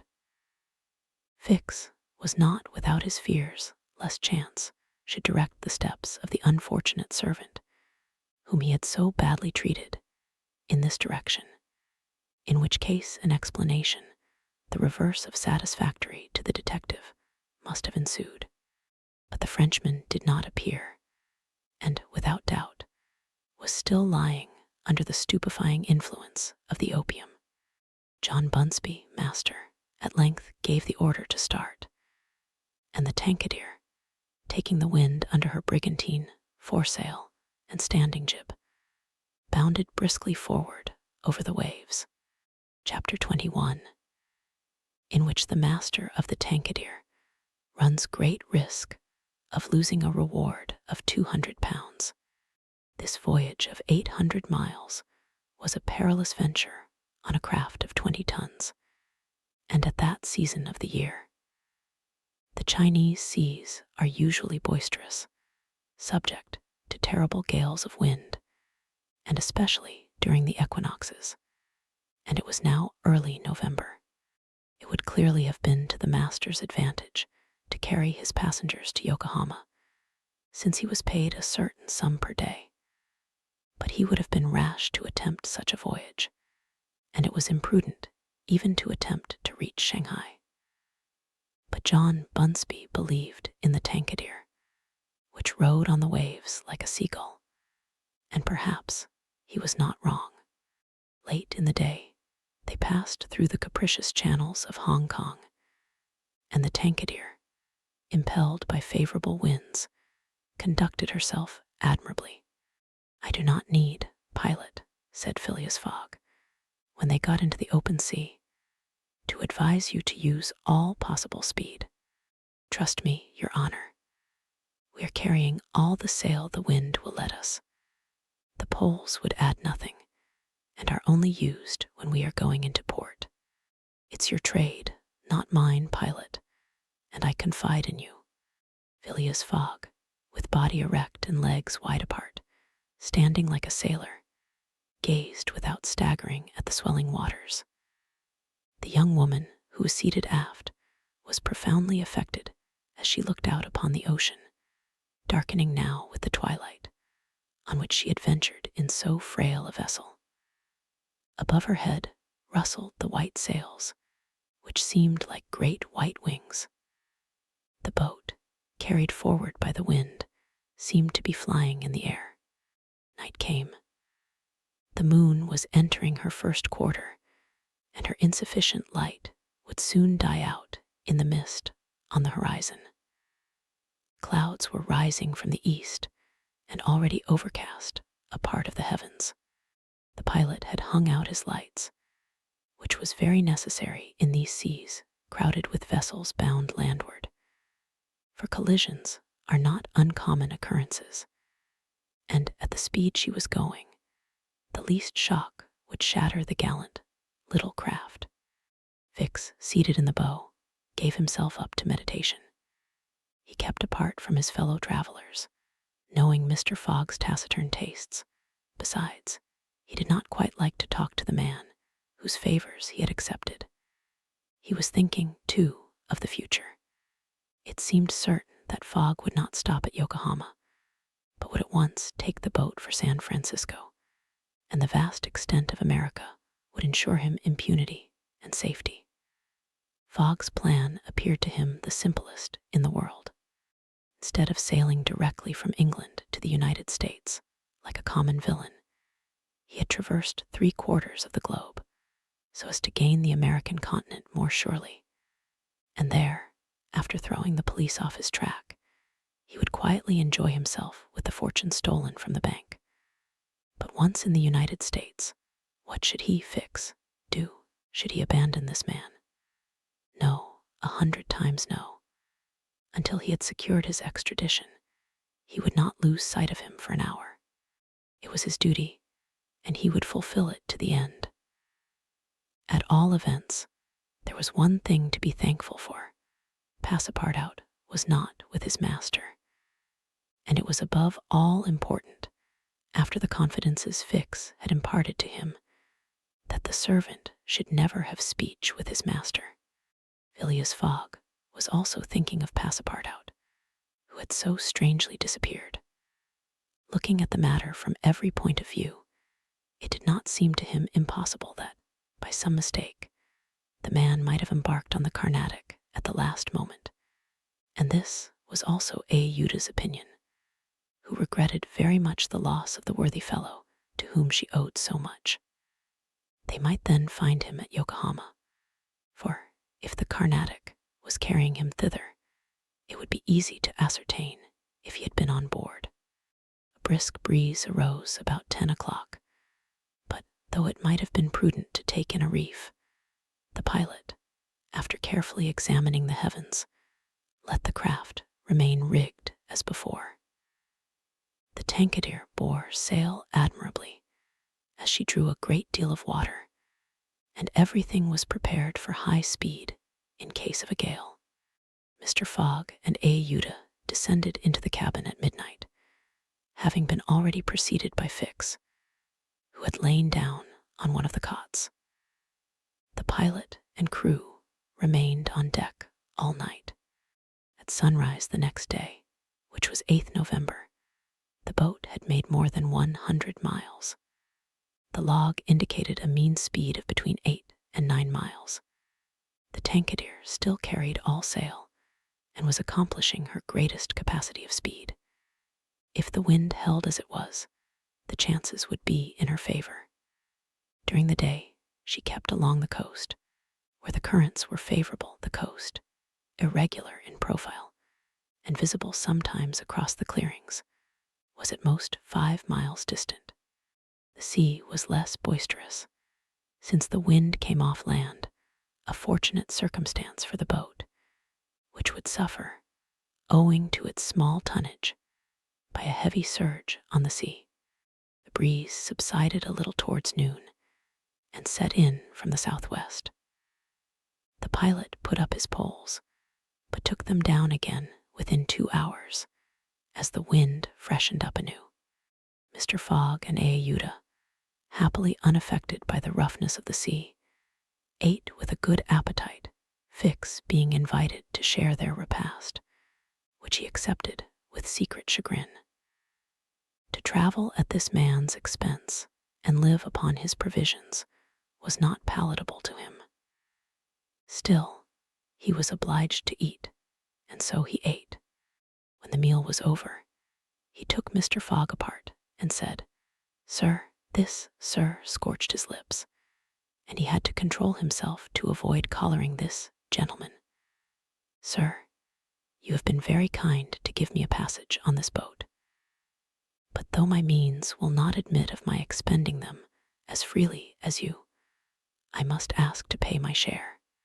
"Let us not speak of that, sir," replied Mr. Fogg. "But if I insist—" "No, sir," repeated Mr. Fogg, in a tone which did not admit of a reply. "This enters into my general expenses." Fix, as he bowed, had a stifled feeling, and going forward, where he ensconced himself, did not open his mouth for the rest of the day. Meanwhile they were progressing famously, and John Bunsby was in high hope.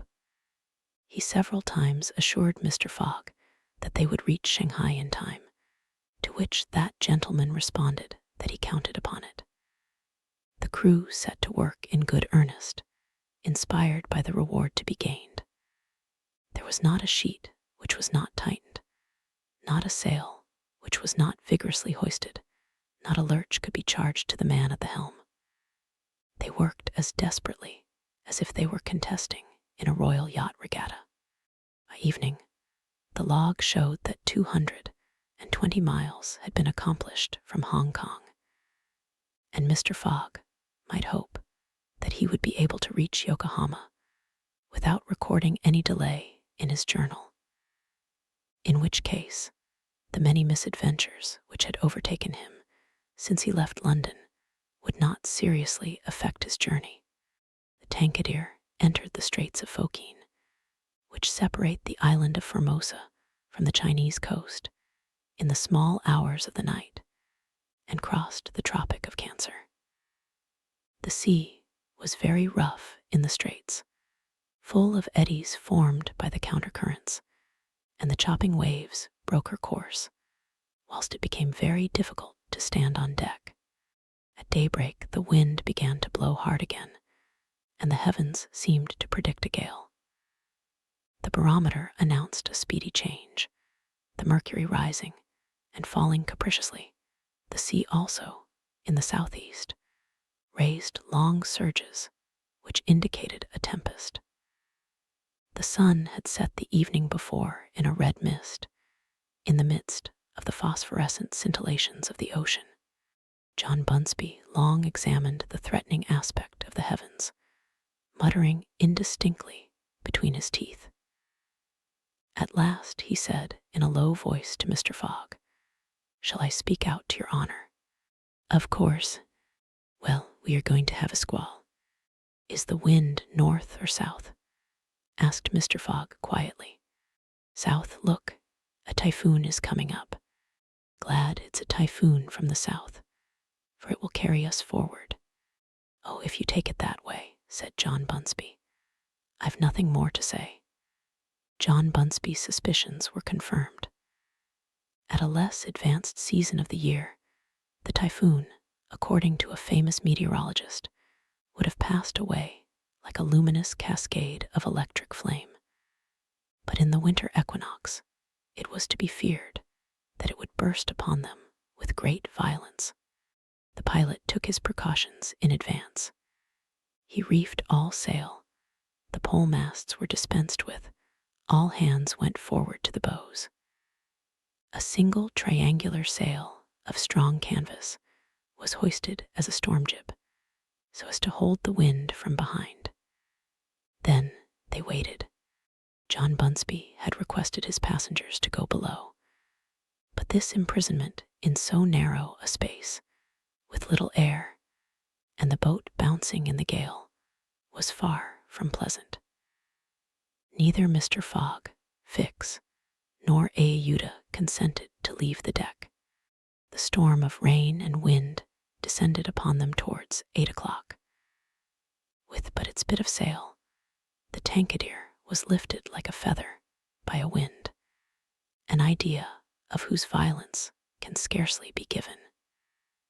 To compare her speed to 4 times that of a locomotive going on full steam would be below the truth. The boat scudded thus northward during the whole day, borne on by monstrous waves, preserving always, fortunately, a speed equal to theirs. 20 times she seemed almost to be submerged by these mountains of water which rose behind her, but the adroit management of the pilot saved her. The passengers were often bathed in spray, but they submitted to it philosophically. Fix cursed it, no doubt, but Aouda, with her eyes fastened upon her protector, whose coolness amazed her, showed herself worthy of him, and bravely weathered the storm. As for Phileas Fogg, it seemed just as if the typhoon were a part of his program. Up to this time, the Tankadere had always held her course to the north, but towards evening the wind, veering 3/4, bore down from the northwest. The boat, now lying in the trough of the waves, shook and rolled terribly. The sea struck her with fearful violence. At night, the tempest increased in violence. John Bunsby saw the approach of darkness and the rising of the storm with dark misgivings. He thought a while, and then asked his crew if it was not time to slacken speed. After a consultation, he approached Mr. Fogg and said, "I think, Your Honor, that we should do well to make for one of the ports on the coast." "I think so too." "Ah," said the pilot, "but which one?"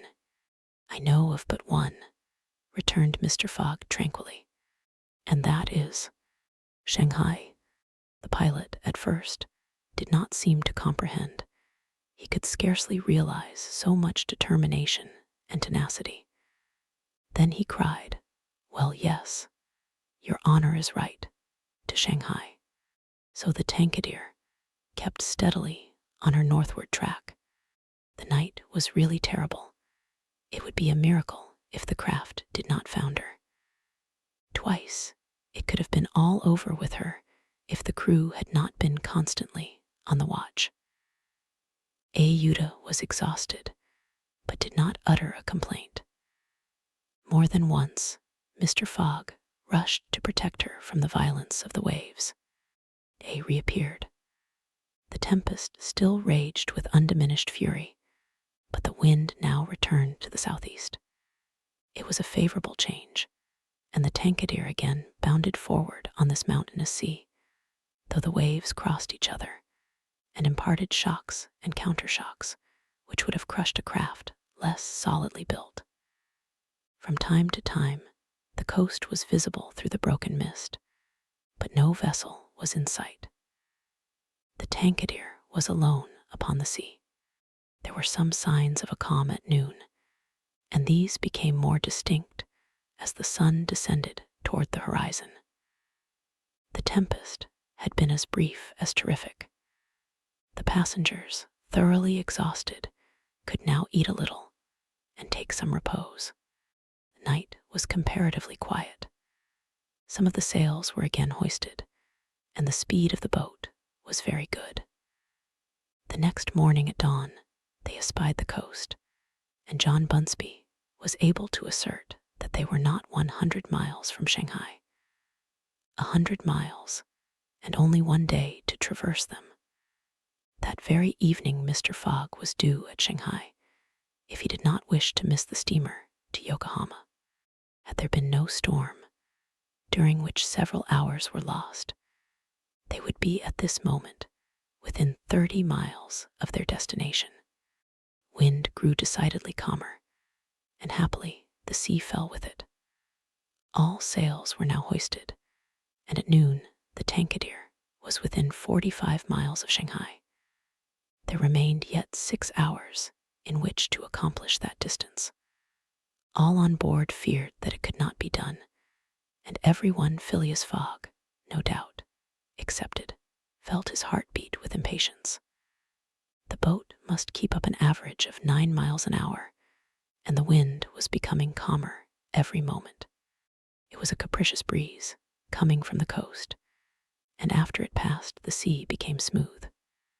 Still, the Tankadere was so light, and her fine sails caught the fickle zephyrs so well, that, with the aid of the currents, John Bunsby found himself at 6 o'clock, not more than 10 miles from the mouth of Shanghai River. Shanghai itself is situated at least 12 miles up the stream. At 7, they were still 3 miles from Shanghai. The pilot swore an angry oath. The reward of £200 was evidently on the point of escaping him. He looked at Mr. Fogg. Mr. Fogg was perfectly tranquil, and yet his whole fortune was at this moment at stake. At this moment, also, a long black funnel, crowned with wreaths of smoke, appeared on the edge of the waters. It was the American steamer, leaving for Yokohama at the appointed time. "Confound her," cried John Bunsby, pushing back the rudder with a desperate jerk. "Signal her," said Phileas Fogg quietly. A small brass cannon stood on the forward deck of the Tankadere for making signals in the fogs. It was loaded to the muzzle, but just as the pilot was about to apply a red-hot coal to the touch-hole, Mr. Fogg said, "Hoist your flag." The flag was run up at half-mast, and this being the signal of distress, it was hoped that the American steamer, perceiving it, would change her course a little, so as to succor the pilot boat. "Fire," said Mr. Fogg, and the booming of the little cannon resounded in the air. Chapter 22, in which Passepartout finds out that, even at the Antipodes, it is convenient to have some money in one's pocket. The Carnatic, setting sail from Hong Kong at 6:30 on the 7th of November, directed her course at full steam towards Japan. She carried a large cargo and a well-filled cabin of passengers. 2 staterooms in the rear were, however, unoccupied, those which had been engaged by Phileas Fogg. The next day, a passenger with a half-stupefied eye, staggering gait, and disordered hair was seen to emerge from the second cabin and to totter to a seat on deck. It was Passepartout, and what had happened to him was as follows. Shortly after Fix left the opium den, 2 waiters had lifted the unconscious Passepartout and had carried him to the bed reserved for the smokers. 3 hours later, pursued even in his dreams by a fixed idea, the poor fellow awoke and struggled against the stupefying influence of the narcotic.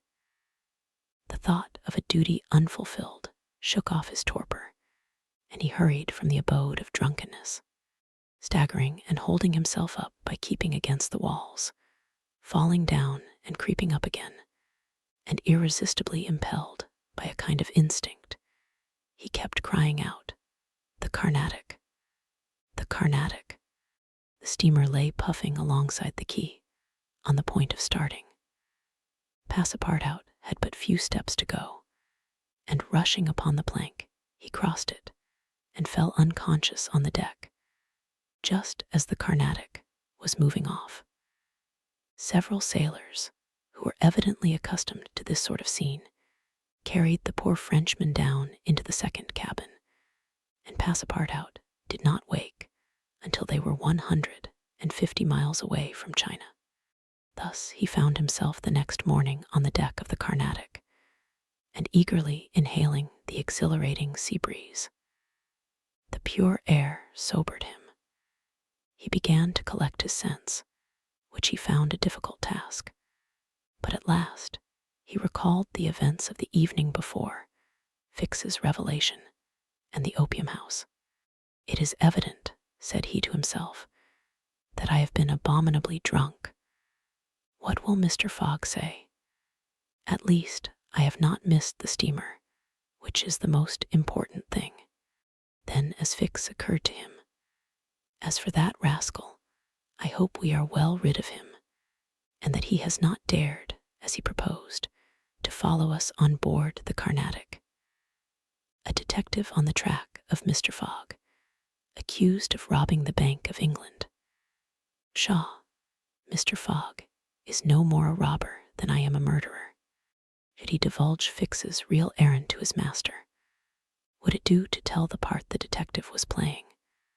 Would it not be better to wait until Mr. Fogg reached London again, and then impart to him that an agent of the Metropolitan Police had been following him round the world, and have a good laugh over it? No doubt, at least, it was worth considering. The first thing to do was to find Mr. Fogg and apologize for his singular behavior. Passepartout got up and proceeded, as well as he could with the rolling of the steamer, to the afterdeck. He saw no one who resembled either his master or Ayuda. "Good," muttered he.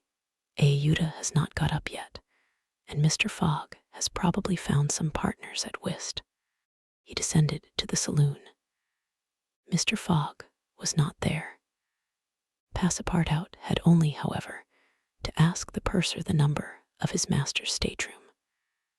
The purser replied that he did not know any passenger by the name of Fogg. "I beg your pardon," said Passepartout persistently. "He is a tall gentleman, quiet, and not very talkative, and has with him a young lady." "There is no young lady on board," interrupted the purser. "Here is a list of the passengers. You may see for yourself." Passepartout scanned the list, but his master's name was not upon it. All at once, an idea struck him. "Ah, am I on the Carnatic?" "Yes." "On the way to Yokohama?" "Certainly." Passepartout had for an instant feared that he was on the wrong boat. But though he was really on the Carnatic, his master was not there. He fell thunderstruck on a seat. He saw it all now. He remembered that the time of sailing had been changed, that he should have informed his master of that fact, and that he had not done so. It was his fault, then, that Mr. Fogg and Ayuda had missed the steamer.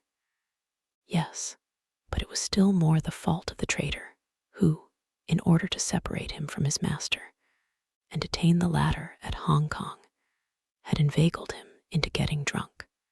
He now saw the detective's trick, and at this moment Mr. Fogg was certainly ruined. His bet was lost, and he himself perhaps arrested and imprisoned. At this thought Passepartout tore his hair. Ah, if Fix ever came within his reach, what a settling of accounts there would be.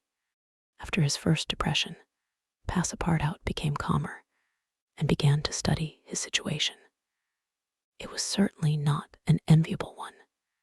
He found himself on the way to Japan, and what should he do when he got there? His pocket was empty. He had not a solitary shilling, not so much as a penny. His passage had fortunately been paid for in advance, and he had 5 or 6 days in which to decide upon his future course. He fell to at meals with an appetite, and ate for Mr. Fogg, Ayuda, and himself. He helped himself as generously as if Japan were a desert, where nothing to eat was to be looked for.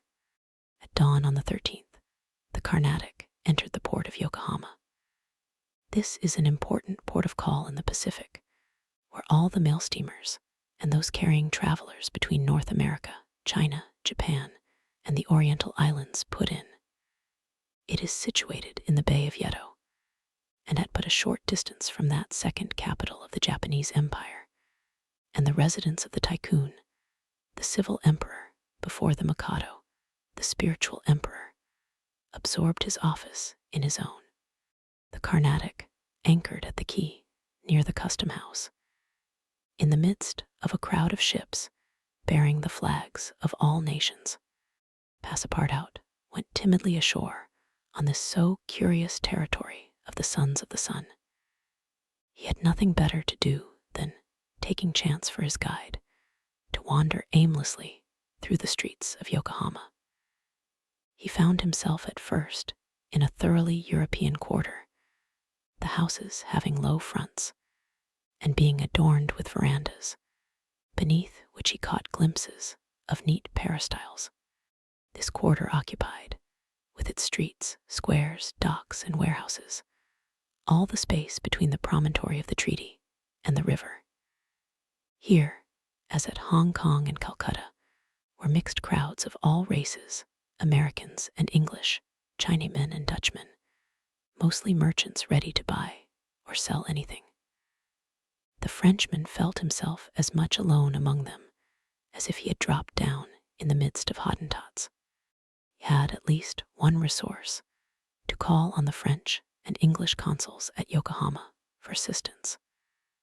But he shrank from telling the story of his adventures, intimately connected as it was with that of his master, and before doing so, he determined to exhaust all other means of aid.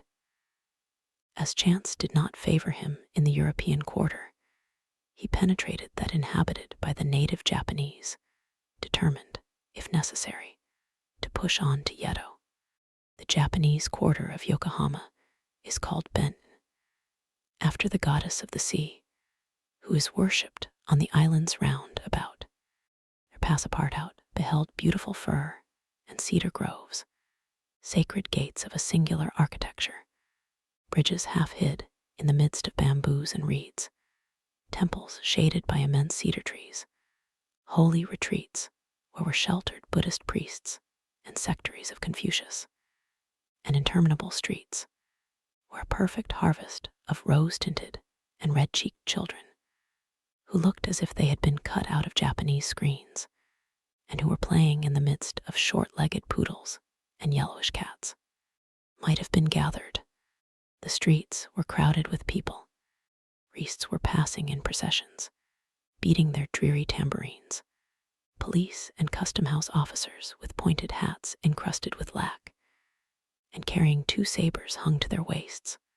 Soldiers, clad in blue cotton with white stripes, and bearing guns. The Mikado's guards, enveloped in silken doubles, hauberks, and coats of mail.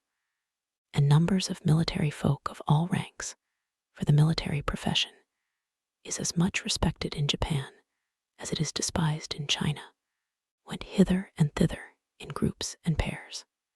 Passepartout saw, too, begging friars, long-robed pilgrims, and simple civilians, with their warped and jet-black hair, big heads, long busts, slender legs, short stature, and complexions varying from copper color to a dead white, but never yellow like the Chinese, from whom the Japanese widely differ. He did not fail to observe the curious equipages, carriages, and palanquins, barrows supplied with sails, and litters made of bamboo, nor the women whom he thought not especially handsome, who took little steps with their little feet, whereon they wore canvas shoes, straw sandals, and clogs of worked wood, and who displayed tight-looking eyes, flat chests, teeth fashionably blackened, and gowns crossed with silken scarves, tied in an enormous knot behind an ornament which the modern Parisian ladies seem to have borrowed from the dames of Japan. Passepartout wandered for several hours in the midst of this motley crowd, looking in at the windows of the rich and curious shops, the jewelry establishments glittering with quaint Japanese ornaments, the restaurants decked with streamers and banners, the tea houses, where the odorous beverage was being drunk with sake, a liquor concocted from the fermentation of rice, and the comfortable smoking houses, where they were puffing, not opium, which is almost unknown in Japan, but a very fine, stringy tobacco. He went on till he found himself in the fields, in the midst of vast rice plantations. There he saw dazzling camellias expanding themselves, with flowers which were giving forth their last colors and perfumes, not on bushes, but on trees, and within bamboo enclosures, cherry, plum, and apple trees, which the Japanese cultivate rather for their blossoms than their fruit, and which queerly fashioned, grinning scarecrows protected from the sparrows, pigeons, ravens, and other voracious birds. On the branches of the cedars were perched large eagles. Amid the foliage of the weeping willows were herons, solemnly standing on one leg, and on every hand were crows, ducks, hawks, wild birds, and a multitude of cranes, which the Japanese consider sacred, and which to their minds symbolize long life and prosperity. As he was strolling along, Passepartout espied some violets among the shrubs. "Good," said he, "I'll have some supper." But on smelling them, he found that they were odorless. No chance there, thought he. The worthy fellow had certainly taken good care to eat as hearty a breakfast as possible before leaving the Carnatic. But as he had been walking about all day, the demands of hunger were becoming importunate. He observed that the butcher's stalls contained neither mutton, goat, nor pork, and knowing also that it is a sacrilege to kill cattle, which are preserved solely for farming, he made up his mind that meat was far from plentiful in Yokohama, nor was he mistaken. And in default of butcher's meat, he could have wished for a quarter of wild boar or deer, a partridge, or some quails, some game or fish, which with rice the Japanese eat almost exclusively. But he found it necessary to keep up a stout heart, and to postpone the meal he craved till the following morning. Night came, and Passepartout re-entered the native quarter, where he wandered through the streets, lit by vari-colored lanterns, looking on at the dancers, who were executing skillful steps and boundings, and the astrologers who stood in the open air with their telescopes. Then he came to the harbor, which was lit up by the resin torches of the fishermen, who were fishing from their boats. The streets at last became quiet, and the patrol, the officers of which, in their splendid costumes, and surrounded by their suites, Passepartout thought seemed like ambassadors, succeeded the bustling crowd. Each time a company passed, Passepartout chuckled and said to himself, "Good, another Japanese embassy departing for Europe." Chapter 23, in which Passepartout's nose becomes outrageously long. The next morning poor, jaded, famished Passepartout said to himself that he must get something to eat at all hazards, and the sooner he did so the better. He might, indeed, sell his watch, but he would have starved first. Now or never he must use the strong, if not melodious voice, which nature had bestowed upon him. He knew several French and English songs, and resolved to try them upon the Japanese, who must be lovers of music, since they were forever pounding on their cymbals, tam-tams, and tambourines, and could not but appreciate European talent. It was, perhaps, rather early in the morning to get up a concert, and the audience prematurely aroused from their slumbers might not possibly pay their entertainer with coin bearing the Mikado's features. Passepartout therefore decided to wait several hours, and as he was sauntering along, it occurred to him that he would seem rather too well dressed for a wandering artist. The idea struck him to change his garments for clothes more in harmony with his project, by which he might also get a little money to satisfy the immediate cravings of hunger. The resolution taken, it remained to carry it out. It was only after a long search that Passepartout discovered a native dealer in old clothes, to whom he applied for an exchange. The man liked the European costume, and ere long Passepartout issued from his shop, accoutred in an old Japanese coat and a sort of one-sided turban, faded with long use. A few small pieces of silver, moreover, jingled in his pocket. Good, thought he, I will imagine I am at the carnival. His first care, after being thus Japanesed, was to enter a tea-house of modest appearance, and upon half a bird and a little rice, to breakfast like a man for whom dinner was as yet a problem to be solved. Now, thought he, when he had eaten heartily, I mustn't lose my head. I can't sell this costume again for one still more Japanese. I must consider how to leave this country of the sun, of which I shall not retain the most delightful of memories, as quickly as possible. It occurred to him to visit the steamers which were about to leave for America. He would offer himself as a cook or servant in payment of his passage and meals. Once at San Francisco, he would find some means of going on. The difficulty was how to traverse the 4,700 miles of the Pacific which lay between Japan and the New World. Passepartout was not the man to let an idea go begging, and directed his steps towards the docks. But as he approached them, his project, which at first had seemed so simple, began to grow more and more formidable to his mind. What need would they have of a cook or servant on an American steamer, and what confidence would they put in him, dressed as he was? What references could he give? As he was reflecting in this wise, his eyes fell upon an immense placard which a sort of clown was carrying through the streets. This placard, which was in English, read as follows: Acrobatic Japanese Troupe, Honorable William Battlecar, Proprietor, Last Representations, prior to their departure to the United States, of the Long Noses. Long Noses, under the direct patronage of the god Tingu. Great attraction. The United States, said Passepartout. That's just what I want. He followed the clown, and soon found himself once more in the Japanese quarter. A quarter of an hour later, he stopped before a large cabin, adorned with several clusters of streamers, the exterior walls of which were designed to represent, in violent colors, and without perspective, a company of jugglers.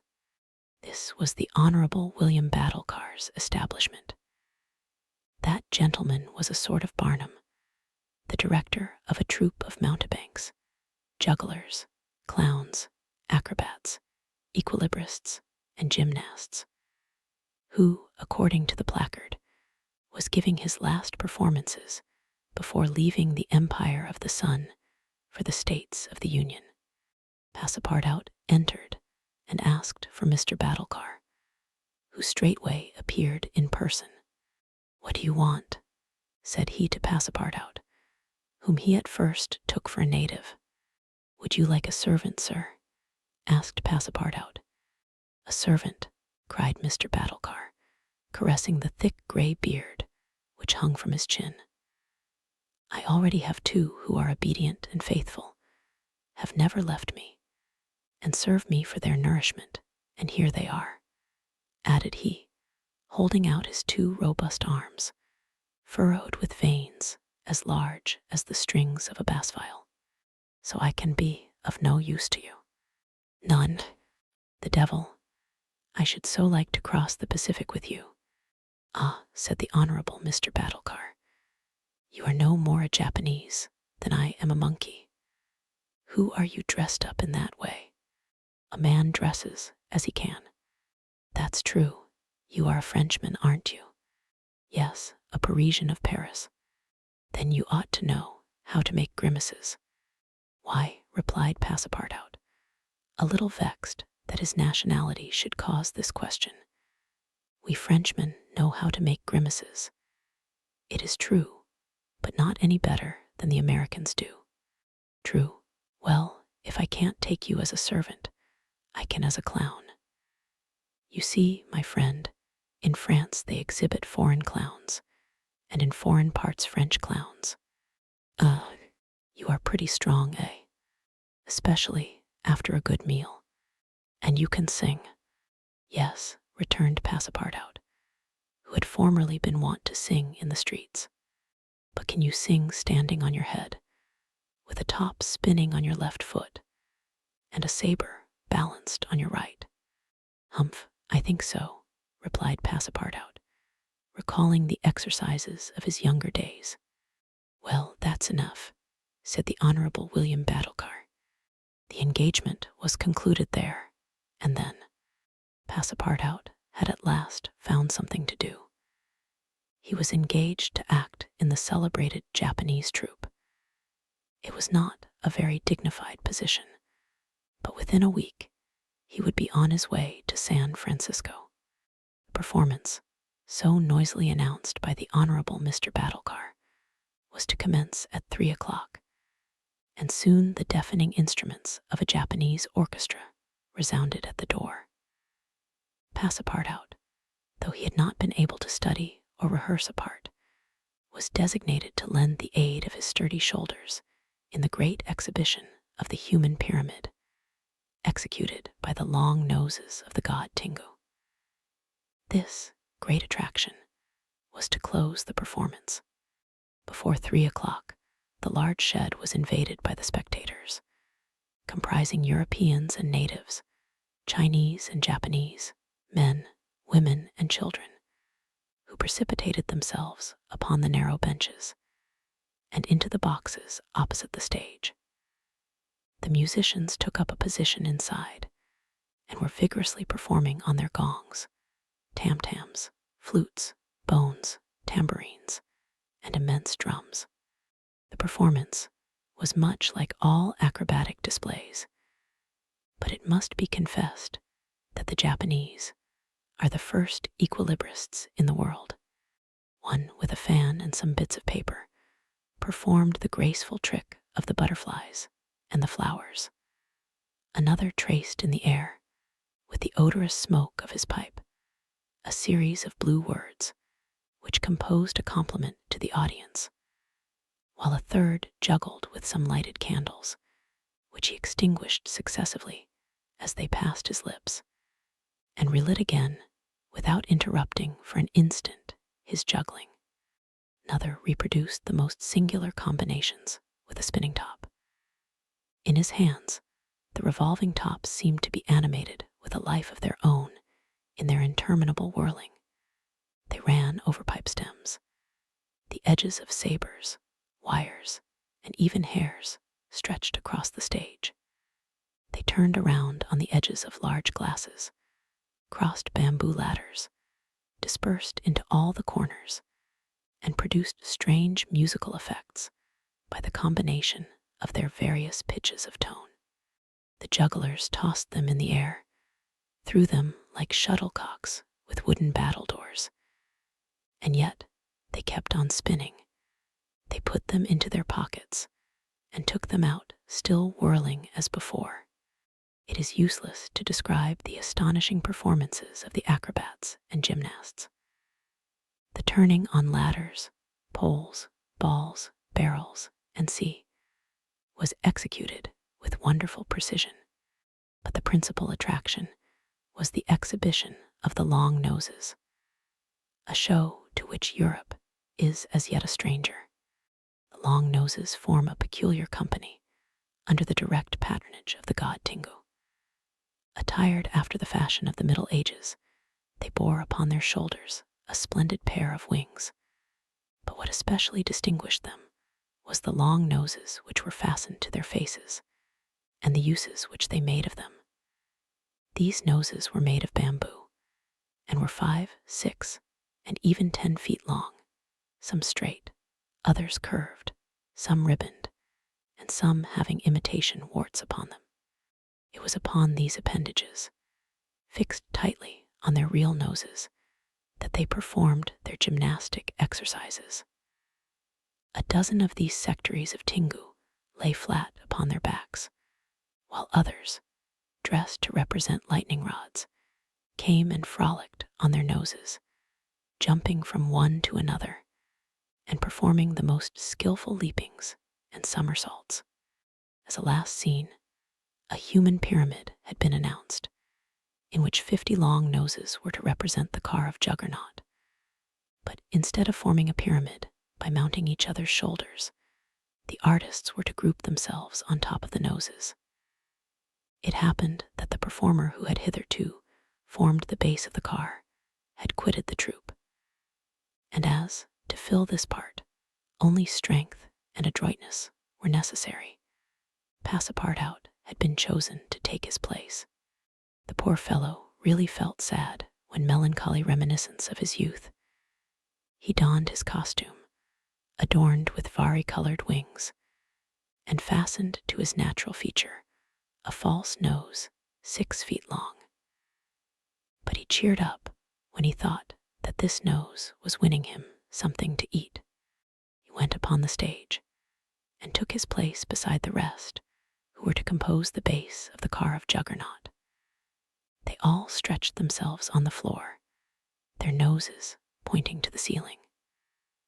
A second group of artists disposed themselves on these long appendages, then a third above these, then a fourth, until a human monument reaching to the very cornices of the theater soon arose on top of the noses.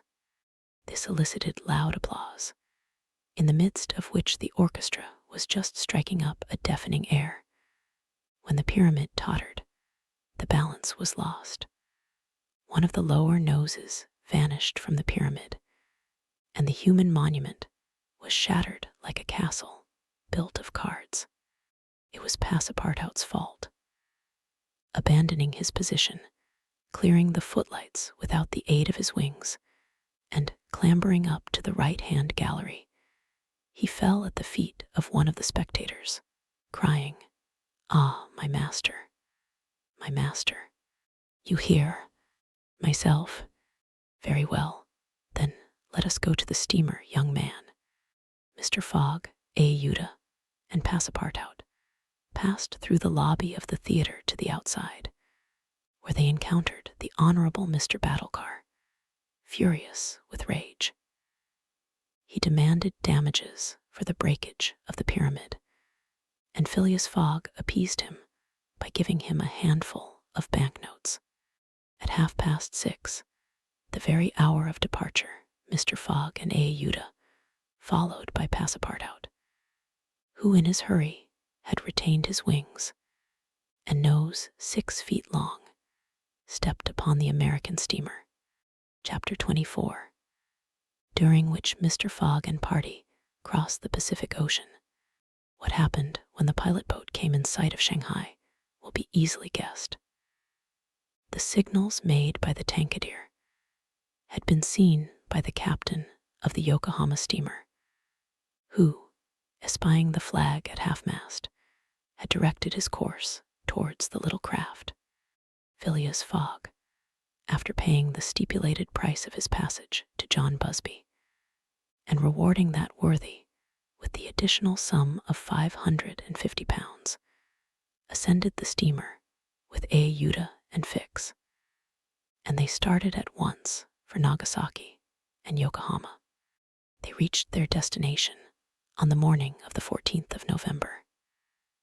Phileas Fogg lost no time in going on board the Carnatic, where he learned, to Ayuda's great delight, and perhaps to his own, though he betrayed no emotion, that Passepartout, a Frenchman, had really arrived on her the day before. The San Francisco steamer was announced to leave that very evening, and it became necessary to find Passepartout, if possible, without delay. Mr. Fogg applied in vain to the French and English consuls, and after wandering through the streets a long time, began to despair of finding his missing servant. Chance, or perhaps a kind of presentiment, at last led him into the Honorable Mr. Battlecar's theatre. He certainly would not have recognized Passepartout in the eccentric mountebank's costume, but the latter, lying on his back, perceived his master in the gallery. He could not help starting, which so changed the position of his nose as to bring the pyramid pell-mell upon the stage. All this Passepartout learned from Ayuda, who recounted to him what had taken place on the voyage from Hong Kong to Shanghai on the Tankadeer, in company with one Mr. Fix. Passepartout did not change countenance on hearing this name. He thought that the time had not yet arrived to divulge to his master what had taken place between the detective and himself, and in the account he gave of his absence, he simply excused himself for having been overtaken by drunkenness in smoking opium at a tavern in Hong Kong. Mr. Fogg heard this narrative coldly, without a word, and then furnished his man with funds necessary to obtain clothing more in harmony with his position. Within an hour, the Frenchman had cut off his nose and parted with his wings, and retained nothing about him which recalled the secretary of the god Tingu. Steamer which was about to depart from Yokohama to San Francisco belonged to the Pacific Mail Steamship Company and was named the General Grant. She was a large paddle-wheel steamer of 2,500 tons, well equipped and very fast. The massive walking beam rose and fell above the deck. At one end, a piston rod worked up and down, and at the other was a connecting rod which, in changing the rectilinear motion to a circular one, was directly connected with the shaft of the paddles. General Grant was rigged with 3 masts, giving a large capacity for sails, and thus materially aiding the steam power. By making 12 miles an hour, she would cross the ocean in 21 days. Phileas Fogg was therefore justified in hoping that he would reach San Francisco by the 2nd of December, New York by the 11th, and London on the 20th, thus gaining several hours on the fatal date of the 21st of December. There was a full complement of passengers on board, among them English, many Americans, a large number of coolies on their way to California, and several East Indian officers who were spending their vacation in making the tour of the world. Nothing of moment happened on the voyage. The steamer, sustained on its large paddles, rolled but little, and the Pacific almost justified its name. Mr. Fogg was as calm and taciturn as ever. His young companion felt herself more and more attached to him by other ties than gratitude. His silent but generous nature impressed her more than she thought, and it was almost unconsciously that she yielded to emotions which did not seem to have the least effect upon her protector. Ayuda took the keenest interest in his plans and became impatient at any incident which seemed likely to retard his journey. She often chatted with Passepartout, who did not fail to perceive the state of the lady's heart, and, being the most faithful of domestics, he never exhausted his eulogies of Phileas Fogg's honesty, generosity, and devotion. He took pains to calm Ayuda's doubts of a successful termination of the journey, telling her that the most difficult part of it had passed, that now they were beyond the fantastic countries of Japan and China, and were fairly on their way to civilized places again. A railway train from San Francisco to New York, and a transatlantic steamer from New York to Liverpool would doubtless bring them to the end of this impossible journey round the world within the period agreed upon. On the 9th day after leaving Yokohama, Phileas Fogg had traversed exactly one half of the terrestrial globe.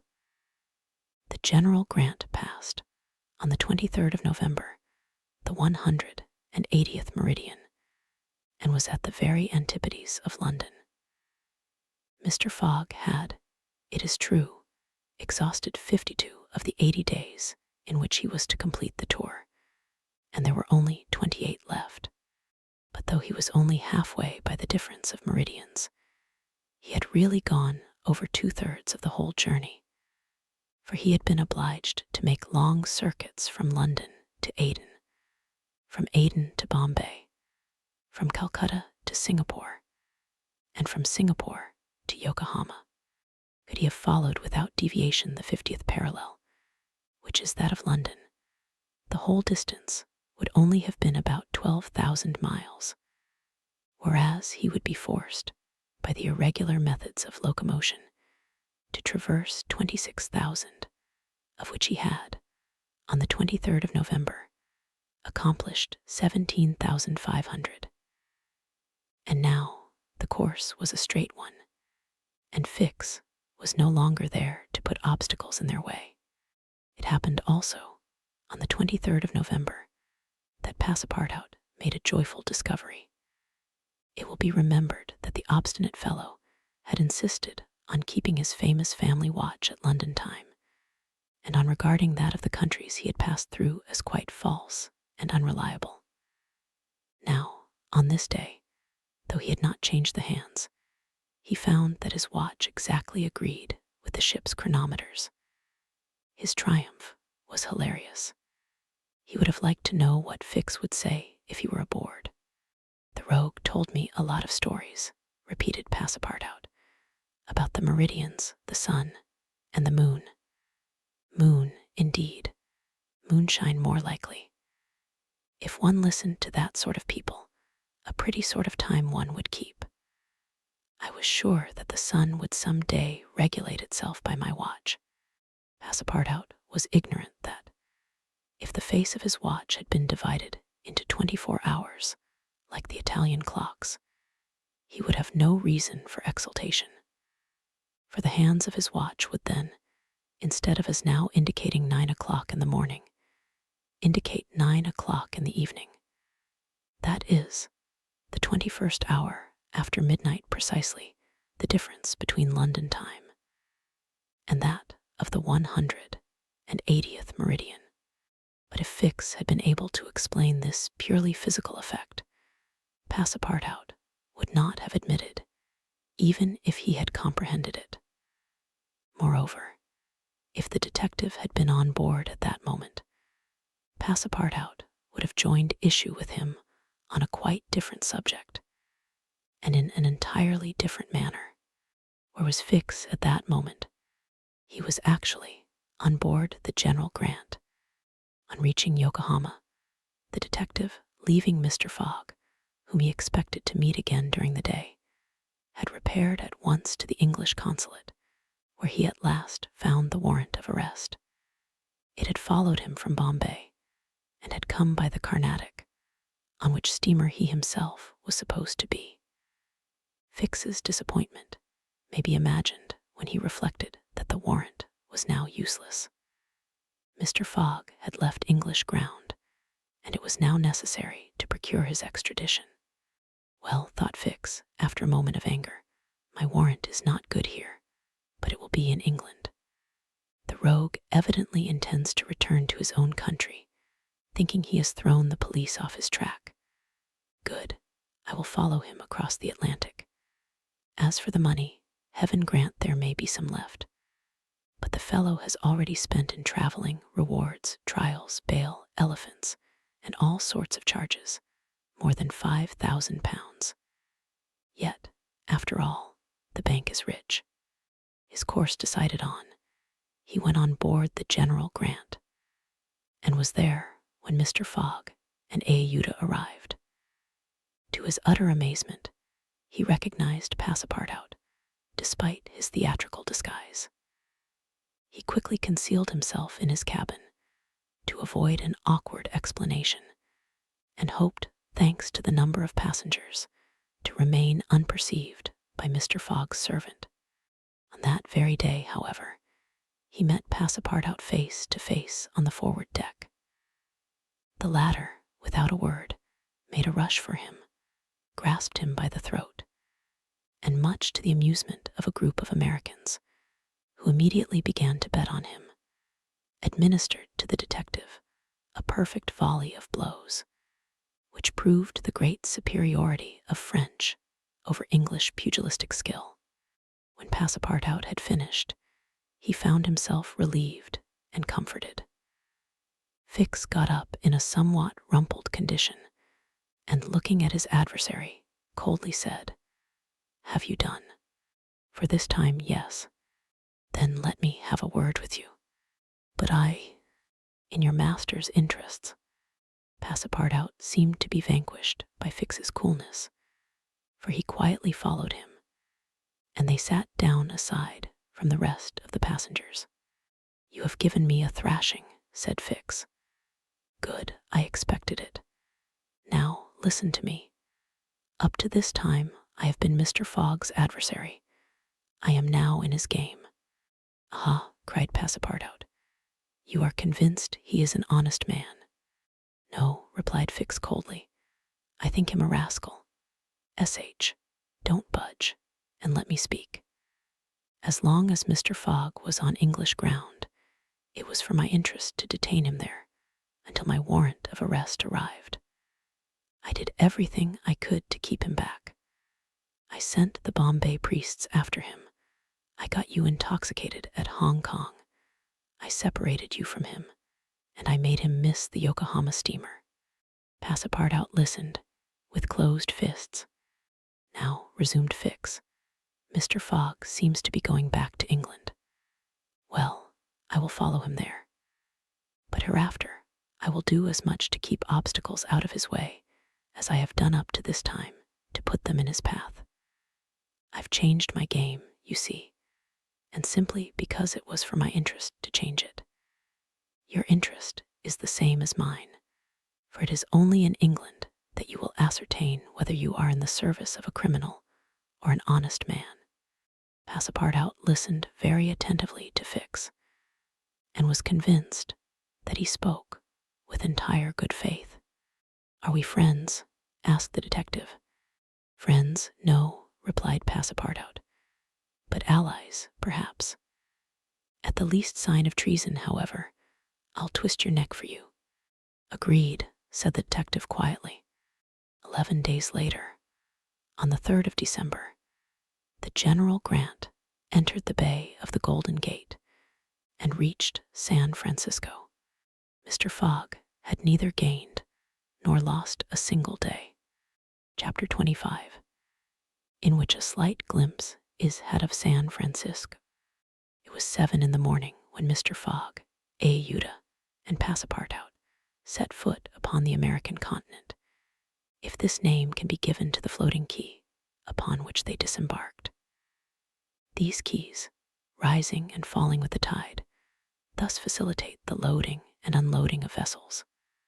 Alongside them were clippers of all sizes, steamers of all nationalities, and the steamboats, with several decks rising one above the other, which ply on the Sacramento and its tributaries. There were also heaped up the products of a commerce which extends to Mexico, Chile, Peru, Brazil, Europe, Asia, and all the Pacific islands. Passepartout, in his joy on reaching at last the American continent, thought he would manifest it by executing a perilous vault in fine style, but tumbling upon some worm-eaten planks, he fell through them.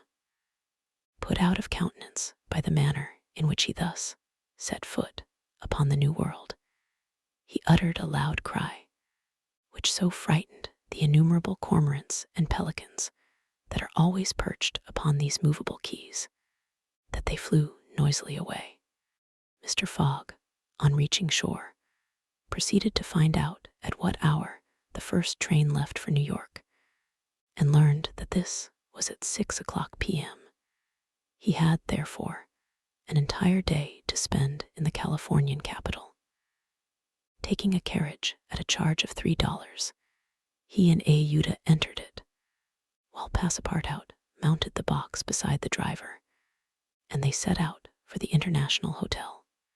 From his exalted position, Passepartout observed with much curiosity the wide streets, the low, evenly ranged houses, the Anglo-Saxon Gothic churches, the great docks, the palatial wooden and brick warehouses, the numerous conveyances, omnibuses, horse cars, and upon the sidewalks, not only Americans and Europeans, but Chinese and Indians. Passepartout was surprised at all he saw. San Francisco was no longer the legendary city of 1849, a city of banditti, assassins, and incendiaries who had flocked hither in crowds in pursuit of plunder, a paradise of outlaws where they gambled with gold dust, a revolver in one hand and a Bowie knife in the other. It was now a great commercial emporium. The lofty tower of its city hall overlooked the whole panorama of the streets and avenues, which cut each other at right angles, and in the midst of which appeared pleasant, verdant squares, while beyond appeared the Chinese Quarter, seemingly imported from the Celestial Empire in a toy box. Sombreros and red shirts and plumed Indians were rarely to be seen, but there were silk hats and black coats everywhere worn by a multitude of nervously active, gentlemanly-looking men. Some of the streets, especially Montgomery Street, which is to San Francisco what Regent Street is to London, the Boulevard des Italiens to Paris, and Broadway to New York, were lined with splendid and spacious stores, which exposed in their windows the products of the entire world. When Passepartout reached the International Hotel, it did not seem to him as if he had left England at all. Ground floor of the hotel was occupied by a large bar, a sort of restaurant freely open to all passers-by, who might partake of dried beef, oyster soup, biscuits, and cheese, without taking out their purses. Payment was made only for the ale, porter, or sherry, which was drunk. This seemed very American to Passepartout. The hotel refreshment rooms were comfortable, and Mr. Fogg and Ayuda, installing themselves at a table, were abundantly served on diminutive plates by Negroes of darkest hue. After breakfast, Mr. Fogg, accompanied by Ayuda, started for the English consulate to have his passport visaed. As he was going out, he met Passepartout, who asked him if it would not be well, before taking the train, to purchase some dozens of Enfield rifles and Colt's revolvers. He had been listening to stories of attacks upon the trains by the Sioux and Pawnees. Mr. Fogg thought it a useless precaution, but told him to do as he thought best, and went on to the consulate. He had not proceeded 200 steps, however, when, by the greatest chance in the world, he met Fix. The detective seemed wholly taken by surprise. What? Had Mr. Fogg and himself crossed the Pacific together, and not met on the steamer? At least Fix felt honored to behold once more the gentleman to whom he owed so much, and, as his business recalled him to Europe, he should be delighted to continue the journey in such pleasant company. Mr. Fogg replied that the honor would be his, and the detective, who was determined not to lose sight of him, begged permission to accompany them in their walk about San Francisco, a request which Mr. Fogg readily granted. They soon found themselves in Montgomery Street, where a great crowd was collected. The sidewalks, street, horse-car rails, the shop doors, the windows of the houses, and even the roofs were full of people. Men were going about carrying large posters, and flags and streamers were floating in the wind, while loud cries were heard on every hand. Hurrah for Cammerfield! Hurrah for Mandiboy! It was a political meeting, At least so Fix conjectured, who said to Mr. Fogg, "Perhaps we had better not mingle with the crowd. There may be danger in it." "Yes," returned Mr. Fogg, "and blows, even if they are political, are still blows." Fix smiled at this remark, and in order to be able to see without being jostled about, the party took up a position on the top of a flight of steps situated at the upper end of Montgomery Street. Opposite them, on the other side of the street, between a coal wharf and a petroleum warehouse, a large platform had been erected in the open air, towards which the current of the crowd seemed to be directed. For what purpose was this meeting? What was the occasion of this excited assemblage? Phileas Fogg could not imagine. Was it to nominate some high official, a governor or member of Congress? It was not improbable, so agitated was the multitude before them. Just at this moment, there was an unusual stir in the human mass. All the hands were raised in the air. Some, tightly closed, seemed to disappear suddenly in the midst of the cries, an energetic way, no doubt, of casting a vote. The crowd swayed back. The banners and flags wavered, disappeared an instant, then reappeared in tatters. The undulations of the human surge reached the steps, while all the heads floundered on the surface like a sea agitated by a squall. Many of the black hats disappeared, and the greater part of the crowd seemed to have diminished in height. "It is evidently a meeting," said Fix, "and its object must be an exciting one. I should not wonder if it were about the Alabama, despite the fact that that question is settled." "Perhaps," replied Mr. Fogg simply. "At least, there are two champions in presence of each other, the Honorable Mr. Cammerfield and the Honorable Mr. Mandiboy." Euda, leaning upon Mr. Fogg's arm, observed the tumultuous scene with surprise, while Fix asked a man near him what the cause of it all was. Before the man could reply, a fresh agitation arose. Hurrahs and excited shouts were heard. The staffs of the banners began to be used as offensive weapons, and fists flew about in every direction. Thumps were exchanged from the tops of the carriages and omnibuses, which had been blocked up in the crowd. Boots and shoes went whirling through the air, and Mr. Fogg thought he even heard the crack of revolvers mingling in the din. The rout approached the stairway and flowed over the lower step. One of the parties had evidently been repulsed, but the mere lookers on could not tell whether Mandiboy or Cammerfield had gained the upper hand. "It would be prudent for us to retire," said Fix, who was anxious that Mr. Fogg should not receive any injury, at least until they got back to London. "If there is any question about England in all this, and we were recognized, I fear it would go hard with us. An English subject," began Mr. Fogg.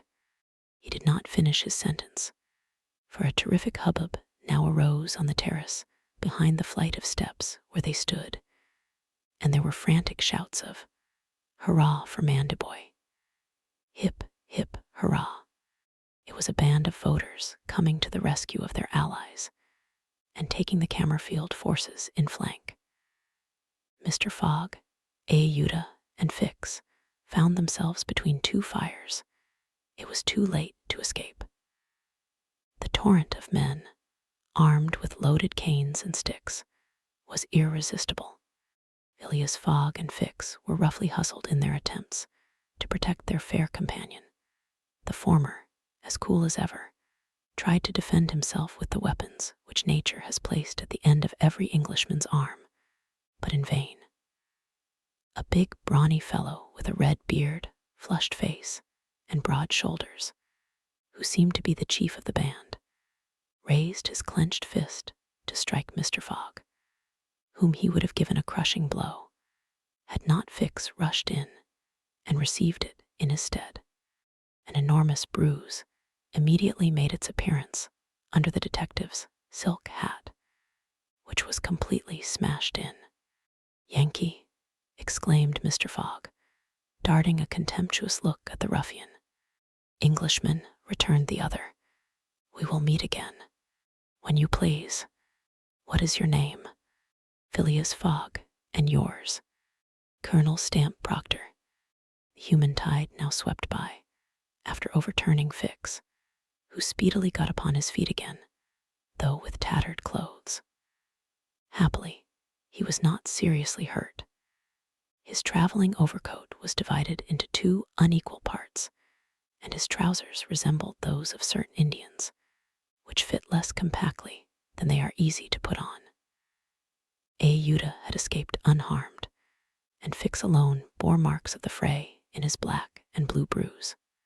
"Thanks," said Mr. Fogg to the detective, as soon as they were out of the crowd. "No thanks are necessary," replied Fix, "but let us go." "Where?" "To a tailor's." Such a visit was, indeed, opportune. The clothing of both Mr. Fogg and Fix was in rags, as if they had themselves been actively engaged in the contest between Cammerfield and Mandaboy. An hour after, they were once more suitably attired, and with Yuta returned to the International Hotel. Passepartout was waiting for his master, armed with half a dozen 6-barreled revolvers. When he perceived Fix, he knit his brows, but Yuta having, in a few words, told him of their adventure, his countenance resumed its placid expression. Fix evidently was no longer an enemy, but an ally. He was faithfully keeping his word. Dinner over, the coach which was to convey the passengers and their luggage to the station drew up to the door. As he was getting in, Mr. Fogg said to Fix, "You have not seen this Colonel Proctor again?" "No, I will come back to America to find him," said Phileas Fogg calmly. It would not be right for an Englishman to permit himself to be treated in that way, without retaliating. The detective smiled, but did not reply. It was clear that Mr. Fogg was one of those Englishmen who, while they do not tolerate dueling at home, fight abroad when their honor is attacked. At 6:15, the travelers reached the station and found the train ready to depart. As he was about to enter it, Mr. Fogg called a porter and said to him, "My friend, was there not some trouble today in San Francisco?" "It was a political meeting, sir," replied the porter, "but I thought there was a great deal of disturbance in the streets."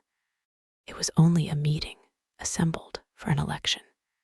"The election of a general-in-chief, no doubt?" asked Mr. Fogg. "No, sir, of a justice of the peace." Phileas Fogg got into the train, which started off at full speed. Chapter 26, in which Phileas Fogg and party travel by the Pacific Railroad. From ocean to ocean, so say the Americans, and these 4 words compose the general designation of the Great Trunk Line, which crosses the entire width of the United States. The Pacific Railroad is, however, really divided into 2 distinct lines: the Central Pacific, between San Francisco and Ogden, and the Union Pacific, between Ogden and Omaha. 5 main lines connect Omaha with New York. New York and San Francisco are thus united by an uninterrupted metal ribbon, which measures no less than 3,786 miles. Between Omaha and the Pacific, the railway crosses a territory which is still infested by Indians and wild beasts, and a large tract which the Mormons, after they were driven from Illinois in 1845, began to colonize.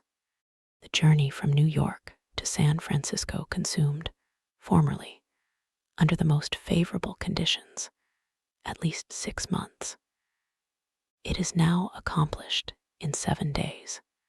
It was in 1862 that, in spite of the Southern members of Congress, who wished a more southerly route, it was decided to lay the road between the 41st and 42nd parallels.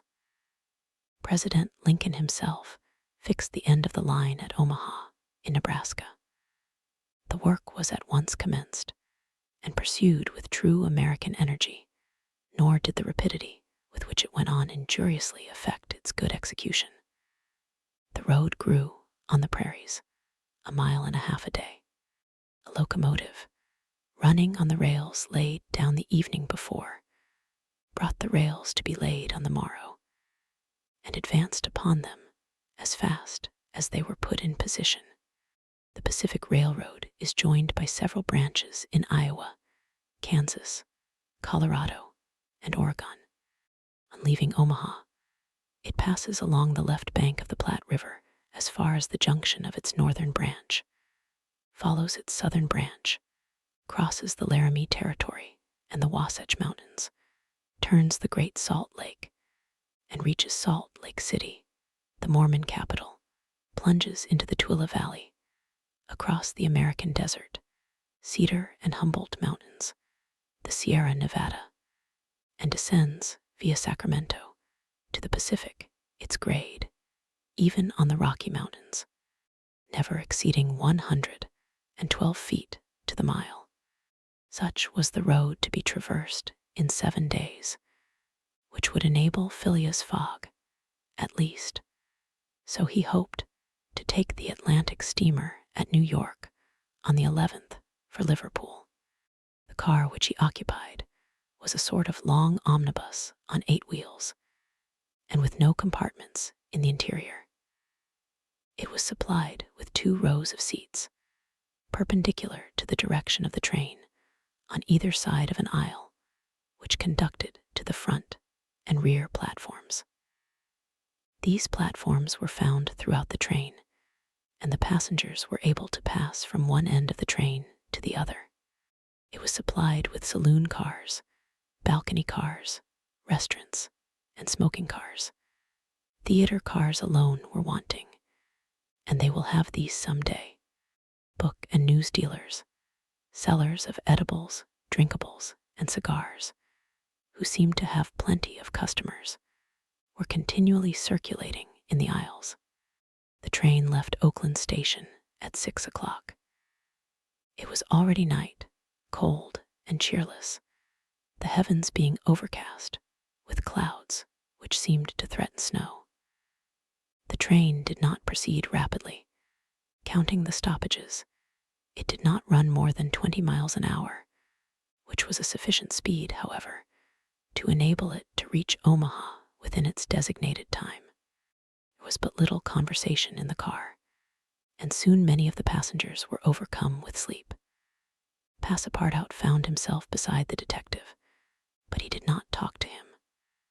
After recent events, their relations with each other had grown somewhat cold.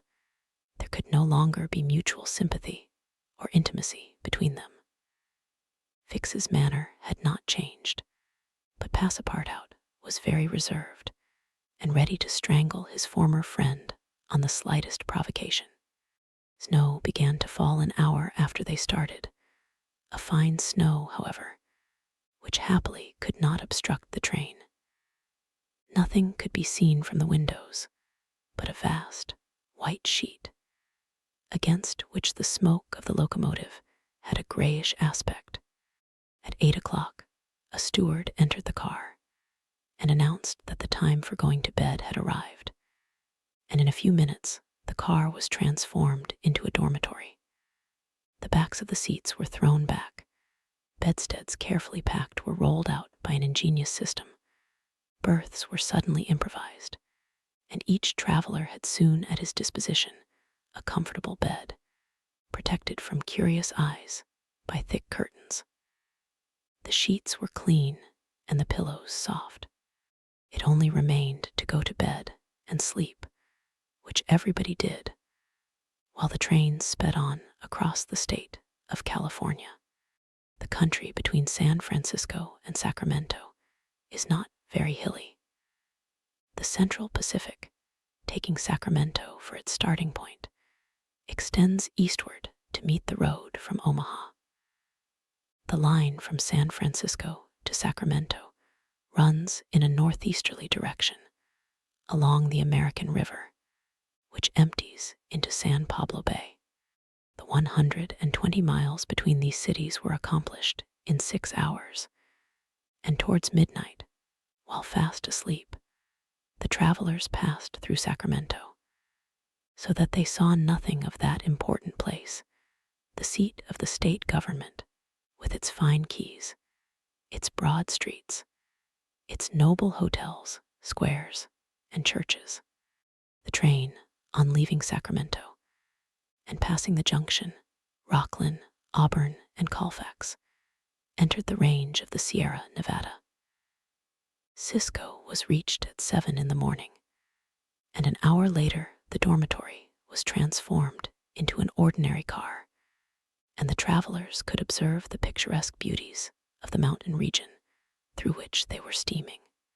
The railway track wound in and out among the passes, now approaching the mountainsides, now suspended over precipices, avoiding abrupt angles by bold curves, plunging into narrow defiles, which seemed to have no outlet. The locomotive, its great funnel emitting a weird light, with its sharp bell, and its cowcatcher extended like a spur, mingled its shrieks and bellowings with the noise of torrents and cascades, and twined its smoke among the branches of the gigantic pines. There were few or no bridges or tunnels on the route. The railway turned around the sides of the mountains and did not attempt to violate nature by taking the shortest cut from one point to another. The train entered the state of Nevada through the Carson Valley about 9 o'clock, going always northeasterly, and at midday reached Reno, where there was a delay of 20 minutes for breakfast.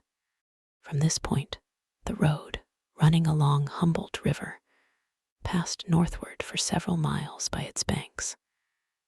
Then it turned eastward and kept by the river until it reached the Humboldt Range, nearly at the extreme eastern limit of Nevada.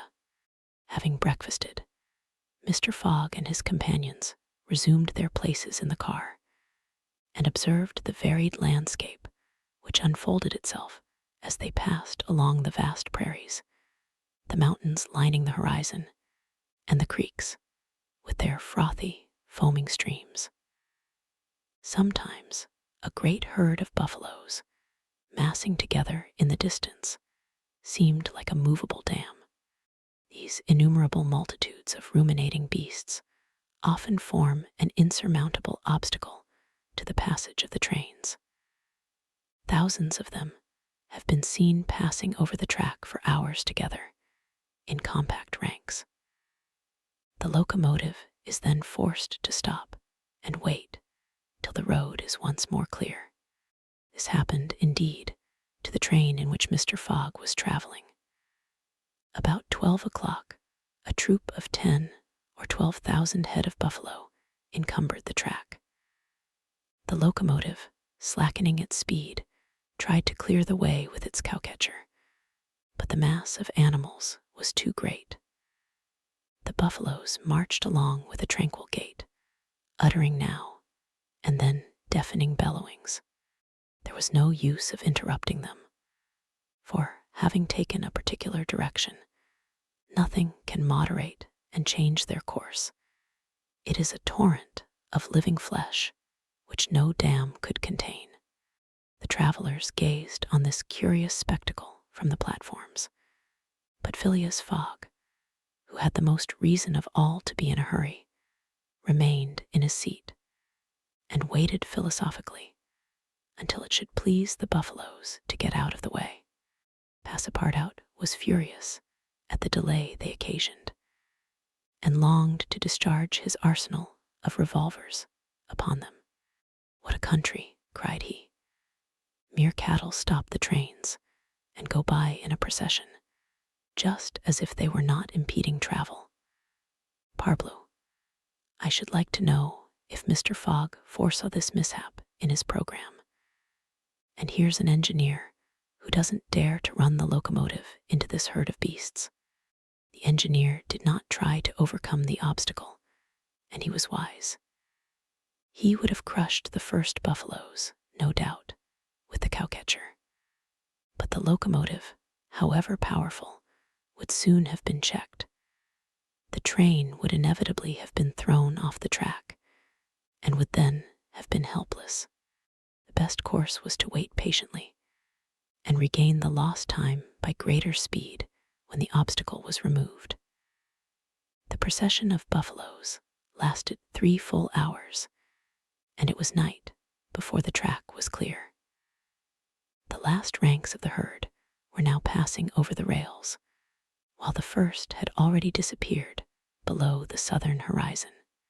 It was 8 o'clock when the train passed through the defiles of the Humboldt Range, and 9:30 when it penetrated Utah, the region of the Great Salt Lake, the singular colony of the Mormons. Chapter 27, in which Passepartout undergoes, at a speed of 20 miles an hour, a course of Mormon history. During the night of the 5th of December, the train ran southeasterly for about 50 miles, then rose an equal distance in a northeasterly direction towards the Great Salt Lake. Passepartout, about 9 o'clock, went out upon the platform to take the air. The weather was cold, the heavens gray, but it was not snowing. The sun's disk, enlarged by the mist, seemed an enormous ring of gold, and Passepartout was amusing himself by calculating its value in pounds sterling, when he was diverted from this interesting study by a strange-looking personage who made his appearance on the platform.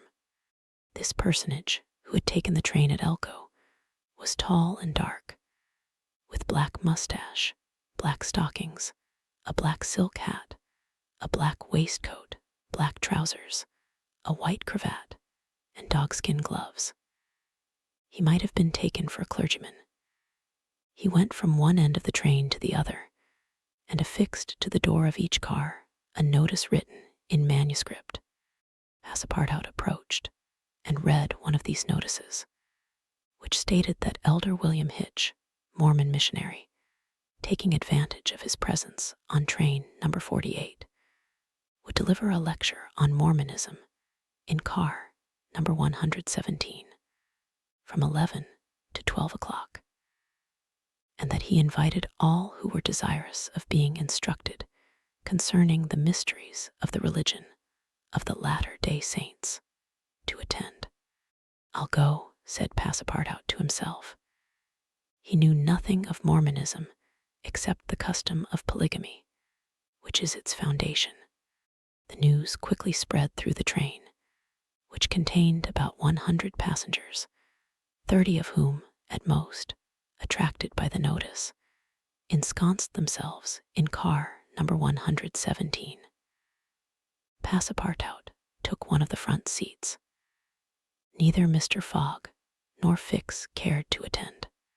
At the appointed hour, Elder William Hitch rose, and, in an irritated voice, as if he had already been contradicted, said, "I tell you that Joe Smith is a martyr, that his brother Hiram is a martyr, and that the persecutions of the United States government against the prophets will also make a martyr of Brigham Young.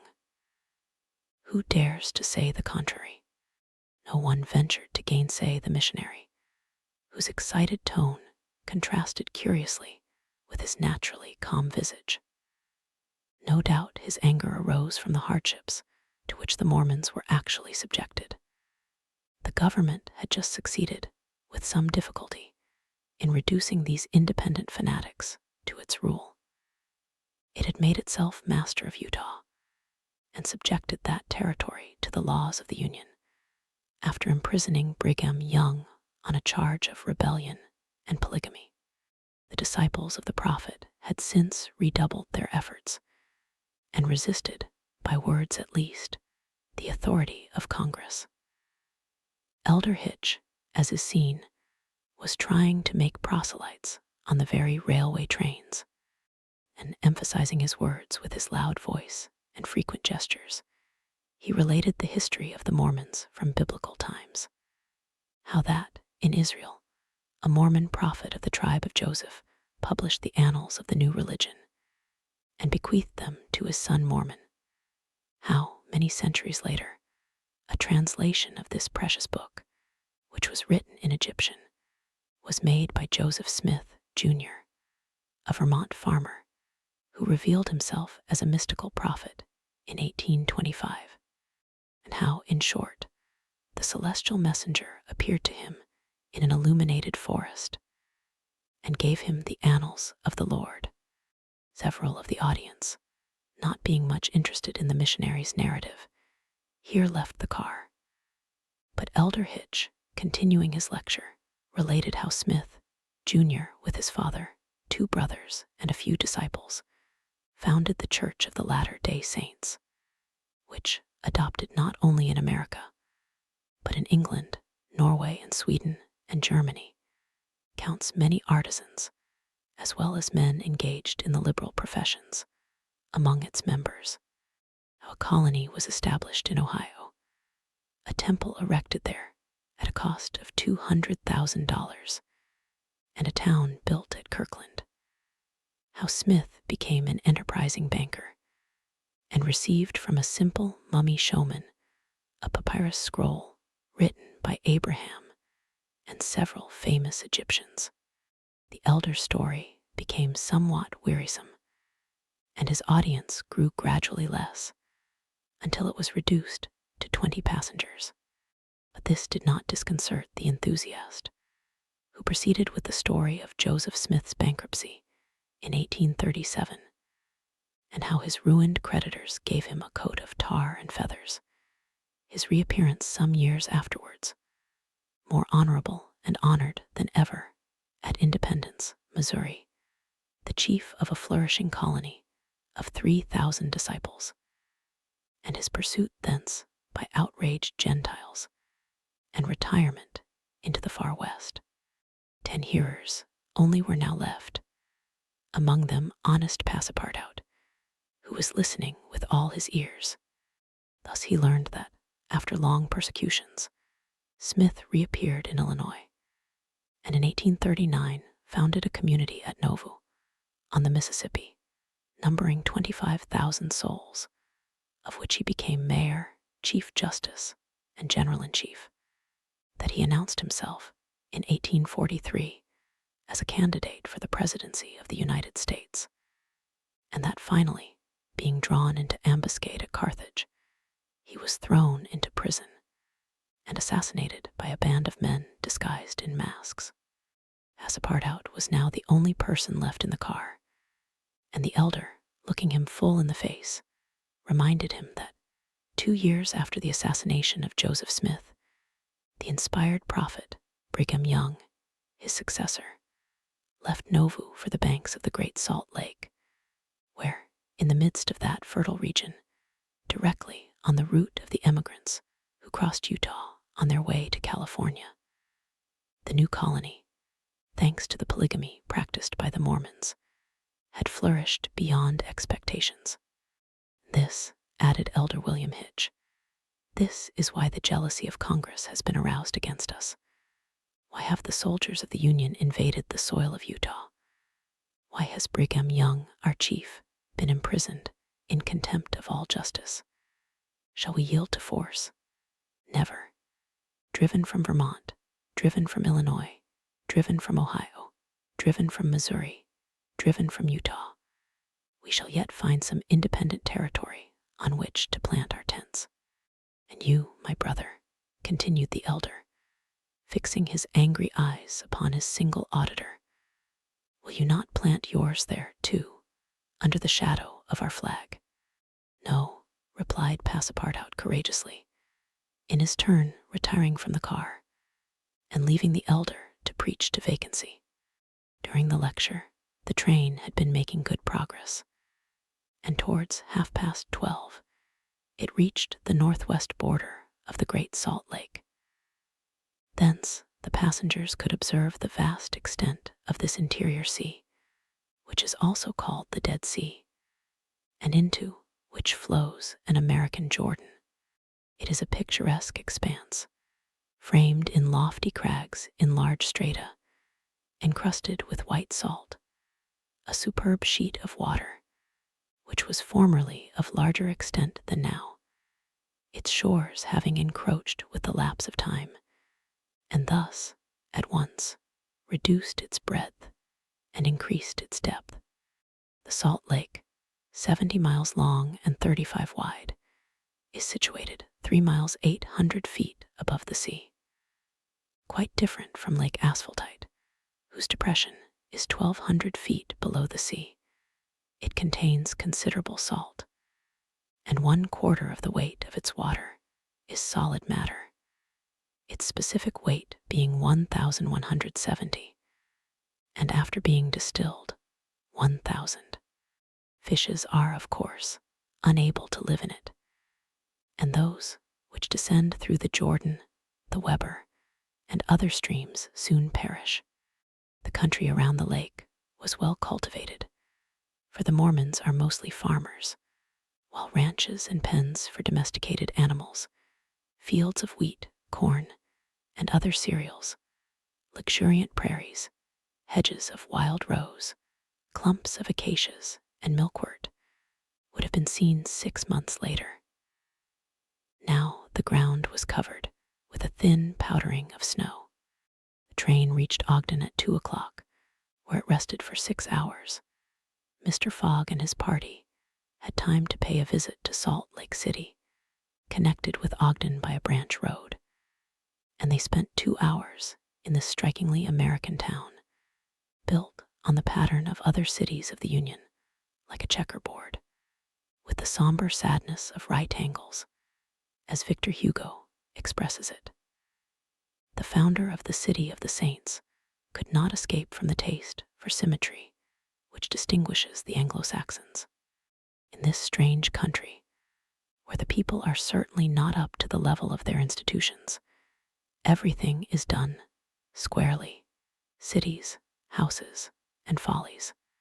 Travelers then were promenading at 3 o'clock about the streets of the town, built between the banks of the Jordan and the spurs of the Wasatch Range. They saw few or no churches, but the prophet's mansion, the courthouse, and the arsenal blue brick houses with verandas and porches, surrounded by gardens bordered with acacias, palms, and locusts.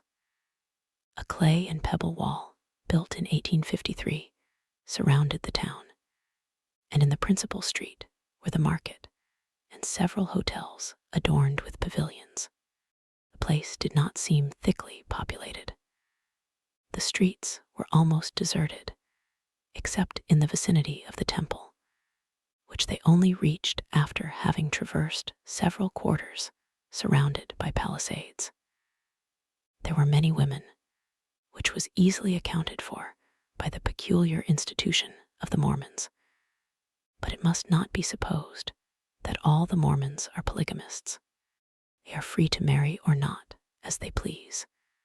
But it is worth noting that it is mainly the female citizens of Utah who are anxious to marry, as, according to the Mormon religion, maiden ladies are not admitted to the possession of its highest joys. These poor creatures seem to be neither well off nor happy. Some, the more well-to-do, no doubt wore short, open, black silk dresses under a hood or modest shawl. Others were habited in Indian fashion. Passepartout could not behold without a certain fright these women, charged in groups, with conferring happiness on a single Mormon. His common sense pitied, above all, the husband. It seemed to him a terrible thing to have to guide so many wives at once across the vicissitudes of life, and to conduct them, as it were, in a body to the Mormon paradise, with the prospect of seeing them in the company of the glorious Smith, who doubtless was the chief ornament of that delightful place to all eternity. He felt decidedly repelled from such a vocation, and he imagined, perhaps he was mistaken, that the fair ones of Salt Lake City cast rather alarming glances on his person. Happily, his stay there was but brief. At 4, the party found themselves again at the station, took their places in the train, and the whistle sounded for starting. Just at the moment, however, that the locomotive wheels began to move, cries of "Stop! Stop!" were heard. Trains, like time and tide, stop for no one. The gentleman who uttered the cries was evidently a belated Mormon. He was breathless with running. Happily for him, the station had neither gates nor barriers. He rushed along the track, jumped on the rear platform of the train, and fell, exhausted, into one of the seats.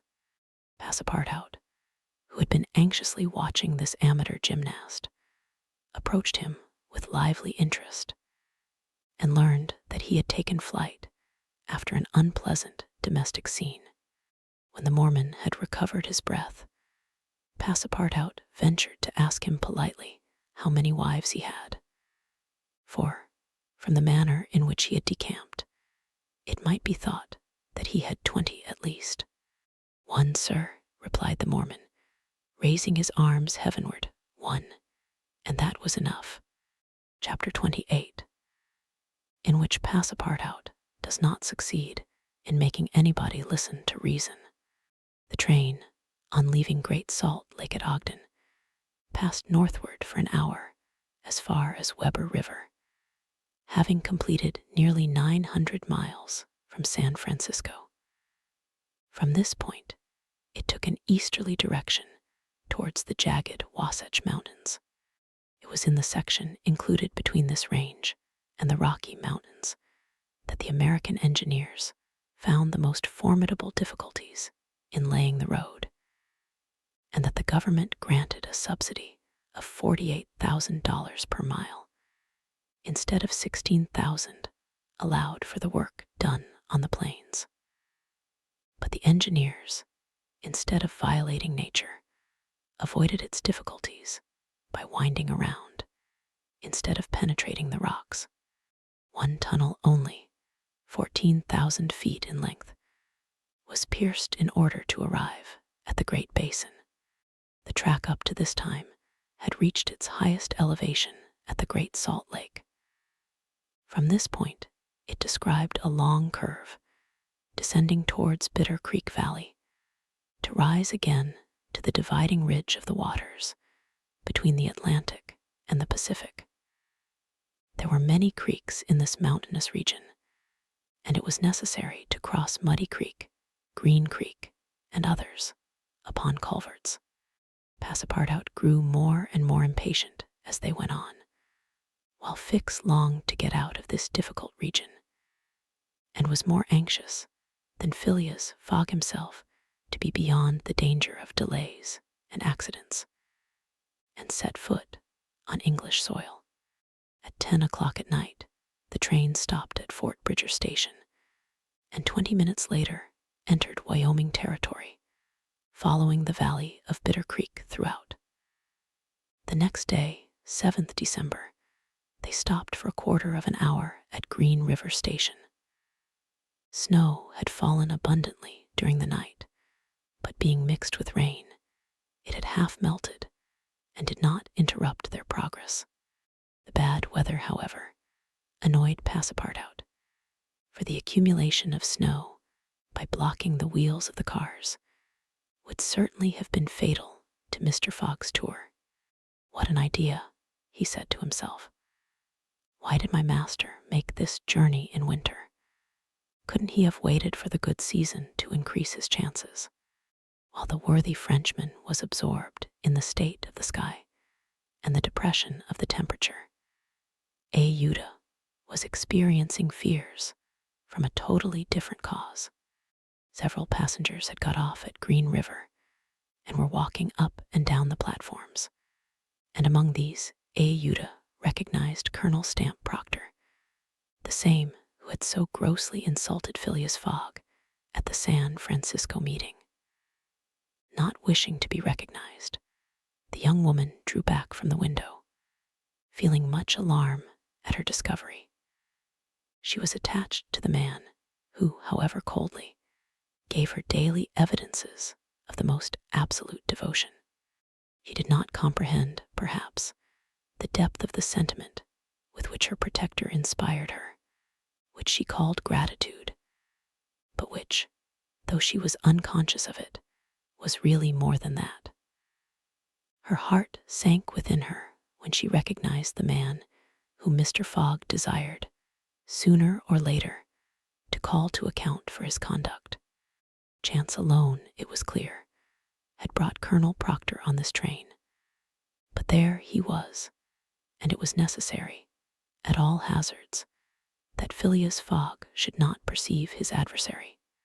Ayuda seized a moment when Mr. Fogg was asleep to tell Fix and Passepartout whom she had seen. "That Proctor on this train," cried Fix. "Well, reassure yourself, madam, before he settles with Mr. Fogg. He has got to deal with me.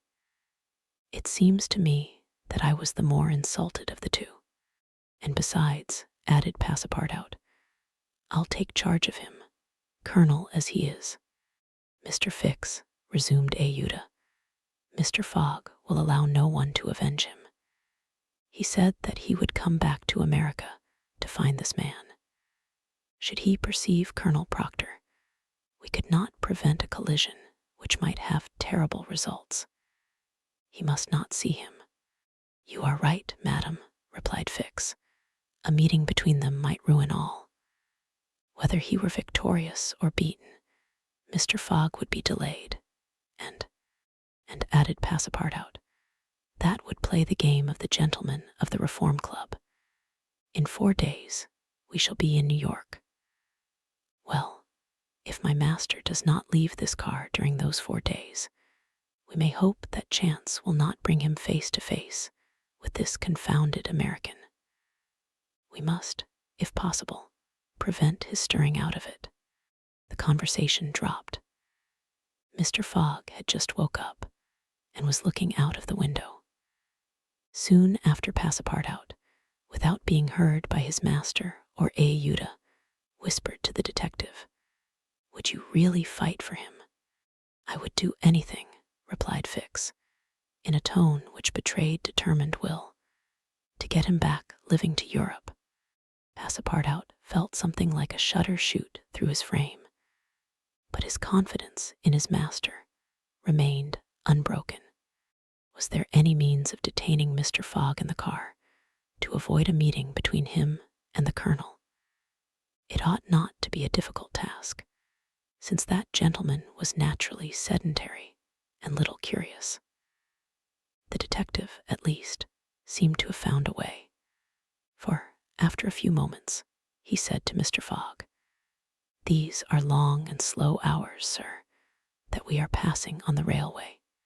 "Yes," replied Mr. Fogg, "but they pass." "You were in the habit of playing whist," resumed Fix, "on the steamers." "Yes, but it would be difficult to do so here. I have neither cards nor partners." "Oh, but we can easily buy some cards, for they are sold on all the American trains. And as for partners, if madam plays—" "Certainly, sir," Ayuda quickly replied. "I understand whist. It is part of an English education. I myself have some pretensions to playing a good game. Well, here are 3 of us, and a dummy." "As you please, sir," replied Phileas Fogg, heartily glad to resume his favorite pastime, even on the railway. Passepartout was dispatched in search of the steward, and soon returned with 2 packs of cards, some pins, counters, and a shelf covered with cloth. The game commenced. Ayuda understood whist sufficiently well, and even received some compliments on her playing from Mr. Fogg. As for the detective, he was simply an adept, and worthy of being matched against his present opponent. "Now," thought Passepartout, "we've got him. He won't budge." At 11 in the morning, the train had reached the dividing ridge of the waters at Bridger Pass, 7,500 and 24 feet above the level of the sea, one of the highest points attained by the track in crossing the Rocky Mountains. After going about 200 miles, the travelers at last found themselves on one of those vast plains which extend to the Atlantic, and which nature has made so propitious for laying the iron road. On the declivity of the Atlantic basin, the first streams, branches of the North Platte River, already appeared. The whole northern and eastern horizon was bounded by the immense semicircular curtain which is formed by the southern portion of the Rocky Mountains, the highest being Laramie Peak. Between this and the railway extended vast plains, plentifully irrigated. On the right rose the lower spurs of the mountainous mass, which extends southward to the sources of the Arkansas River, one of the great tributaries of the Missouri. At 12:30, the travelers caught sight for an instant of Fort Halleck, which commands that section, and in a few more hours the Rocky Mountains were crossed. There was reason to hope, then, that no accident would mark the journey through this difficult country. The snow had ceased falling, and the air became crisp and cold. Large birds, frightened by the locomotive, rose and flew off in the distance. No wild beast appeared on the plain. It was a desert in its vast nakedness. After a comfortable breakfast, served in the car, Mr. Fogg and his partners had just resumed whist when a violent whistling was heard, and the train stopped. Passepartout put his head out of the door, but saw nothing to cause the delay. No station was in view. Ayuda and Fix feared that Mr. Fogg might take it into his head to get out. But that gentleman contented himself with saying to his servant, "See what is the matter." Passepartout rushed out of the car. 30 or 40 passengers had already descended, amongst them Colonel Stamp Proctor. The train had stopped before a red signal which blocked the way. The engineer and conductor were talking excitedly with a signalman, whom the station master at Medicine Bow, the next stopping place, had sent on before. The passengers drew around and took part in the discussion, in which Colonel Proctor, with his insolent manner, was conspicuous. Passepartout, joining the group, heard the signalman say, "No, you can't pass. The bridge at Medicine Bow is shaky and would not bear the weight of the train." This was a suspension bridge thrown over some rapids, about a mile from the place where they now were. According to the signalman, it was in a ruinous condition, several of the iron wires being broken, and it was impossible to risk the passage. He did not in any way exaggerate the condition of the bridge. It may be taken for granted that, rash as the Americans usually are, when they are prudent there is good reason for it. Passepartout, not daring to apprise his master of what he heard, listened with set teeth, immovable as a statue. "Hum," cried Colonel Proctor, "but we are not going to stay here, I imagine, and take root in the snow." "Colonel," replied the conductor, "we have telegraphed to Omaha for train, but it is not likely that it will reach Medicine Bow in less than 6 hours." "6 hours," cried Passepartout. "Certainly," returned the conductor. "Besides, it will take us as long as that to reach Medicine Bow on foot." "But it is only a mile from here," said one of the passengers. "Yes, but it's on the other side of the river." "And can't we cross that in a boat?" asked the colonel. "That's impossible. The creek is swelled by the rains. It is a rapid, and we shall have to make a circuit of 10 miles to the north to find a ford." The colonel launched a volley of oaths, denouncing the railway company and the conductor, and Passepartout, who was furious, was not disinclined to make common cause with him. Here was an obstacle indeed, which all his master's banknotes could not remove. There was a general disappointment among the passengers, who, without reckoning the delay, saw themselves compelled to trudge 15 miles over a plain covered with snow. They grumbled and protested, and would certainly have thus attracted Phileas Fogg's attention if he had not been completely absorbed in his game. Passepartout found that he could not avoid telling his master what had occurred, and with hanging head, he was turning towards the car when the engineer, a true Yankee named Forster, called out, "Gentlemen, perhaps there is a way, after all, to get over." "On the bridge?" asked a passenger. "On the bridge. With our train. With our train." Passepartout stopped short and eagerly listened to the engineer.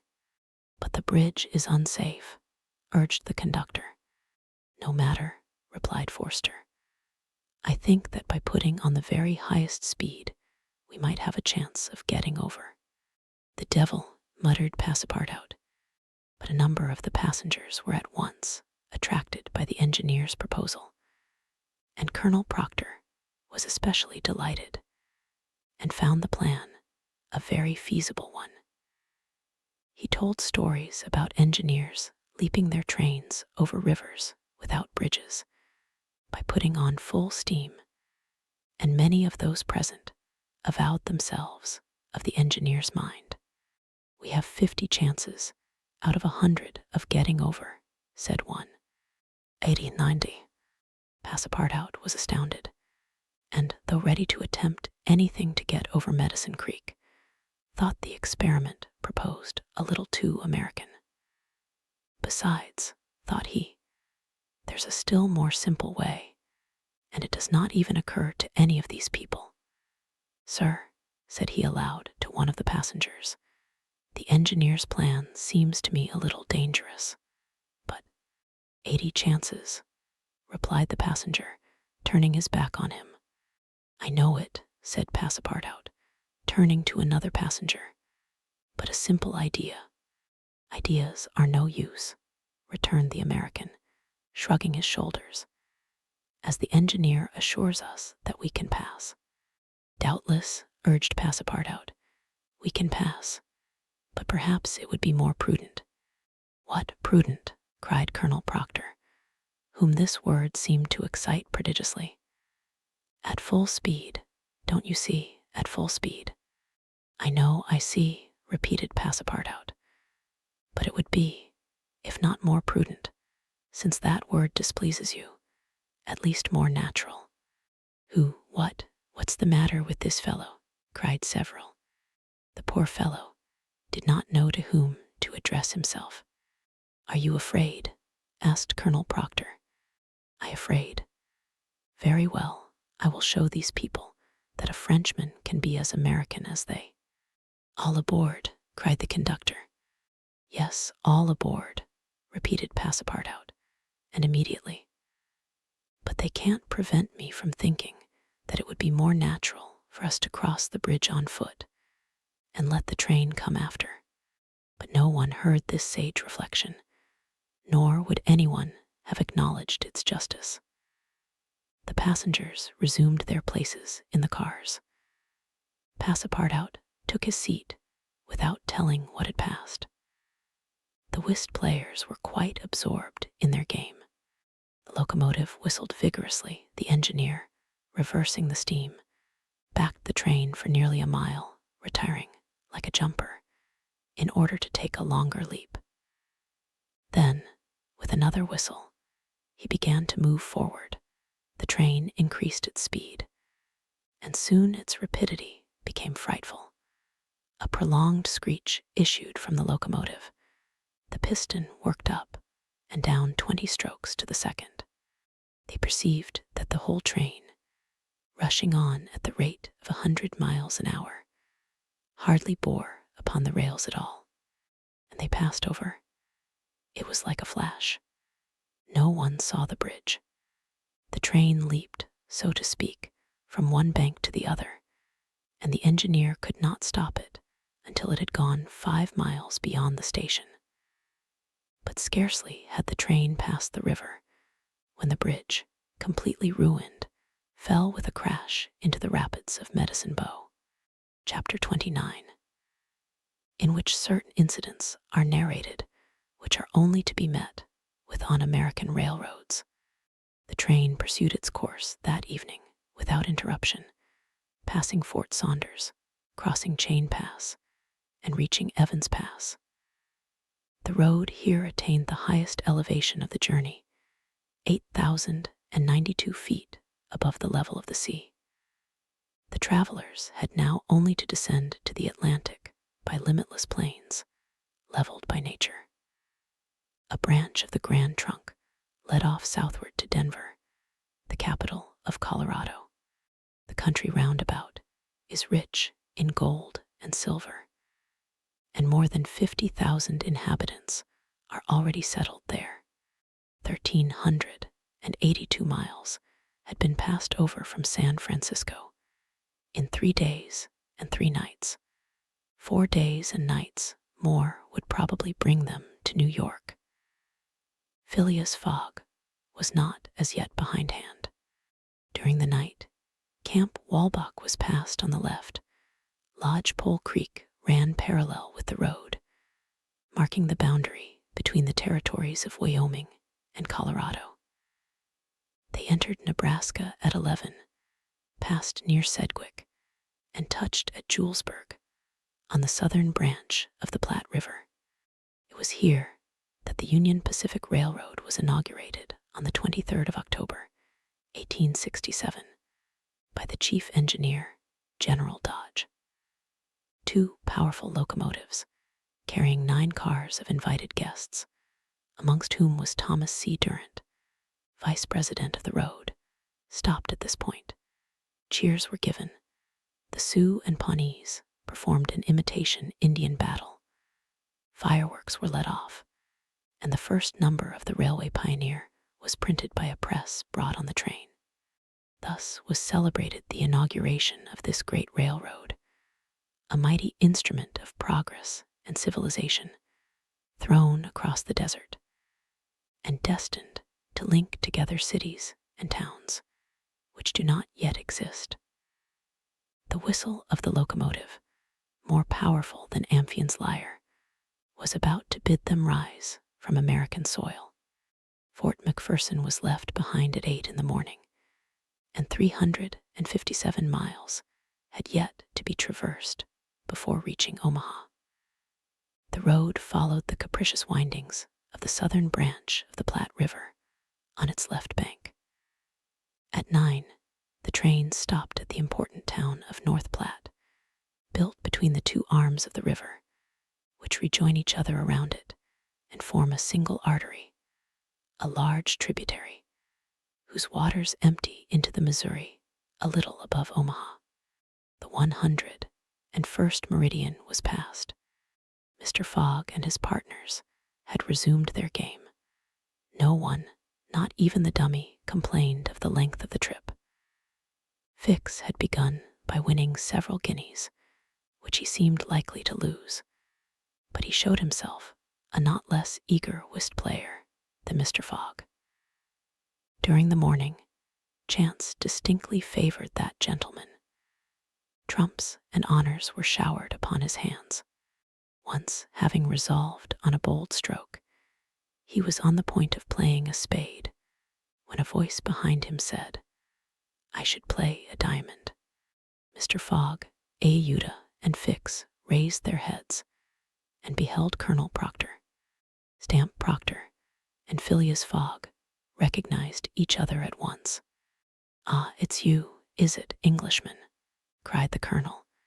"It's you who are going to play a spade." "And who plays it?" replied Phileas Fogg coolly, throwing down the 10 of spades. "Well, it pleases me to have it diamonds," replied Colonel Proctor, in an insolent tone. He made a movement, as if to seize the card which had just been played, adding, "You don't understand anything about whist." "Perhaps I do, as well as another," said Phileas Fogg, rising. "You have only to try, son of John Bull," replied the colonel. Ayuda turned pale, and her blood ran cold. She seized Mr. Fogg's arm and gently pulled him back. Passepartout was ready to pounce upon the American, who was staring insolently at his opponent. But Fix got up and, going to Colonel Proctor, said, "You forget that it is I with whom you have to deal, sir, for it was I whom you not only insulted, but struck." "Mr. Fix," said Mr. Fogg, "pardon me, but this affair is mine, and mine only. The colonel has again insulted me by insisting that I should not play a spade, and he shall give me satisfaction for it." "When and where you will," replied the American, "and with whatever weapon you choose." Ayuda in vain attempted to retain Mr. Fogg, as vainly did the detective endeavor to make the quarrel his. Passepartout wished to throw the colonel out of the window, but a sign from his master checked him. Phileas Fogg left the car, and the American followed him upon the platform. "Sir," said Mr. Fogg to his adversary, "I am in a great hurry to get back to Europe, and any delay whatever will be greatly to my disadvantage." "Well, what's that to me?" replied Colonel Proctor. "Sir," said Mr. Fogg, very politely, "after our meeting at San Francisco, I determined to return to America, and find you as soon as I had completed the business which called me to England." "Really? Will you appoint a meeting for 6 months hence?" "Why not 10 years hence?" "I say 6 months," returned Phileas Fogg, "and I shall be at the place of meeting promptly." "All this is an evasion," cried Stamp Proctor. "Now or never." "Very good. You are going to New York." "No." "To Chicago." "No." "To Omaha."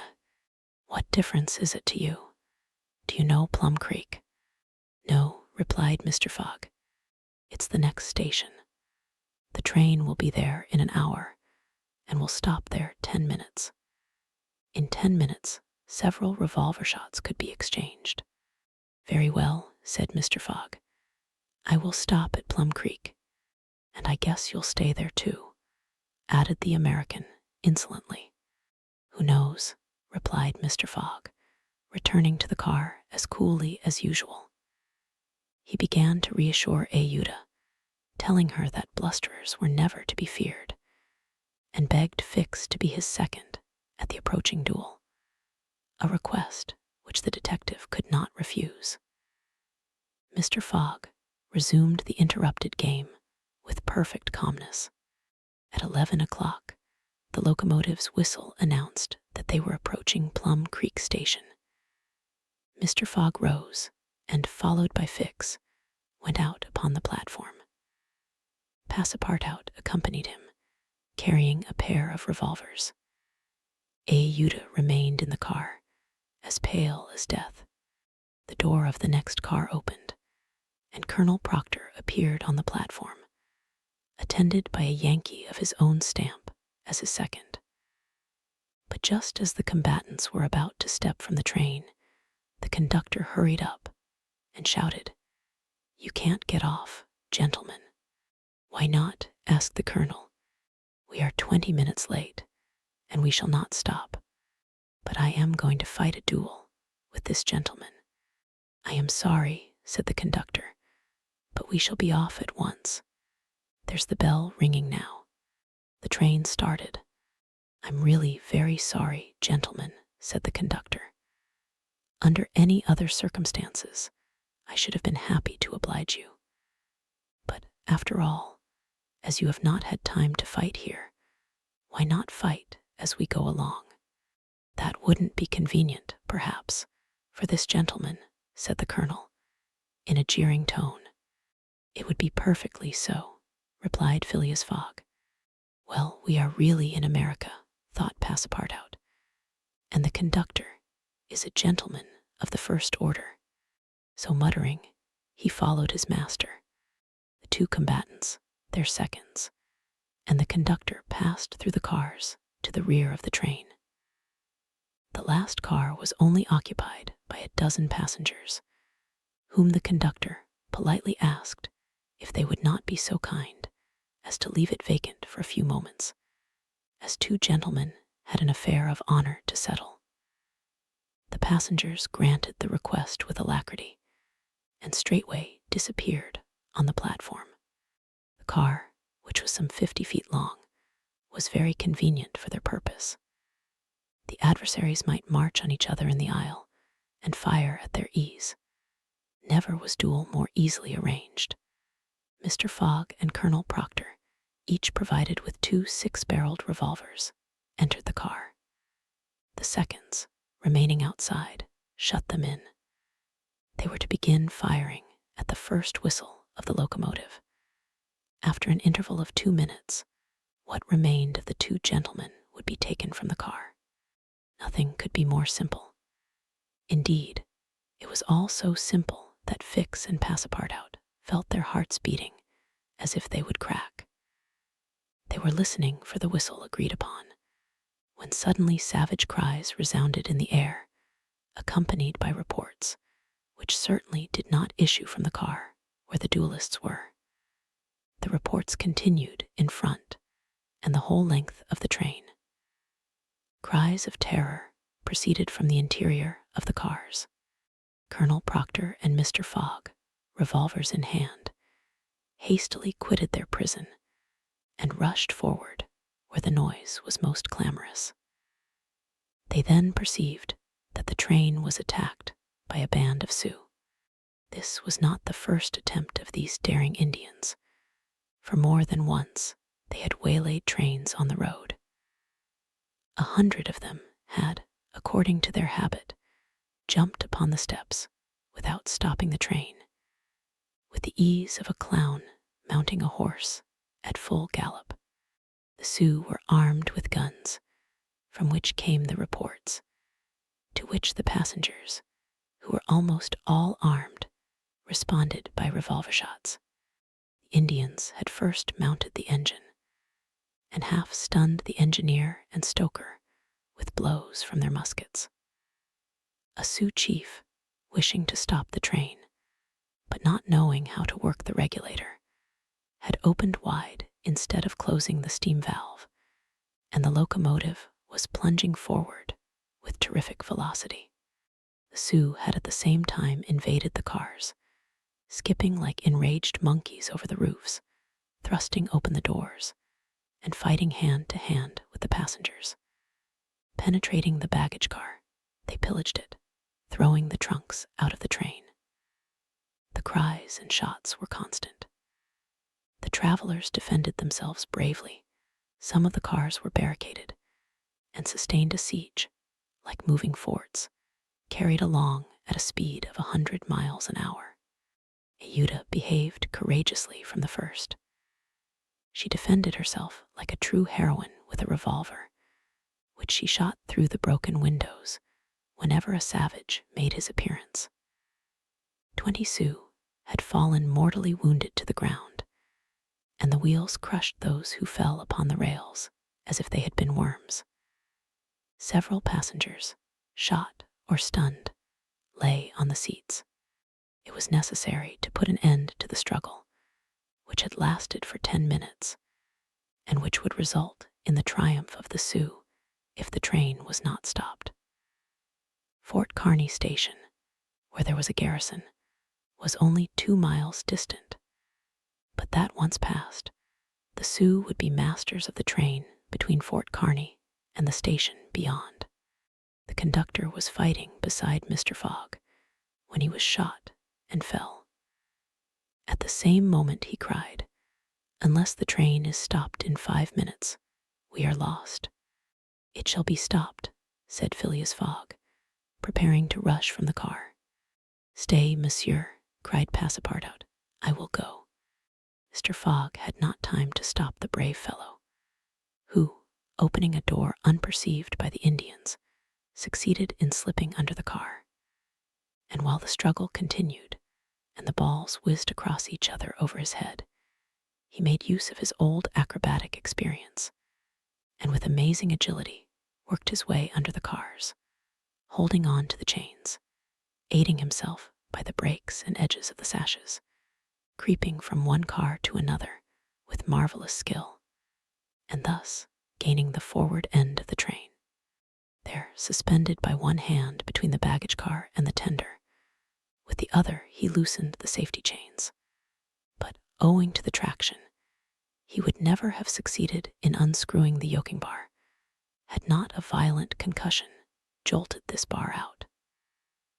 The train, now detached from the engine, remained a little behind, whilst the locomotive rushed forward with increased speed.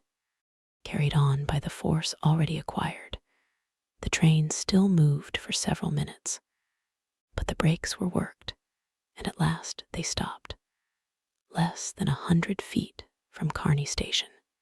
The soldiers of the fort, attracted by the shots, hurried up.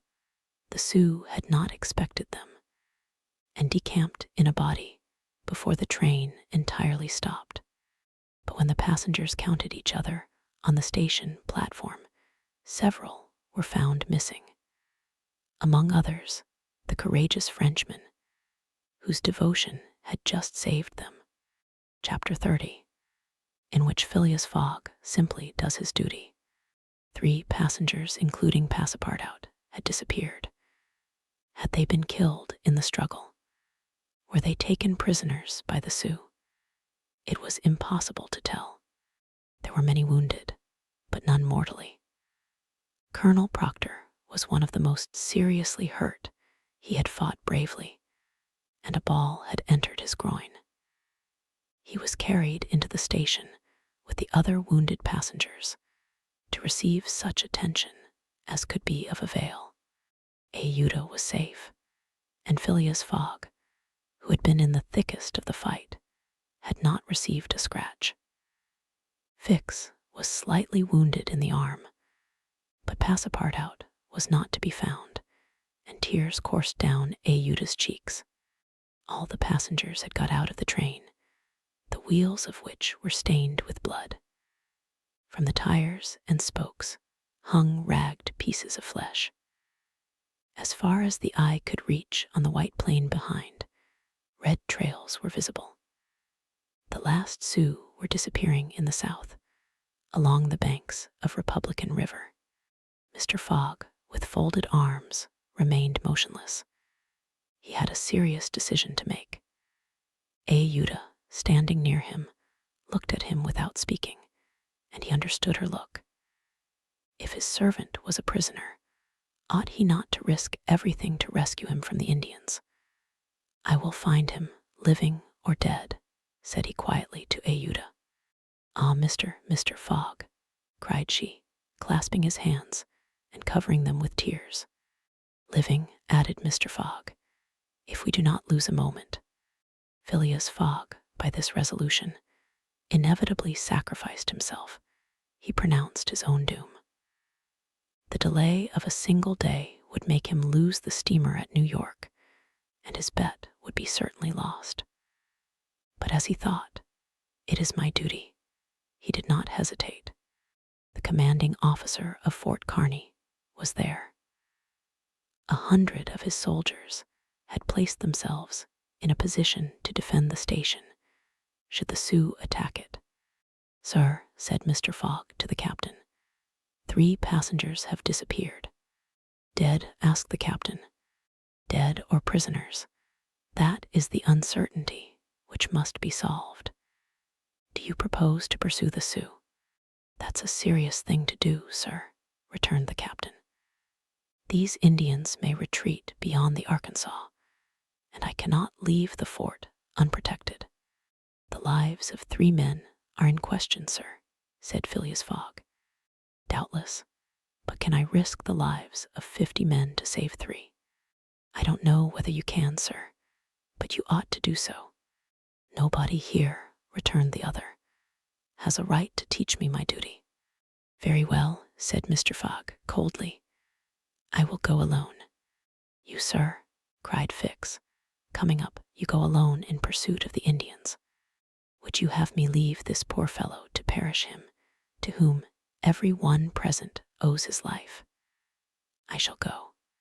"No, sir, you shall not go alone," cried the captain, touched in spite of himself. "No, you are a brave man. 30 volunteers," he added, turning to the soldiers. The whole company started forward at once. The captain had only to pick his men. 30 were chosen, and an old sergeant placed at their head. "Thanks, Captain," said Mr. Fogg. "Will you let me go with you?" asked Fix. "Do as you please, sir. But if you wish to do me a favor, you will remain with Ayuda. In case anything should happen to me." A sudden pallor overspread the detective's face. Separate himself from the man whom he had so persistently followed step by step. Leave him to wander about in this desert. Fix gazed attentively at Mr. Fogg, and despite his suspicions, and of the struggle which was going on within him, he lowered his eyes before that calm and frank look. "I will stay," said he. A few moments after, Mr. Fogg pressed the young woman's hand, and having confided to her his precious carpet-bag, went off with the sergeant and his little squad. But before going, he had said to the soldiers, "My friends, I will divide $5,000 among you if we save the prisoners." It was then a little past noon. Ayuda retired to a waiting room, and there she waited alone, thinking of the simple and noble generosity, the tranquil courage of Phileas Fogg. He had sacrificed his fortune, and was now risking his life, all without hesitation, from duty, in silence. Fix did not have the same thoughts, and could scarcely conceal his agitation. He walked feverishly up and down the platform, but soon resumed his outward composure. He now saw the folly of which he had been guilty in letting Fogg go alone. What? This man, whom he had just followed around the world, was permitted now to separate himself from him. He began to accuse and abuse himself, and as if he were director of police, administered to himself a sound lecture for his greenness. "I have been an idiot," he thought, "and this man will see it. He is gone and won't come back. But how is it that I, Fix, who have in my pocket a warrant for his arrest, have been so fascinated by him? Decidedly, I am nothing but an ass." So reasoned the detective, while the hours crept by all too slowly. He did not know what to do. Sometimes he was tempted to tell Ayuda all, but he could not doubt how the young woman would receive his confidences. What course should he take?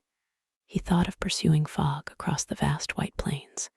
It did not seem impossible that he might overtake him. Footsteps were easily printed on the snow, but soon, under a new sheet, every imprint would be effaced. Fix became discouraged.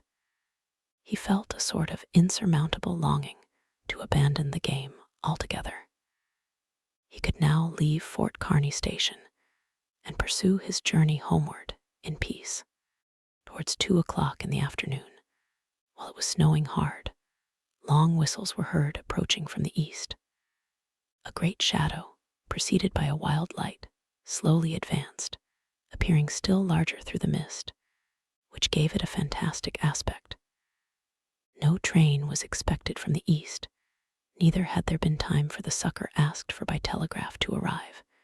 The train from Omaha to San Francisco was not due till the next day. The mystery was soon explained. The locomotive, which was slowly approaching with deafening whistles, was that which, having been detached from the train, had continued its route with such terrific rapidity, carrying off the unconscious engineer and stoker. It had run several miles, when, the fire becoming low for want of fuel, the steam had slackened, and it had finally stopped an hour after, some 20 miles beyond Fort Kearny. Neither the engineer nor the stoker was dead, and after remaining for some time in their swoon, had come to themselves. The train had then stopped.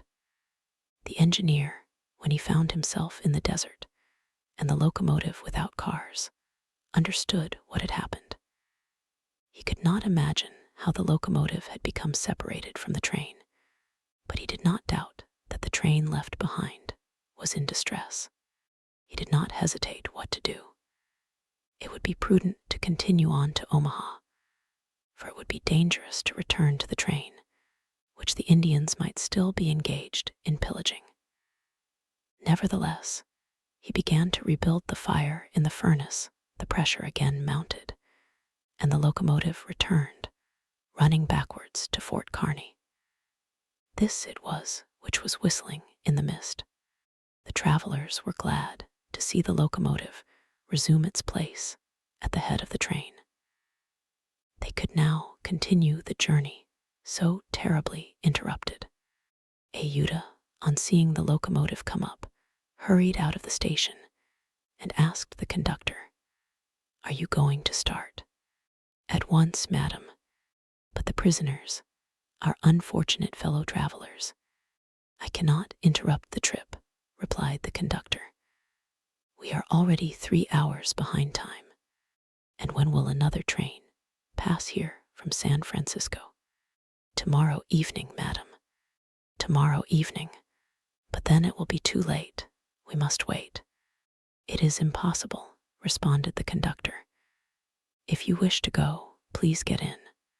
"I will not go," said Ayuda. Fix had heard this conversation. A little while before, when there was no prospect of proceeding on the journey, he had made up his mind to leave Fort Kearny.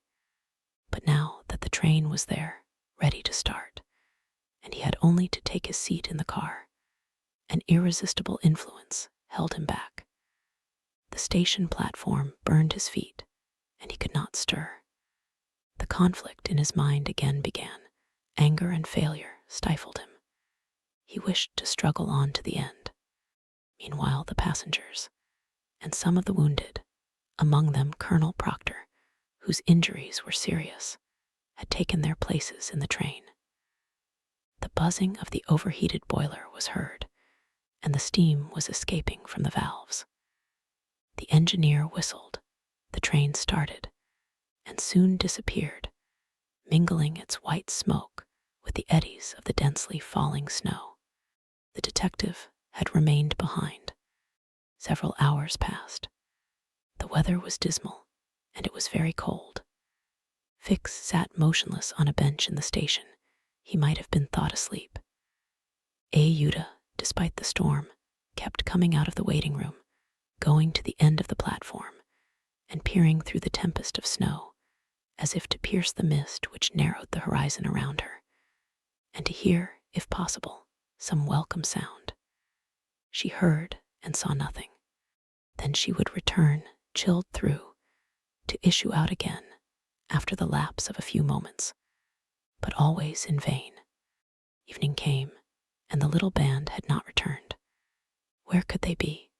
Had they found the Indians, and were they having a conflict with them, or were they still wandering amid the mist? The commander of the fort was anxious, though he tried to conceal his apprehensions. As night approached, the snow fell less plentifully, but it became intensely cold.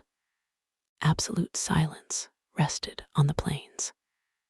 Neither flight of bird nor passing of beast troubled the perfect calm. Throughout the night, Ayuda, full of sad forebodings, her heart stifled with anguish, wandered about on the verge of the plains. Her imagination carried her far off and showed her innumerable dangers. What she suffered through the long hours, it would be impossible to describe. Fix remained stationary in the same place, but did not sleep. Once a man approached and spoke to him, and the detective merely replied by shaking his head. Thus the night passed. At dawn, the half-extinguished disk of the sun rose above a misty horizon, but it was now possible to recognize objects 2 miles off. Phileas Fogg and the squad had gone southward. In the south, all was still vacancy. It was then 7 o'clock. The captain, who was really alarmed, did not know what course to take. Should he send another detachment to the rescue of the first? Should he sacrifice more men, with so few chances of saving those already sacrificed? His hesitation did not last long, however. Calling one of his lieutenants, he was on the point of ordering a reconnaissance when gunshots were heard. Was it a signal? The soldiers rushed out of the fort, and half a mile off they perceived a little band returning in good order. Mr. Fogg was marching at their head, and just behind him were Passepartout and the other 2 travelers rescued from the Sioux. They had met and fought the Indians 10 miles south of Fort Kearny. Shortly before the detachment arrived, Passepartout and his companions had begun to struggle with their captors, 3 of whom the Frenchman had felled with his fists, when his master and the soldiers hastened up to their relief. All were welcomed with joyful cries. Phileas Fogg distributed the reward he had promised to the soldiers, while Passepartout, not without reason, muttered to himself, "It must certainly be confessed that I cost my master dear." Fix, without saying a word, looked at Mr. Fogg, and it would have been difficult to analyze the thoughts which struggled within him. As for Aouda, she took her protector's hand and pressed it in her own, too much moved to speak. Meanwhile, Passepartout was looking about for the train. He thought he should find it there, ready to start for Omaha, and he hoped that the time lost might be regained. The train, cried he. Gone, replied Fix. And when does the next train pass here? Said Phileas Fogg.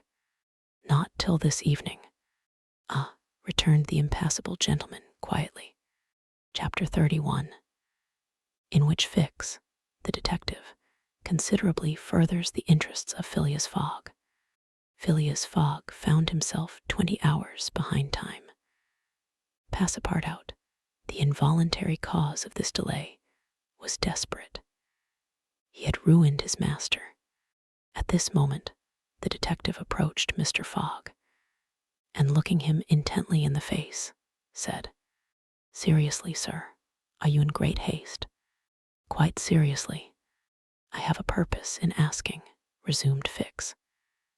"Is it absolutely necessary that you should be in New York on the 11th, before 9 o'clock in the evening, the time that the steamer leaves for Liverpool? It is absolutely necessary. And if your journey had not been interrupted by these Indians, you would have reached New York on the morning of the 11th. Yes, with 11 hours to spare before the steamer left. Good, you are therefore 20 hours behind. 12 from 20 leaves 8. You must regain 8 hours. Do you wish to try to do so?" "On foot?" asked Mr. Fogg. "No, on a sledge," replied Fix. "On a sledge with sails. A man has proposed such a method to me." It was the man who had spoken to Fix during the night, and whose offer he had refused. Phileas Fogg did not reply at once, but Fix, having pointed out the man, who was walking up and down in front of the station, Mr. Fogg went up to him. An instant after, Mr. Fogg and the American, whose name was Mudge, entered a hut built just below the fort.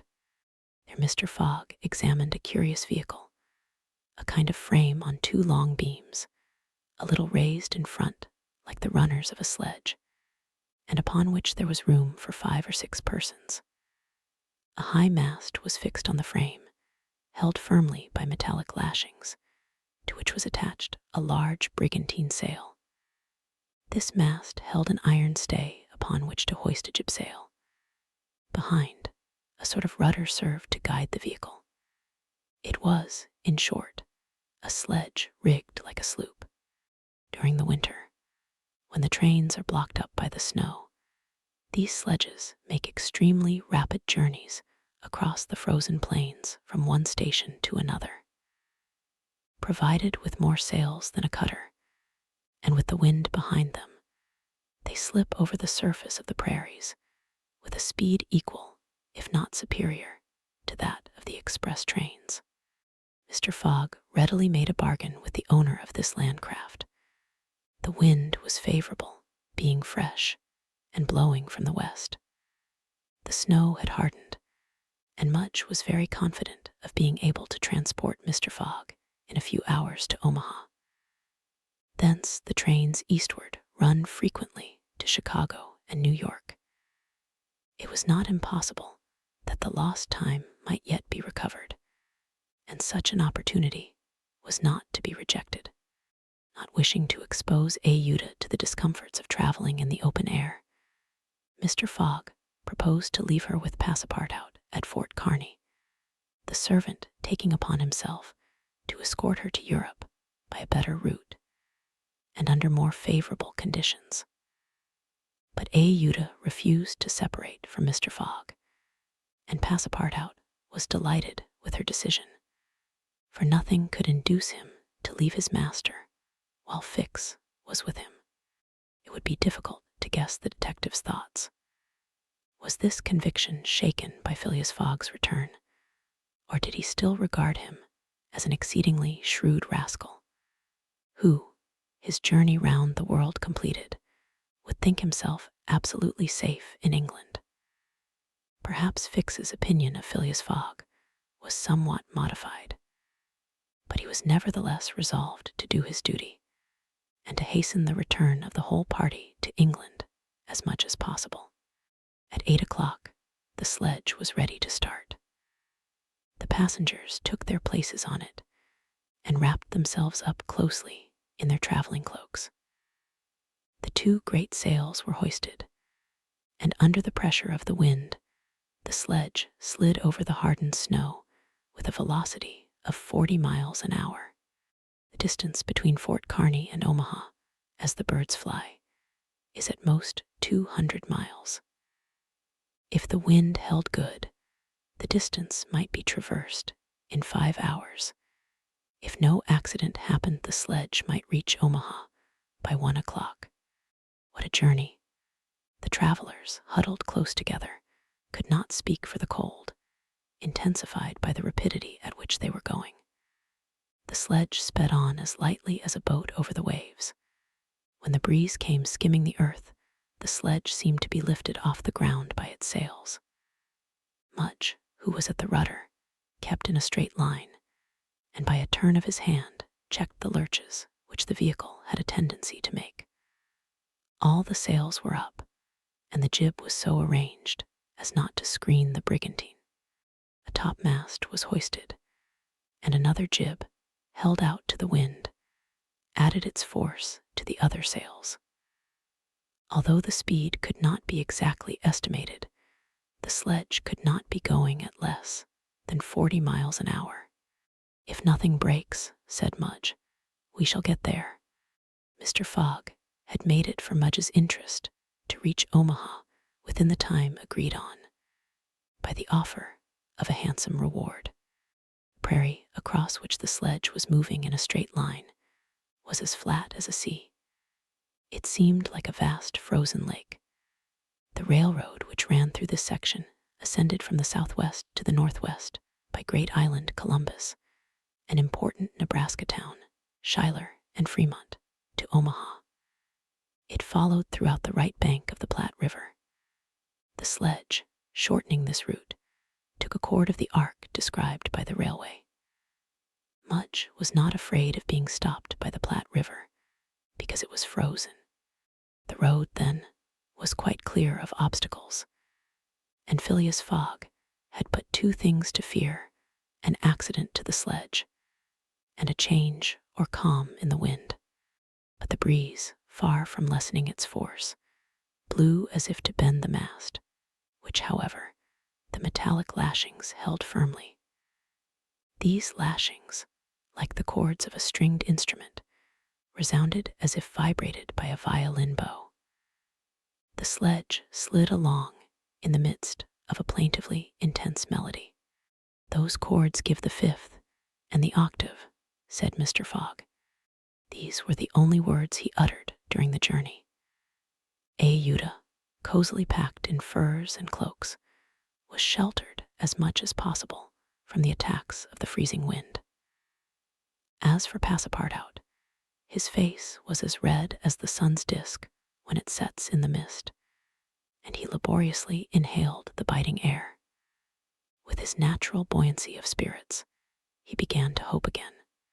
They would reach New York on the evening, if not on the morning, of the 11th, and there were still some chances that it would be before the steamer sailed for Liverpool.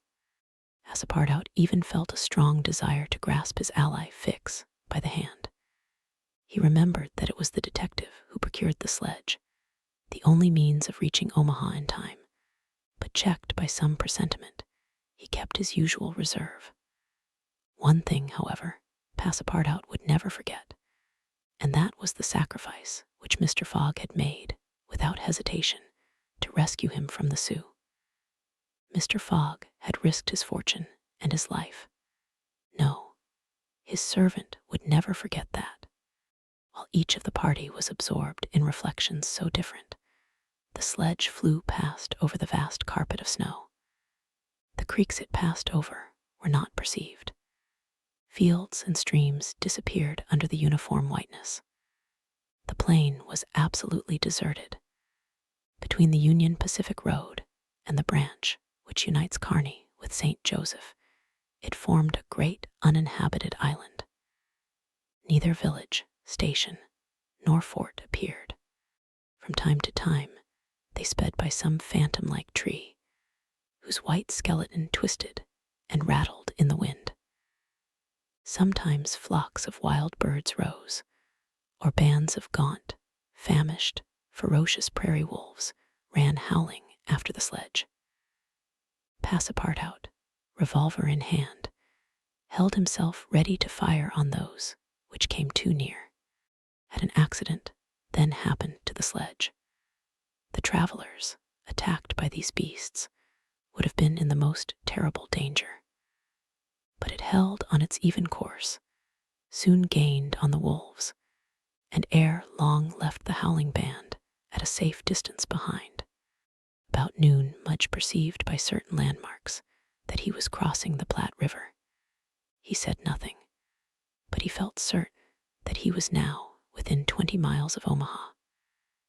In less than an hour, he left the rudder and furled his sails, whilst the sledge, carried forward by the great impetus the wind had given it, went on half a mile further with its sails unspread. It stopped at last, and Mudge, pointing to a mass of roofs white with snow, said, "We have got there. Arrived at the station which is in daily communication, by numerous trains, with the Atlantic seaboard." Passepartout and Fix jumped off, stretched their stiffened limbs, and aided Mr. Fogg and the young woman to descend from the sledge. Phileas Fogg generously rewarded Mudge, whose hand Passepartout warmly grasped, and the party directed their steps to the Omaha railway station. The Pacific Railroad proper finds its terminus at this important Nebraska town. Omaha is connected with Chicago by the Chicago and Rock Island Railroad, which runs directly east and passes 50 stations. A train was ready to start when Mr. Fogg and his party reached the station, and they only had time to get into the cars. They had seen nothing of Omaha, but Passepartout confessed to himself that this was not to be regretted, as they were not traveling to see the sights. The train passed rapidly across the state of Iowa by Council Bluffs, Des Moines, and Iowa City. During the night, it crossed the Mississippi at Davenport, and by Rock Island entered Illinois. The next day, which was the 10th, at 4 o'clock in the evening, it reached Chicago, already risen from its ruins, and more proudly seated than ever on the borders of its beautiful Lake Michigan. 900 miles separated Chicago from New York, but trains are not wanting at Chicago. Mr. Fogg passed at once from one to the other, and the locomotive of the Pittsburgh, Fort Wayne, and Chicago Railway left at full speed, as if it fully comprehended that that gentleman had no time to lose.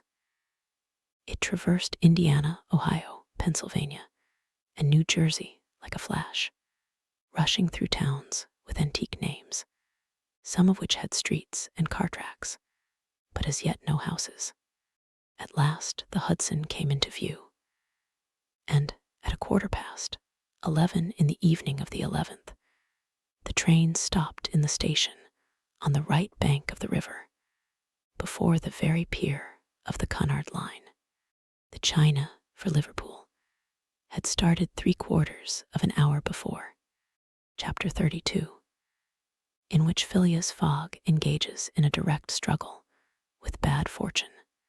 The China, in leaving, seemed to have carried off Phileas Fogg's last hope. None of the other steamers were able to serve his projects. The Pereire of the French Transatlantic Company, whose admirable steamers are equal to any in speed and comfort, did not leave until the 14th. The Hamburg boats did not go directly to Liverpool or London, but to Havre, and the additional trip from Havre to Southampton would render Phileas Fogg's last efforts of no avail. The Inman steamer did not depart till the next day, and could not cross the Atlantic in time to save the wager. Mr. Fogg learned all this in consulting his Bradshaw, which gave him the daily movements of the transatlantic steamers. Passepartout was crushed. It overwhelmed him to lose the boat by 3/4 of an hour. It was his fault, for instead of helping his master, he had not ceased putting obstacles in his path. And when he recalled all the incidents of the tour, when he counted up the sums expended in pure loss, and on his own account, when he thought that the immense stake, added to the heavy charges of this useless journey, would completely ruin Mr. Fogg, he overwhelmed himself with bitter self-accusations. Mr. Fogg, however, did not reproach him, and on leaving the Cunard pier, only said, "We will consult about what is best tomorrow. Come." The party crossed the Hudson in the Jersey City ferryboat and drove in a carriage to the St. Nicholas Hotel on Broadway. Rooms were engaged, and the night passed briefly to Phileas Fogg, who slept profoundly, but very long to Uda and the others, whose agitation did not permit them to rest. The next day was the 12th of December. From 7 in the morning of the 12th to 9:15 in the evening of the 21st, there were 9 days, 13 hours, and 45 minutes. If Phileas Fogg had left in the China, one of the fastest steamers on the Atlantic, he would have reached Liverpool, and then London, within the period agreed upon. Mr. Fogg left the hotel alone, after giving Passepartout instructions to await his return, and inform Uda to be ready at an instant's notice. He proceeded to the banks of the Hudson, and looked about among the vessels moored or anchored in the river, for any that were about to depart. Several had departure signals, and were preparing to put to sea at morning tide. For in this immense and admirable port, there is not one day in 100 that vessels do not set out for every quarter of the globe. But they were mostly sailing vessels, of which, of course, Phileas Fogg could make no use. He seemed about to give up all hope when he espied, anchored at the battery, a cable's length off at most, a trading vessel with a screw well-shaped, whose funnel, puffing a cloud of smoke, indicated that she was getting ready for departure. Phileas Fogg hailed a boat, got into it, and soon found himself on board the Henrietta, iron-hulled, wood-built above. He ascended to the deck and asked for the captain, who forthwith presented himself. He was a man of 50, a sort of sea-wolf with big eyes, a complexion of oxidized copper, red hair and thick neck, and a growling voice. "The captain?" asked Mr. Fogg. "I am the captain. I am Phileas Fogg of London, and I am Andrew Speedy of Cardiff. You are going to put to sea. In an hour, you are bound for Bordeaux, and your cargo, no freight, going in ballast. Have you any passengers?" "No passengers. Never have passengers. Too much in the way." "Is your vessel a swift one?" "Between 11 and 12 knots. The Henrietta, well known." "Will you carry me and 3 other persons to Liverpool?" "To Liverpool? Why not to China?" "I said Liverpool."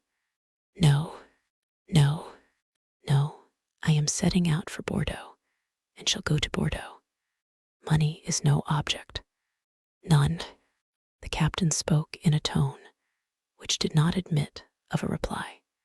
"But the owners of the Henrietta," resumed Phileas Fogg. "The owners are myself," replied the captain. "The vessel belongs to me. I will freight it for you."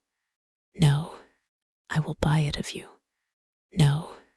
Phileas Fogg did not betray the least disappointment, but the situation was a grave one. It was not at New York as at Hong Kong, nor with the captain of the Henrietta as with the captain of the Tankadere. Up to this time, money had smoothed away every obstacle. Now money failed. Still, some means must be found to cross the Atlantic on a boat, unless by balloon, which would have been venturesome, besides not being capable of being put in practice. It seemed that Phileas Fogg had an idea, for he said to the captain, "Well, will you carry me to Bordeaux?" "No, not if you paid me $200. I offer you 2,000. Apiece, apiece, and there are 4 of you." "4?" Captain Speedy began to scratch his head. There were $8,000 to gain without changing his route, for which it was well worth conquering the repugnance he had for all kinds of passengers. Besides, passengers at $2,000 are no longer passengers, but valuable merchandise. "I start at 9 o'clock, said Captain Speedy, simply. "Are you and your party ready?" "We will be on board at 9 o'clock, replied, no less simply, Mr. Fogg. It was 8:30.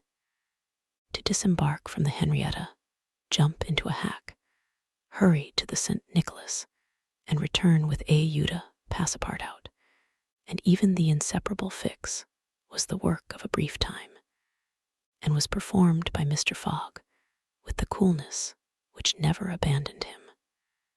They were on board when the Henrietta made ready to weigh anchor.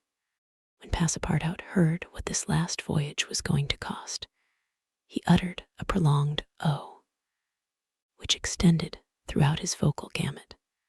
As for Fix, he said to himself that the Bank of England would certainly not come out of this affair well indemnified. When they reached England, even if Mr. Fogg did not throw some handfuls of bank bills into the sea, more than £7,000 would have been spent.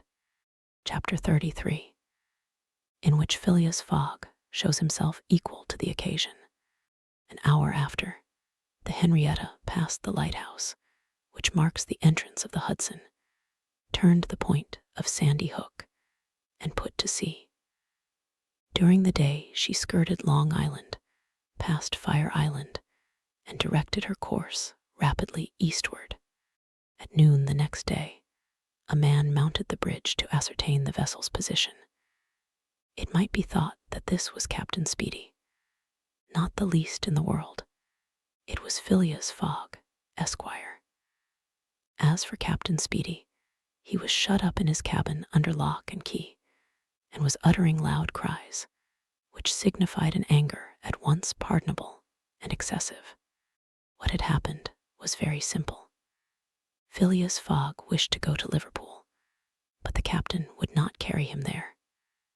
Then Phileas Fogg had taken passage for Bordeaux, and during the 30 hours he had been on board, had so shrewdly managed with his banknotes that the sailors and stokers, who were only an occasional crew, and were not on the best terms with the captain, went over to him in a body.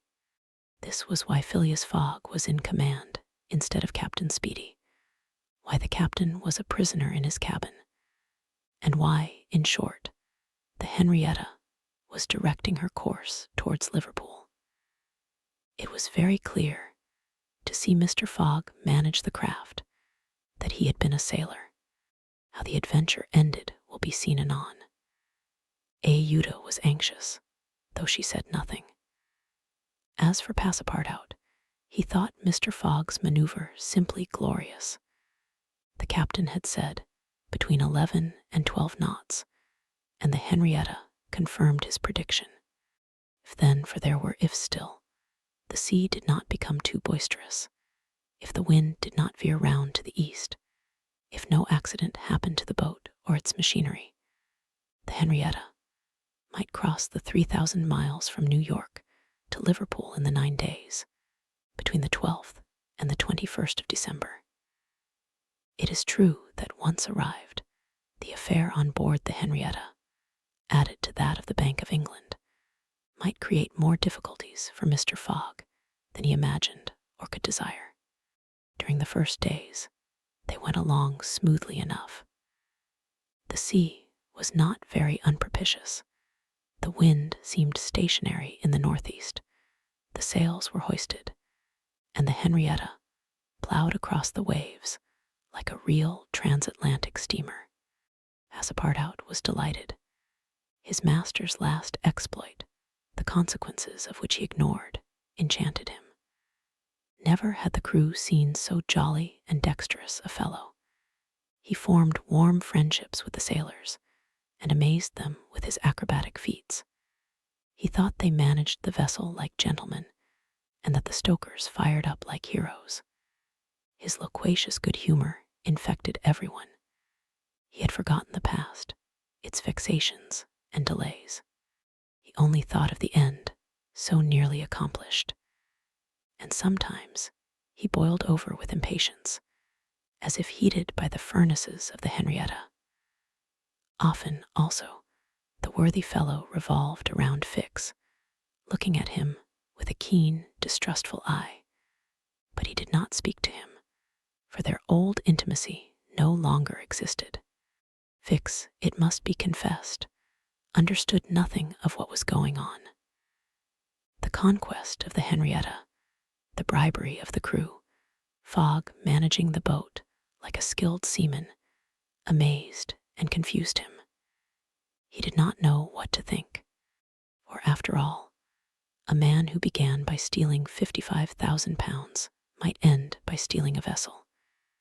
And Fix was not unnaturally inclined to conclude that the Henrietta, under Fogg's command, was not going to Liverpool at all, but to some part of the world where the robber, turned into a pirate, would quietly put himself in safety. The conjecture was at least a plausible one, and the detective began to seriously regret that he had embarked on the affair. As for Captain Speedy, he continued to howl and growl in his cabin, and Passepartout, whose duty it was to carry him his meals, courageous as he was, took the greatest precautions.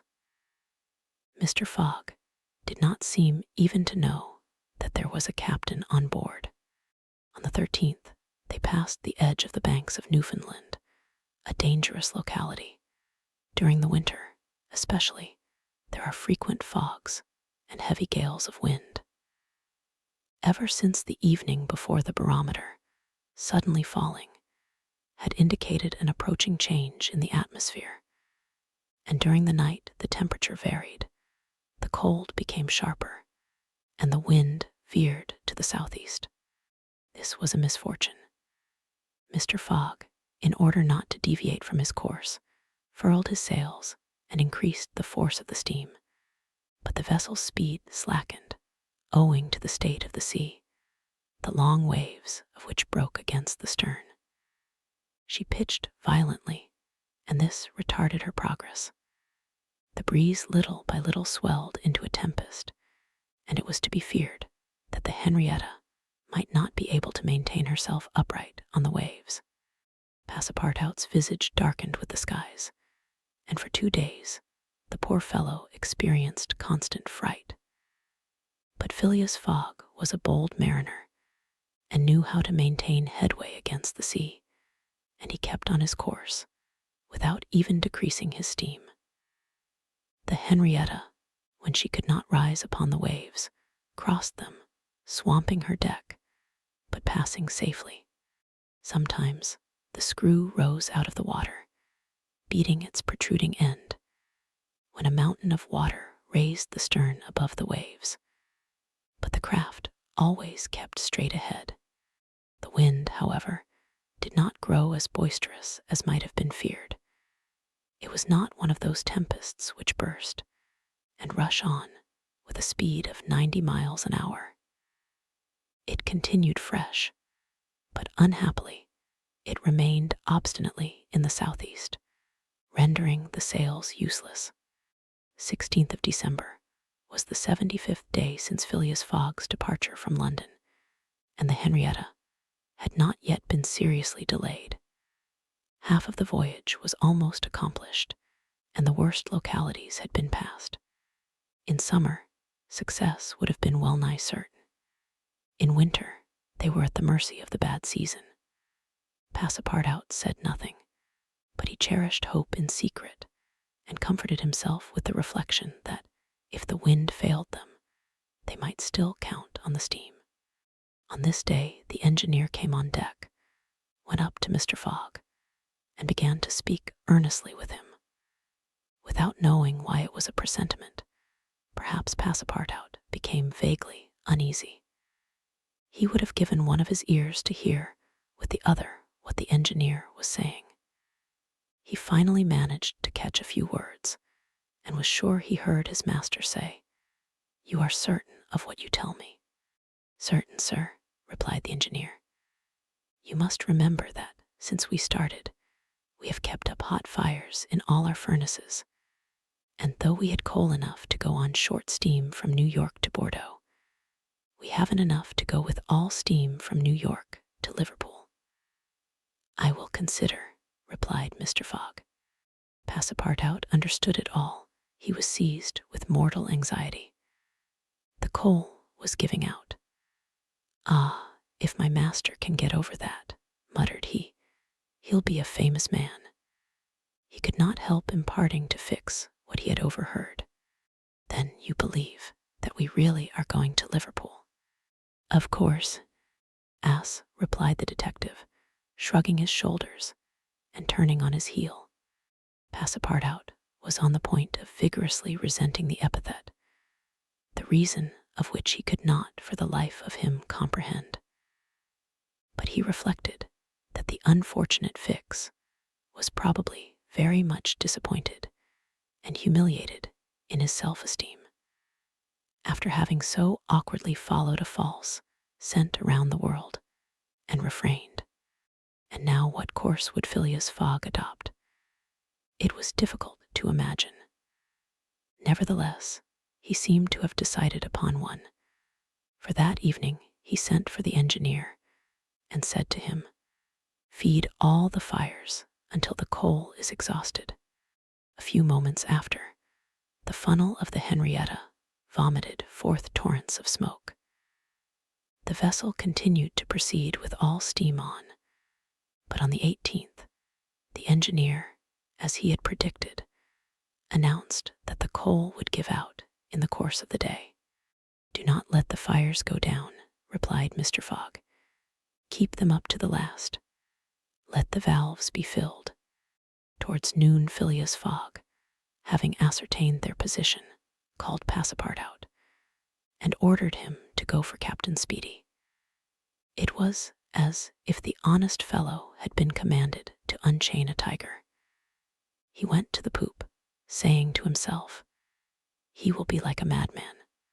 In a few moments, with cries and oaths, a bomb appeared on the poop deck. The bomb was Captain Speedy. It was clear that he was on the point of bursting. "Where are we?" were the first words his anger permitted him to utter. Had the poor man been an apoplectic, he could never have recovered from his paroxysm of wrath. "Where are we?" he repeated with purple face. 707 miles from Liverpool," replied Mr. Fogg, with imperturbable calmness. "Pirate," cried Captain Speedy, "I have sent for you, sir." "Picaroon." "Sir," continued Mr. Fogg, "to ask you to sell me your vessel."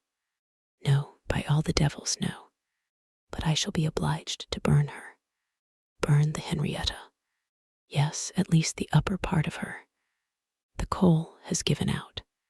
"Burn my vessel," cried Captain Speedy, who could scarcely pronounce the words.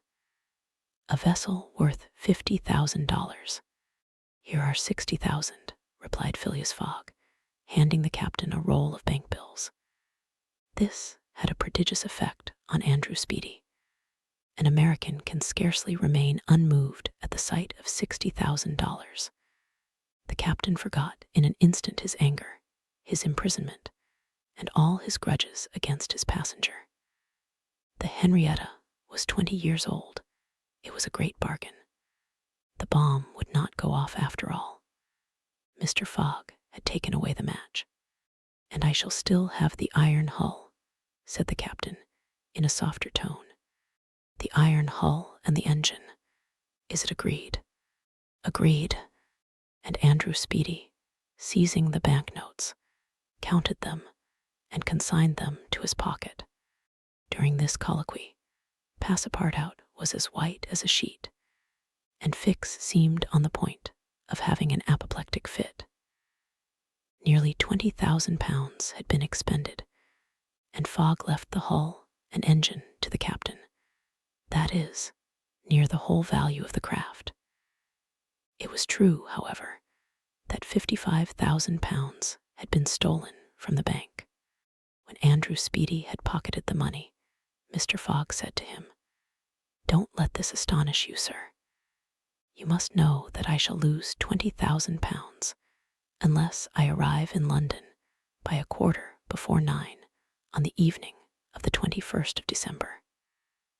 I missed the steamer at New York, and as you refused to take me to Liverpool, and I did well," cried Andrew Speedy, "for I have gained at least $40,000 by it." He added more sedately, "Do you know one thing, Captain Fogg? Captain Fogg, you've got something of the Yankee about you." And having paid his passenger what he considered a high compliment, he was going away, when Mr. Fogg said, "The vessel now belongs to me. Certainly, from the keel to the truck of the masts, all the wood, that is. Very well. Have the interior seats, bunks, and frames pulled down, and burn them. It was necessary to have dry wood to keep the steam up to the adequate pressure. And on that day, the poop, cabins, bunks, and the spare deck were sacrificed. On the next day, the 19th of December, the masts, rafts, and spars were burned. The crew worked lustily, keeping up the fires. Passepartout hewed, cut, and sawed away with all his might. There was a perfect rage for demolition.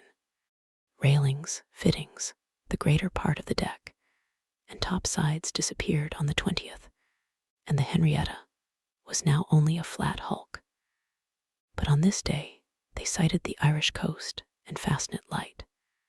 By 10 in the evening they were passing Queenstown. Phileas Fogg had only 24 hours more in which to get to London. That length of time was necessary to reach Liverpool, with all steam on. And the steam was about to give out altogether. "Sir," said Captain Speedy, who was now deeply interested in Mr. Fogg's project, "I really commiserate you. Everything is against you. We are only opposite Queenstown." "Ah," said Mr. Fogg, "is that place where we see the lights Queenstown?" Yes. Can we enter the harbor? Not under 3 hours, only at high tide. Stay, replied Mr. Fogg calmly, without betraying in his features that by a supreme inspiration he was about to attempt once more to conquer ill fortune. Queenstown is the Irish port at which the transatlantic steamers stop to put off the mails. These mails are carried to Dublin by express trains, always held in readiness to start. From Dublin, they are sent on to Liverpool by the most rapid boats, and thus gain 12 hours on the Atlantic steamers. Phileas Fogg counted on gaining 12 hours in the same way. Instead of arriving at Liverpool the next evening by the Henrietta, he would be there by noon, and would therefore have time to reach London before 9:15 in the evening.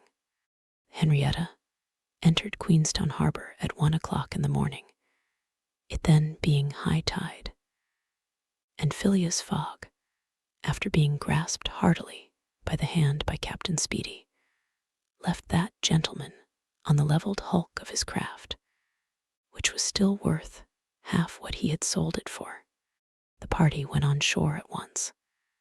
Fix was greatly tempted to arrest Mr. Fogg on the spot, but he did not. Why? What struggle was going on within him? Had he changed his mind about his man?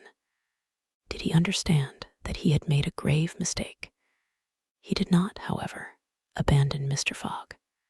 They all got upon the train, which was just ready to start, at 1:30.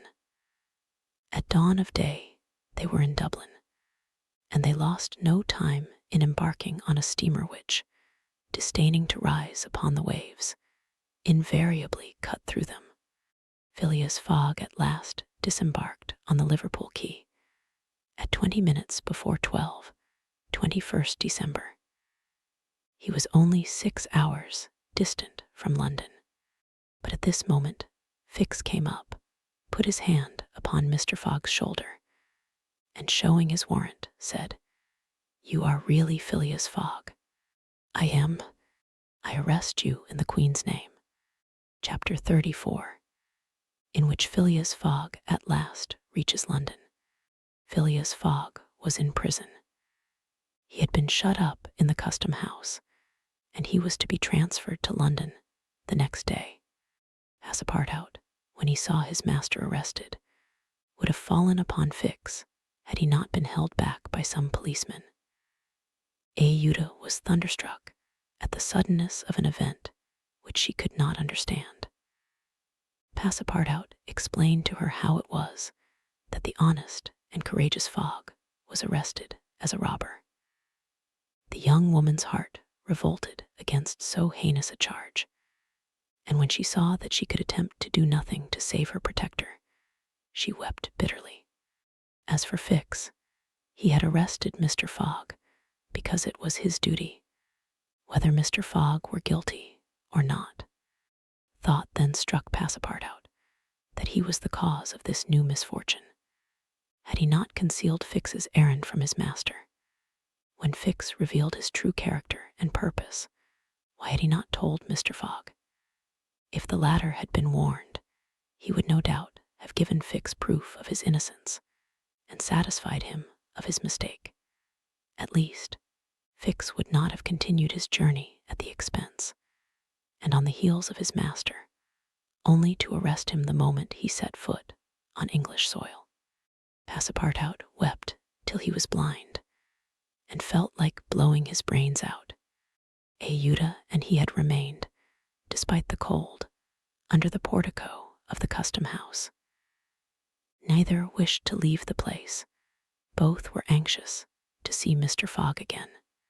That gentleman was really ruined, and that at the moment when he was about to attain his end. This arrest was fatal. Having arrived at Liverpool at 20 minutes before 12 on the 21st of December, he had till 9:15 that evening to reach the Reform Club, that is, 9 hours and a quarter. The journey from Liverpool to London was 6 hours. Anyone at this moment had entered the custom house, he would have found Mr. Fogg seated, motionless, calm, and without apparent anger, upon a wooden bench. He was not, it is true, resigned, but this last blow failed to force him into an outward betrayal of any emotion. Was he being devoured by one of those secret rages, all the more terrible because contained, and which only burst forth with an irresistible force at the last moment? No one could tell. There he sat, calmly waiting for what? Did he still cherish hope? Did he still believe, now that the door of this prison was closed upon him, that he would succeed? However that may have been, Mr. Fogg carefully put his watch upon the table and observed its advancing hands. Not a word escaped his lips, but his look was singularly set and stern. The situation, in any event, was a terrible one, and might be thus stated. If Phileas Fogg was honest, he was ruined. If he was a knave, he was caught. Did escape occur to him? Did he examine to see if there were any practicable outlet from his prison? Did he think of escaping from it? Possibly, for once he walked slowly around the room, but the door was locked, and the window heavily barred with iron rods. He sat down again and drew his journal from his pocket. On the line where these words were written, 21st December, Saturday, Liverpool, he added 80th day, 11:4 a.m., and waited. The custom house clock struck 1. Mr. Fogg observed that his watch was 2 hours too fast. 2 hours. Admitting that he was at this moment taking an express train, he could reach London and the Reform Club by 9:15 p.m. His forehead slightly wrinkled. At 33 minutes past 2, he heard a singular noise outside, then a hasty opening of doors. Passepartout's voice was audible, and immediately after that of Fix.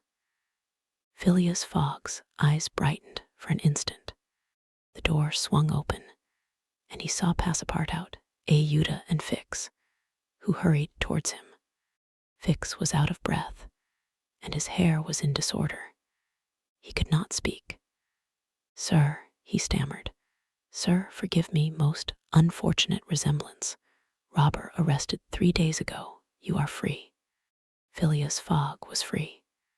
He walked to the detective, looked him steadily in the face, and with the only rapid motion he had ever made in his life, or which he ever would make, drew back his arms, and with the precision of a machine knocked Fix down. "Well hit," cried Passepartout. "Parbleu, that's what you might call a good application of English fists." Fix, who found himself on the floor, did not utter a word. He had only received his deserts. Mr. Fogg, Aouda, and Passepartout left the custom house without delay, got into a cab, and in a few moments descended at the station. Phileas Fogg asked if there was an express train about to leave for London. It was 40 minutes past 2. The express train had left 35 minutes before. Phileas Fogg then ordered a special train. There were several rapid locomotives on hand, but the railway arrangements did not permit the special train to leave until 3 o'clock. At that hour Phileas Fogg, having stimulated the engineer by the offer of a generous reward, at last set out towards London with Aouda and his faithful servant. It was necessary to make the journey in 5 hours and a half, and this would have been easy on a clear road throughout. But there were forced delays, and when Mr. Fogg stepped from the train at the terminus, all the clocks in London were striking 10 minutes before 9. 1. Having made the tour of the world, he was behindhand 5 minutes. He had lost the wager. 1. A somewhat remarkable eccentricity on the part of the London clocks. Translator. Chapter 35. in which Phileas Fogg does not have to repeat his orders to pass a part out twice. The dwellers in Savile Row would have been surprised the next day if they had been told that Phileas Fogg had returned home. His doors and windows were still closed. No appearance of change was visible. After leaving the station, Mr. Fogg gave Passepartout instructions to purchase some provisions and quietly went to his domicile. He bore his misfortune with his habitual tranquility.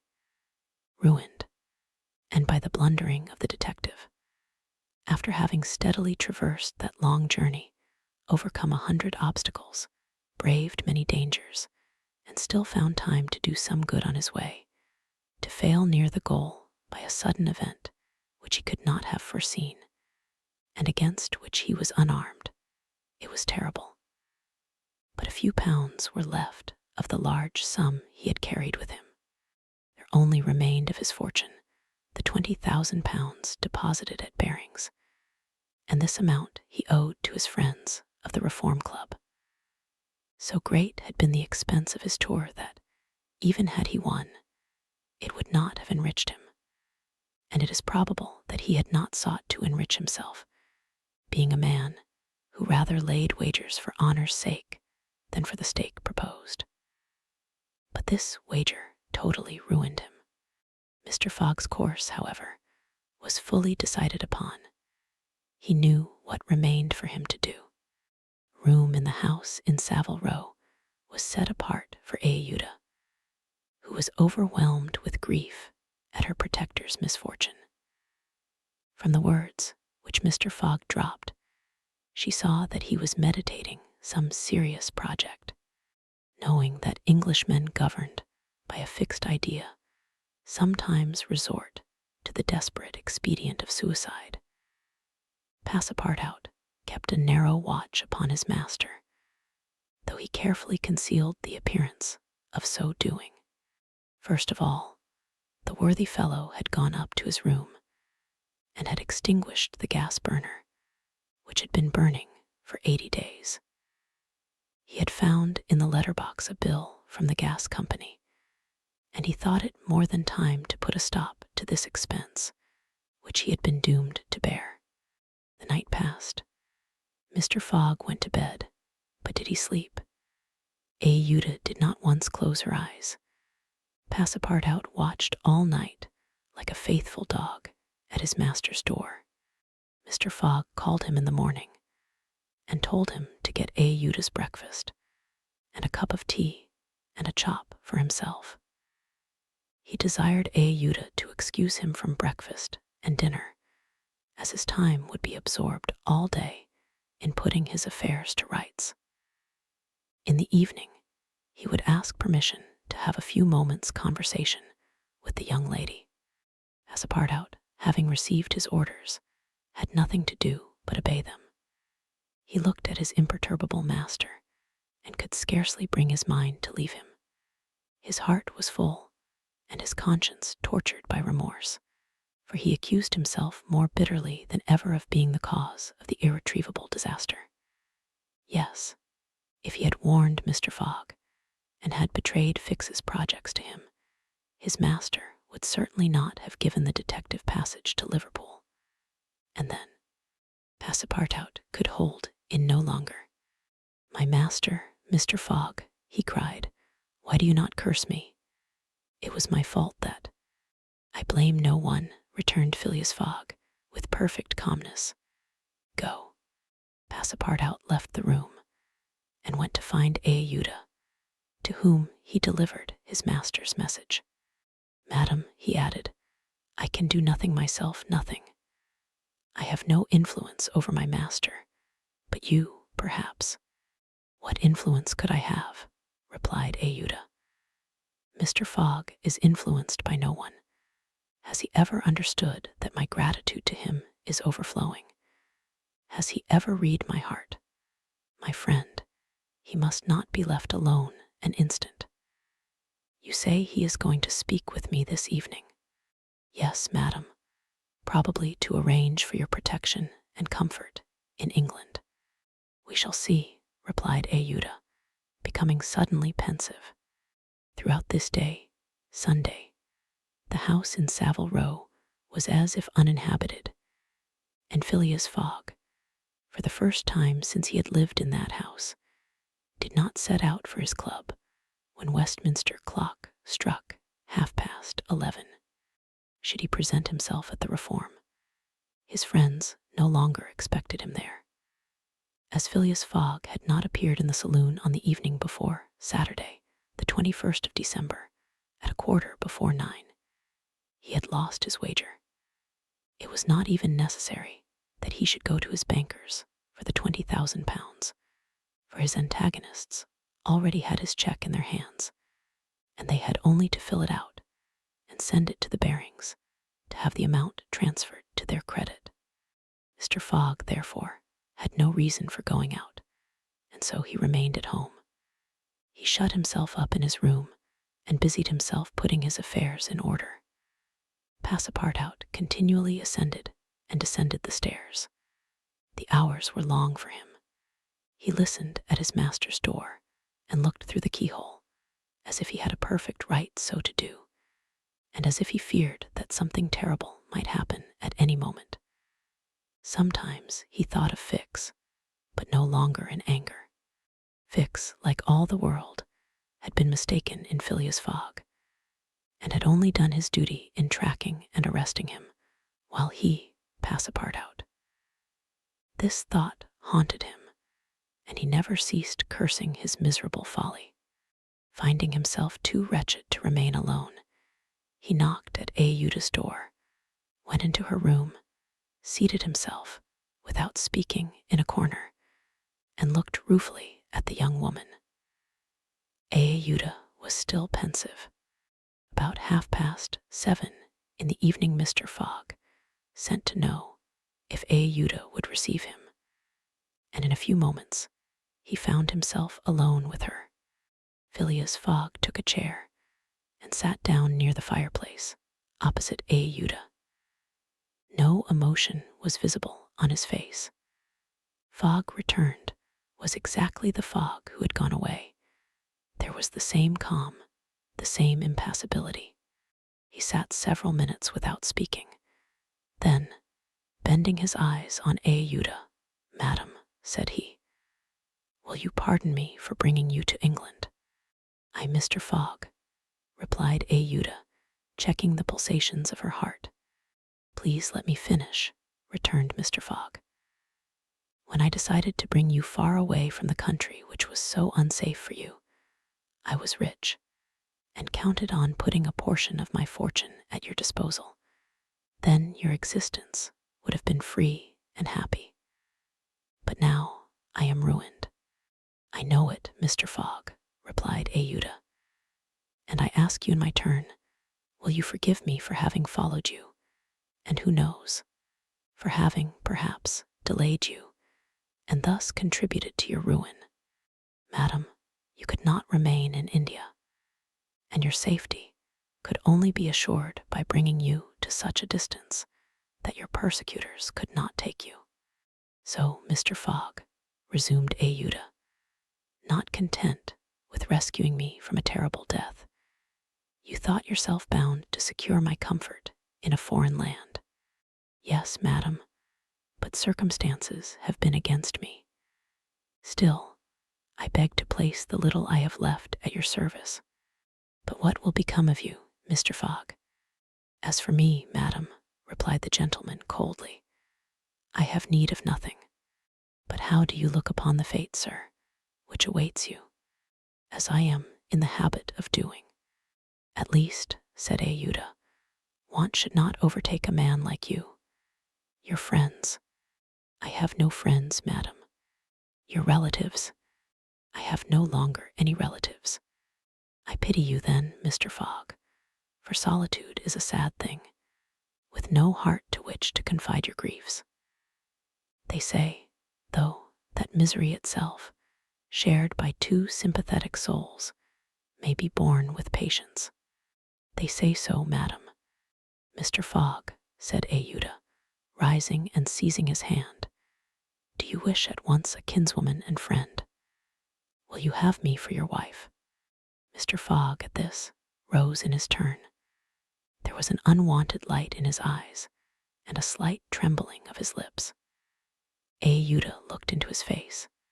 The sincerity, rectitude, firmness, and sweetness of this soft glance of a noble woman, who could dare all to save him to whom she owed all, at first astonished, then penetrated him. He shut his eyes for an instant, as if to avoid her look. When he opened them again, "I love you," he said simply. "Yes, by all that is holiest, I love you, and I am entirely yours." "Ah," cried Ayuda, pressing his hand to her heart. Passepartout was summoned and appeared immediately. Mr. Fogg still held Ayuda's hand in his own. Passepartout understood, and his big, round face became as radiant as the tropical sun at its zenith. Mr. Fogg asked him if it was not too late to notify the Reverend Samuel Wilson of Marylebone Parish that evening. Passepartout smiled his most genial smile and said, "Never too late." It was 5 minutes past 8. "Will it be for tomorrow, Monday?" "For tomorrow, Monday," said Mr. Fogg, turning to Ayuda. "Yes, for tomorrow, Monday," she replied. Passepartout hurried off as fast as his legs could carry him. Chapter 36, in which Phileas Fogg's name is once more at a premium on chain. It is time to relate what a change took place in English public opinion when it transpired that the real bank robber, a certain James Strand, had been arrested on the 17th day of December at Edinburgh. 3 days before, Phileas Fogg had been a criminal who was being desperately followed up by the police. Now he was an honorable gentleman, mathematically pursuing his eccentric journey round the world. The papers resumed their discussion about the wager. All those who had laid bets, for or against him, revived their interest, as if by magic.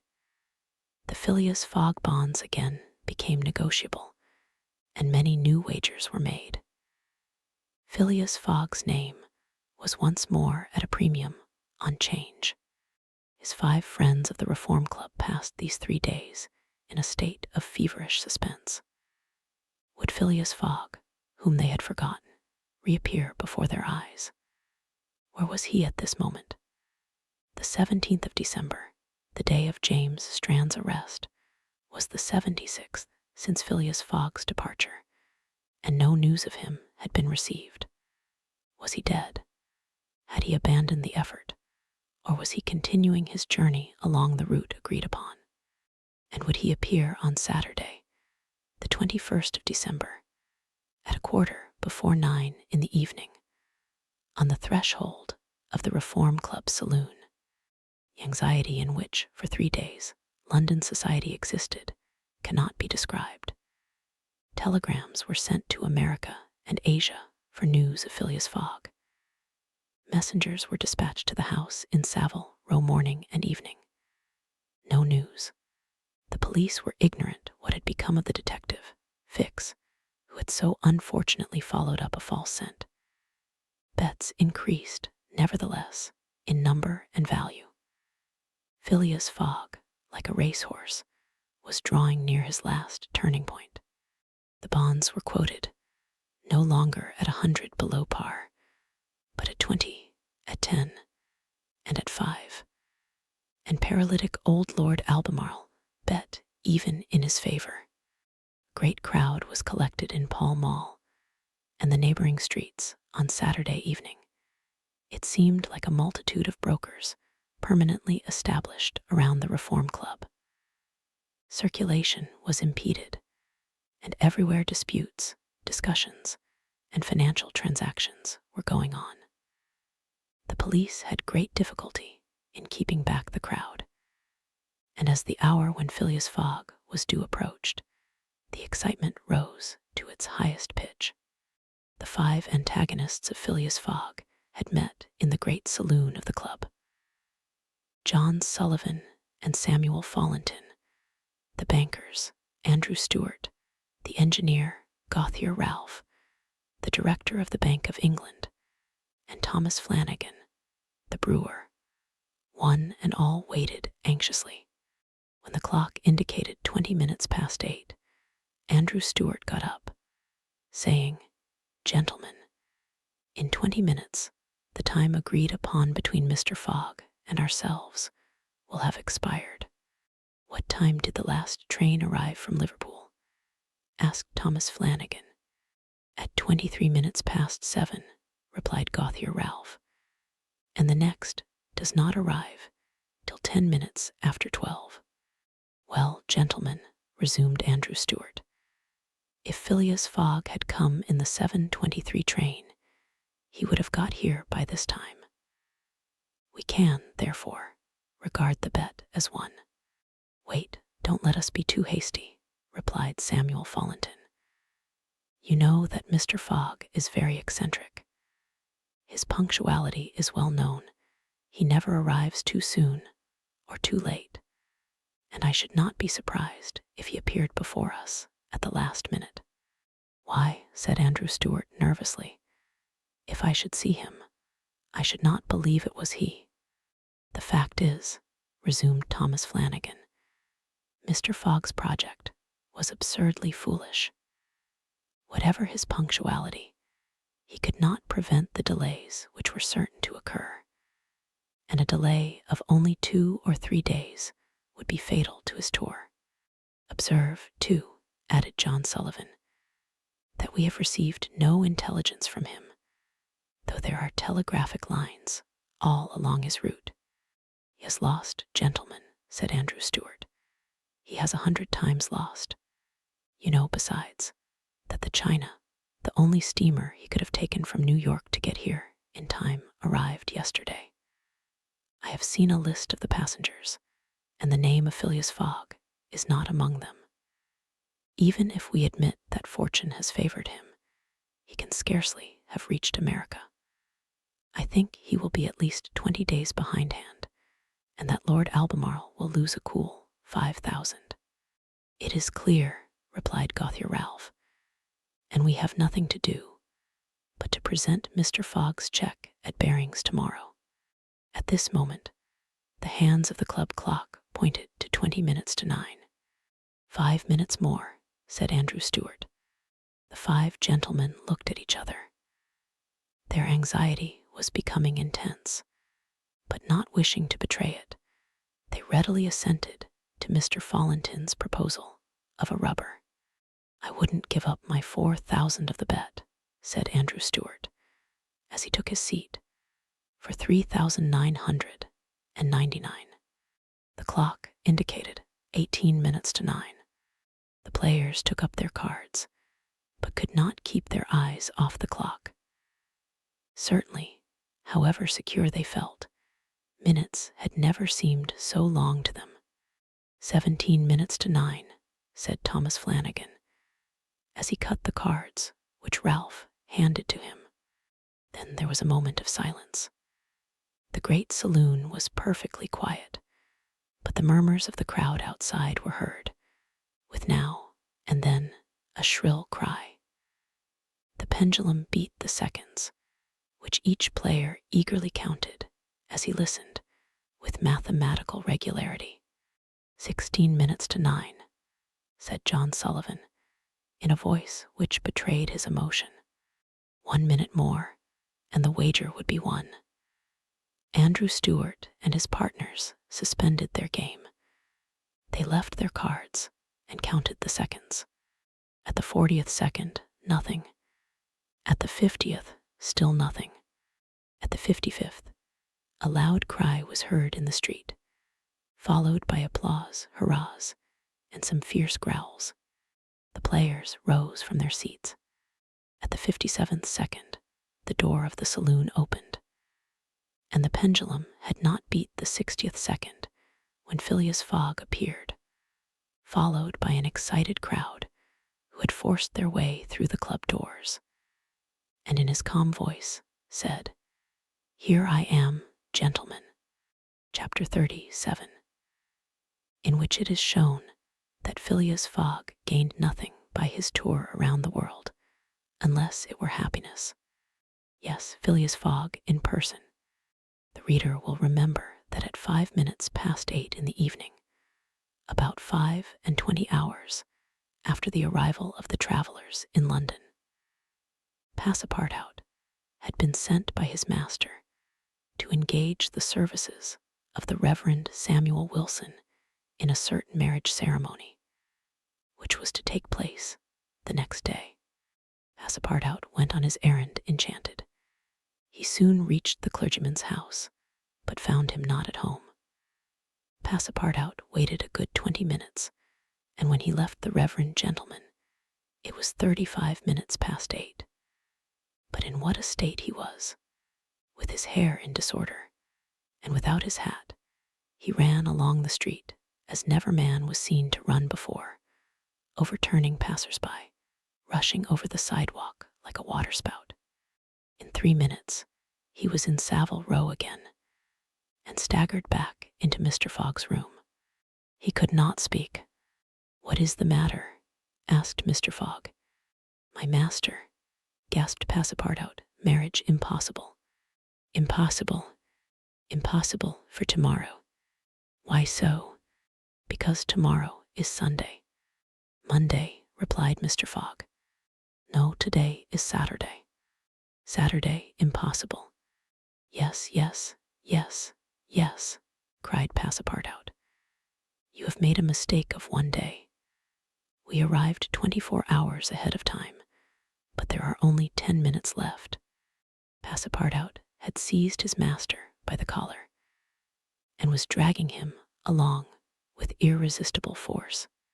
Phileas Fogg, thus kidnapped, without having time to think, left his house, jumped into a cab, promised £100 to the cabman, and having run over 2 dogs and overturned 5 carriages, reached the Reform Club. The clock indicated 9:15 when he appeared in the great saloon. Phileas Fogg had accomplished the journey round the world in 80 days. Phileas Fogg had won his wager of £20,000. How was it that a man so exact and fastidious could have made this error of a day? How came he to think that he had arrived in London on Saturday, the 21st day of December, when it was really Friday, the 20th, the 79th day only from his departure? The cause of the error is very simple. Phileas Fogg had, without suspecting it, gained 1 day on his journey, and this merely because he had traveled constantly eastward. He would, on the contrary, have lost a day had he gone in the opposite direction, that is, westward. Journeying eastward, he had gone towards the sun, and the days therefore diminished for him as many times 4 minutes as he crossed degrees in this direction. There are 360 degrees on the circumference of the earth, and these 360 degrees, multiplied by 4 minutes, gives precisely 24 hours, that is, the day unconsciously gained. In other words, while Phileas Fogg, going eastward, saw the sun pass the meridian 80 times, his friends in London only saw it pass the meridian 79 times. This is why they awaited him at the Reform Club on Saturday, and not Sunday, as Mr. Fogg thought. And Passepartout's famous family watch, which had always kept London time, would have betrayed this fact if it had marked the days as well as the hours and the minutes. Phileas Fogg, then, had won the £20,000, but as he had spent nearly 19,000 on the way, the pecuniary gain was small. His object was, however, to be victorious, and not to win money. He divided the £1,000 that remained between Passepartout and the unfortunate Fix, against whom he cherished no grudge. He deducted, however, from Passepartout's share the cost of the gas, which had burned in his room for 1920 hours. For the sake of regularity. That evening, Mr. Fogg, as tranquil and phlegmatic as ever, said to Ayuda, "Is our marriage still agreeable to you?" "Mr. Fogg," replied she, "it is for me to ask that question. You were ruined, but now you are rich again." "Pardon me, madam, my fortune belongs to you. If you had not suggested our marriage, my servant would not have gone to the Reverend Samuel Wilson's. I should not have been apprised of my error. And, dear Mr. Fogg," said the young woman.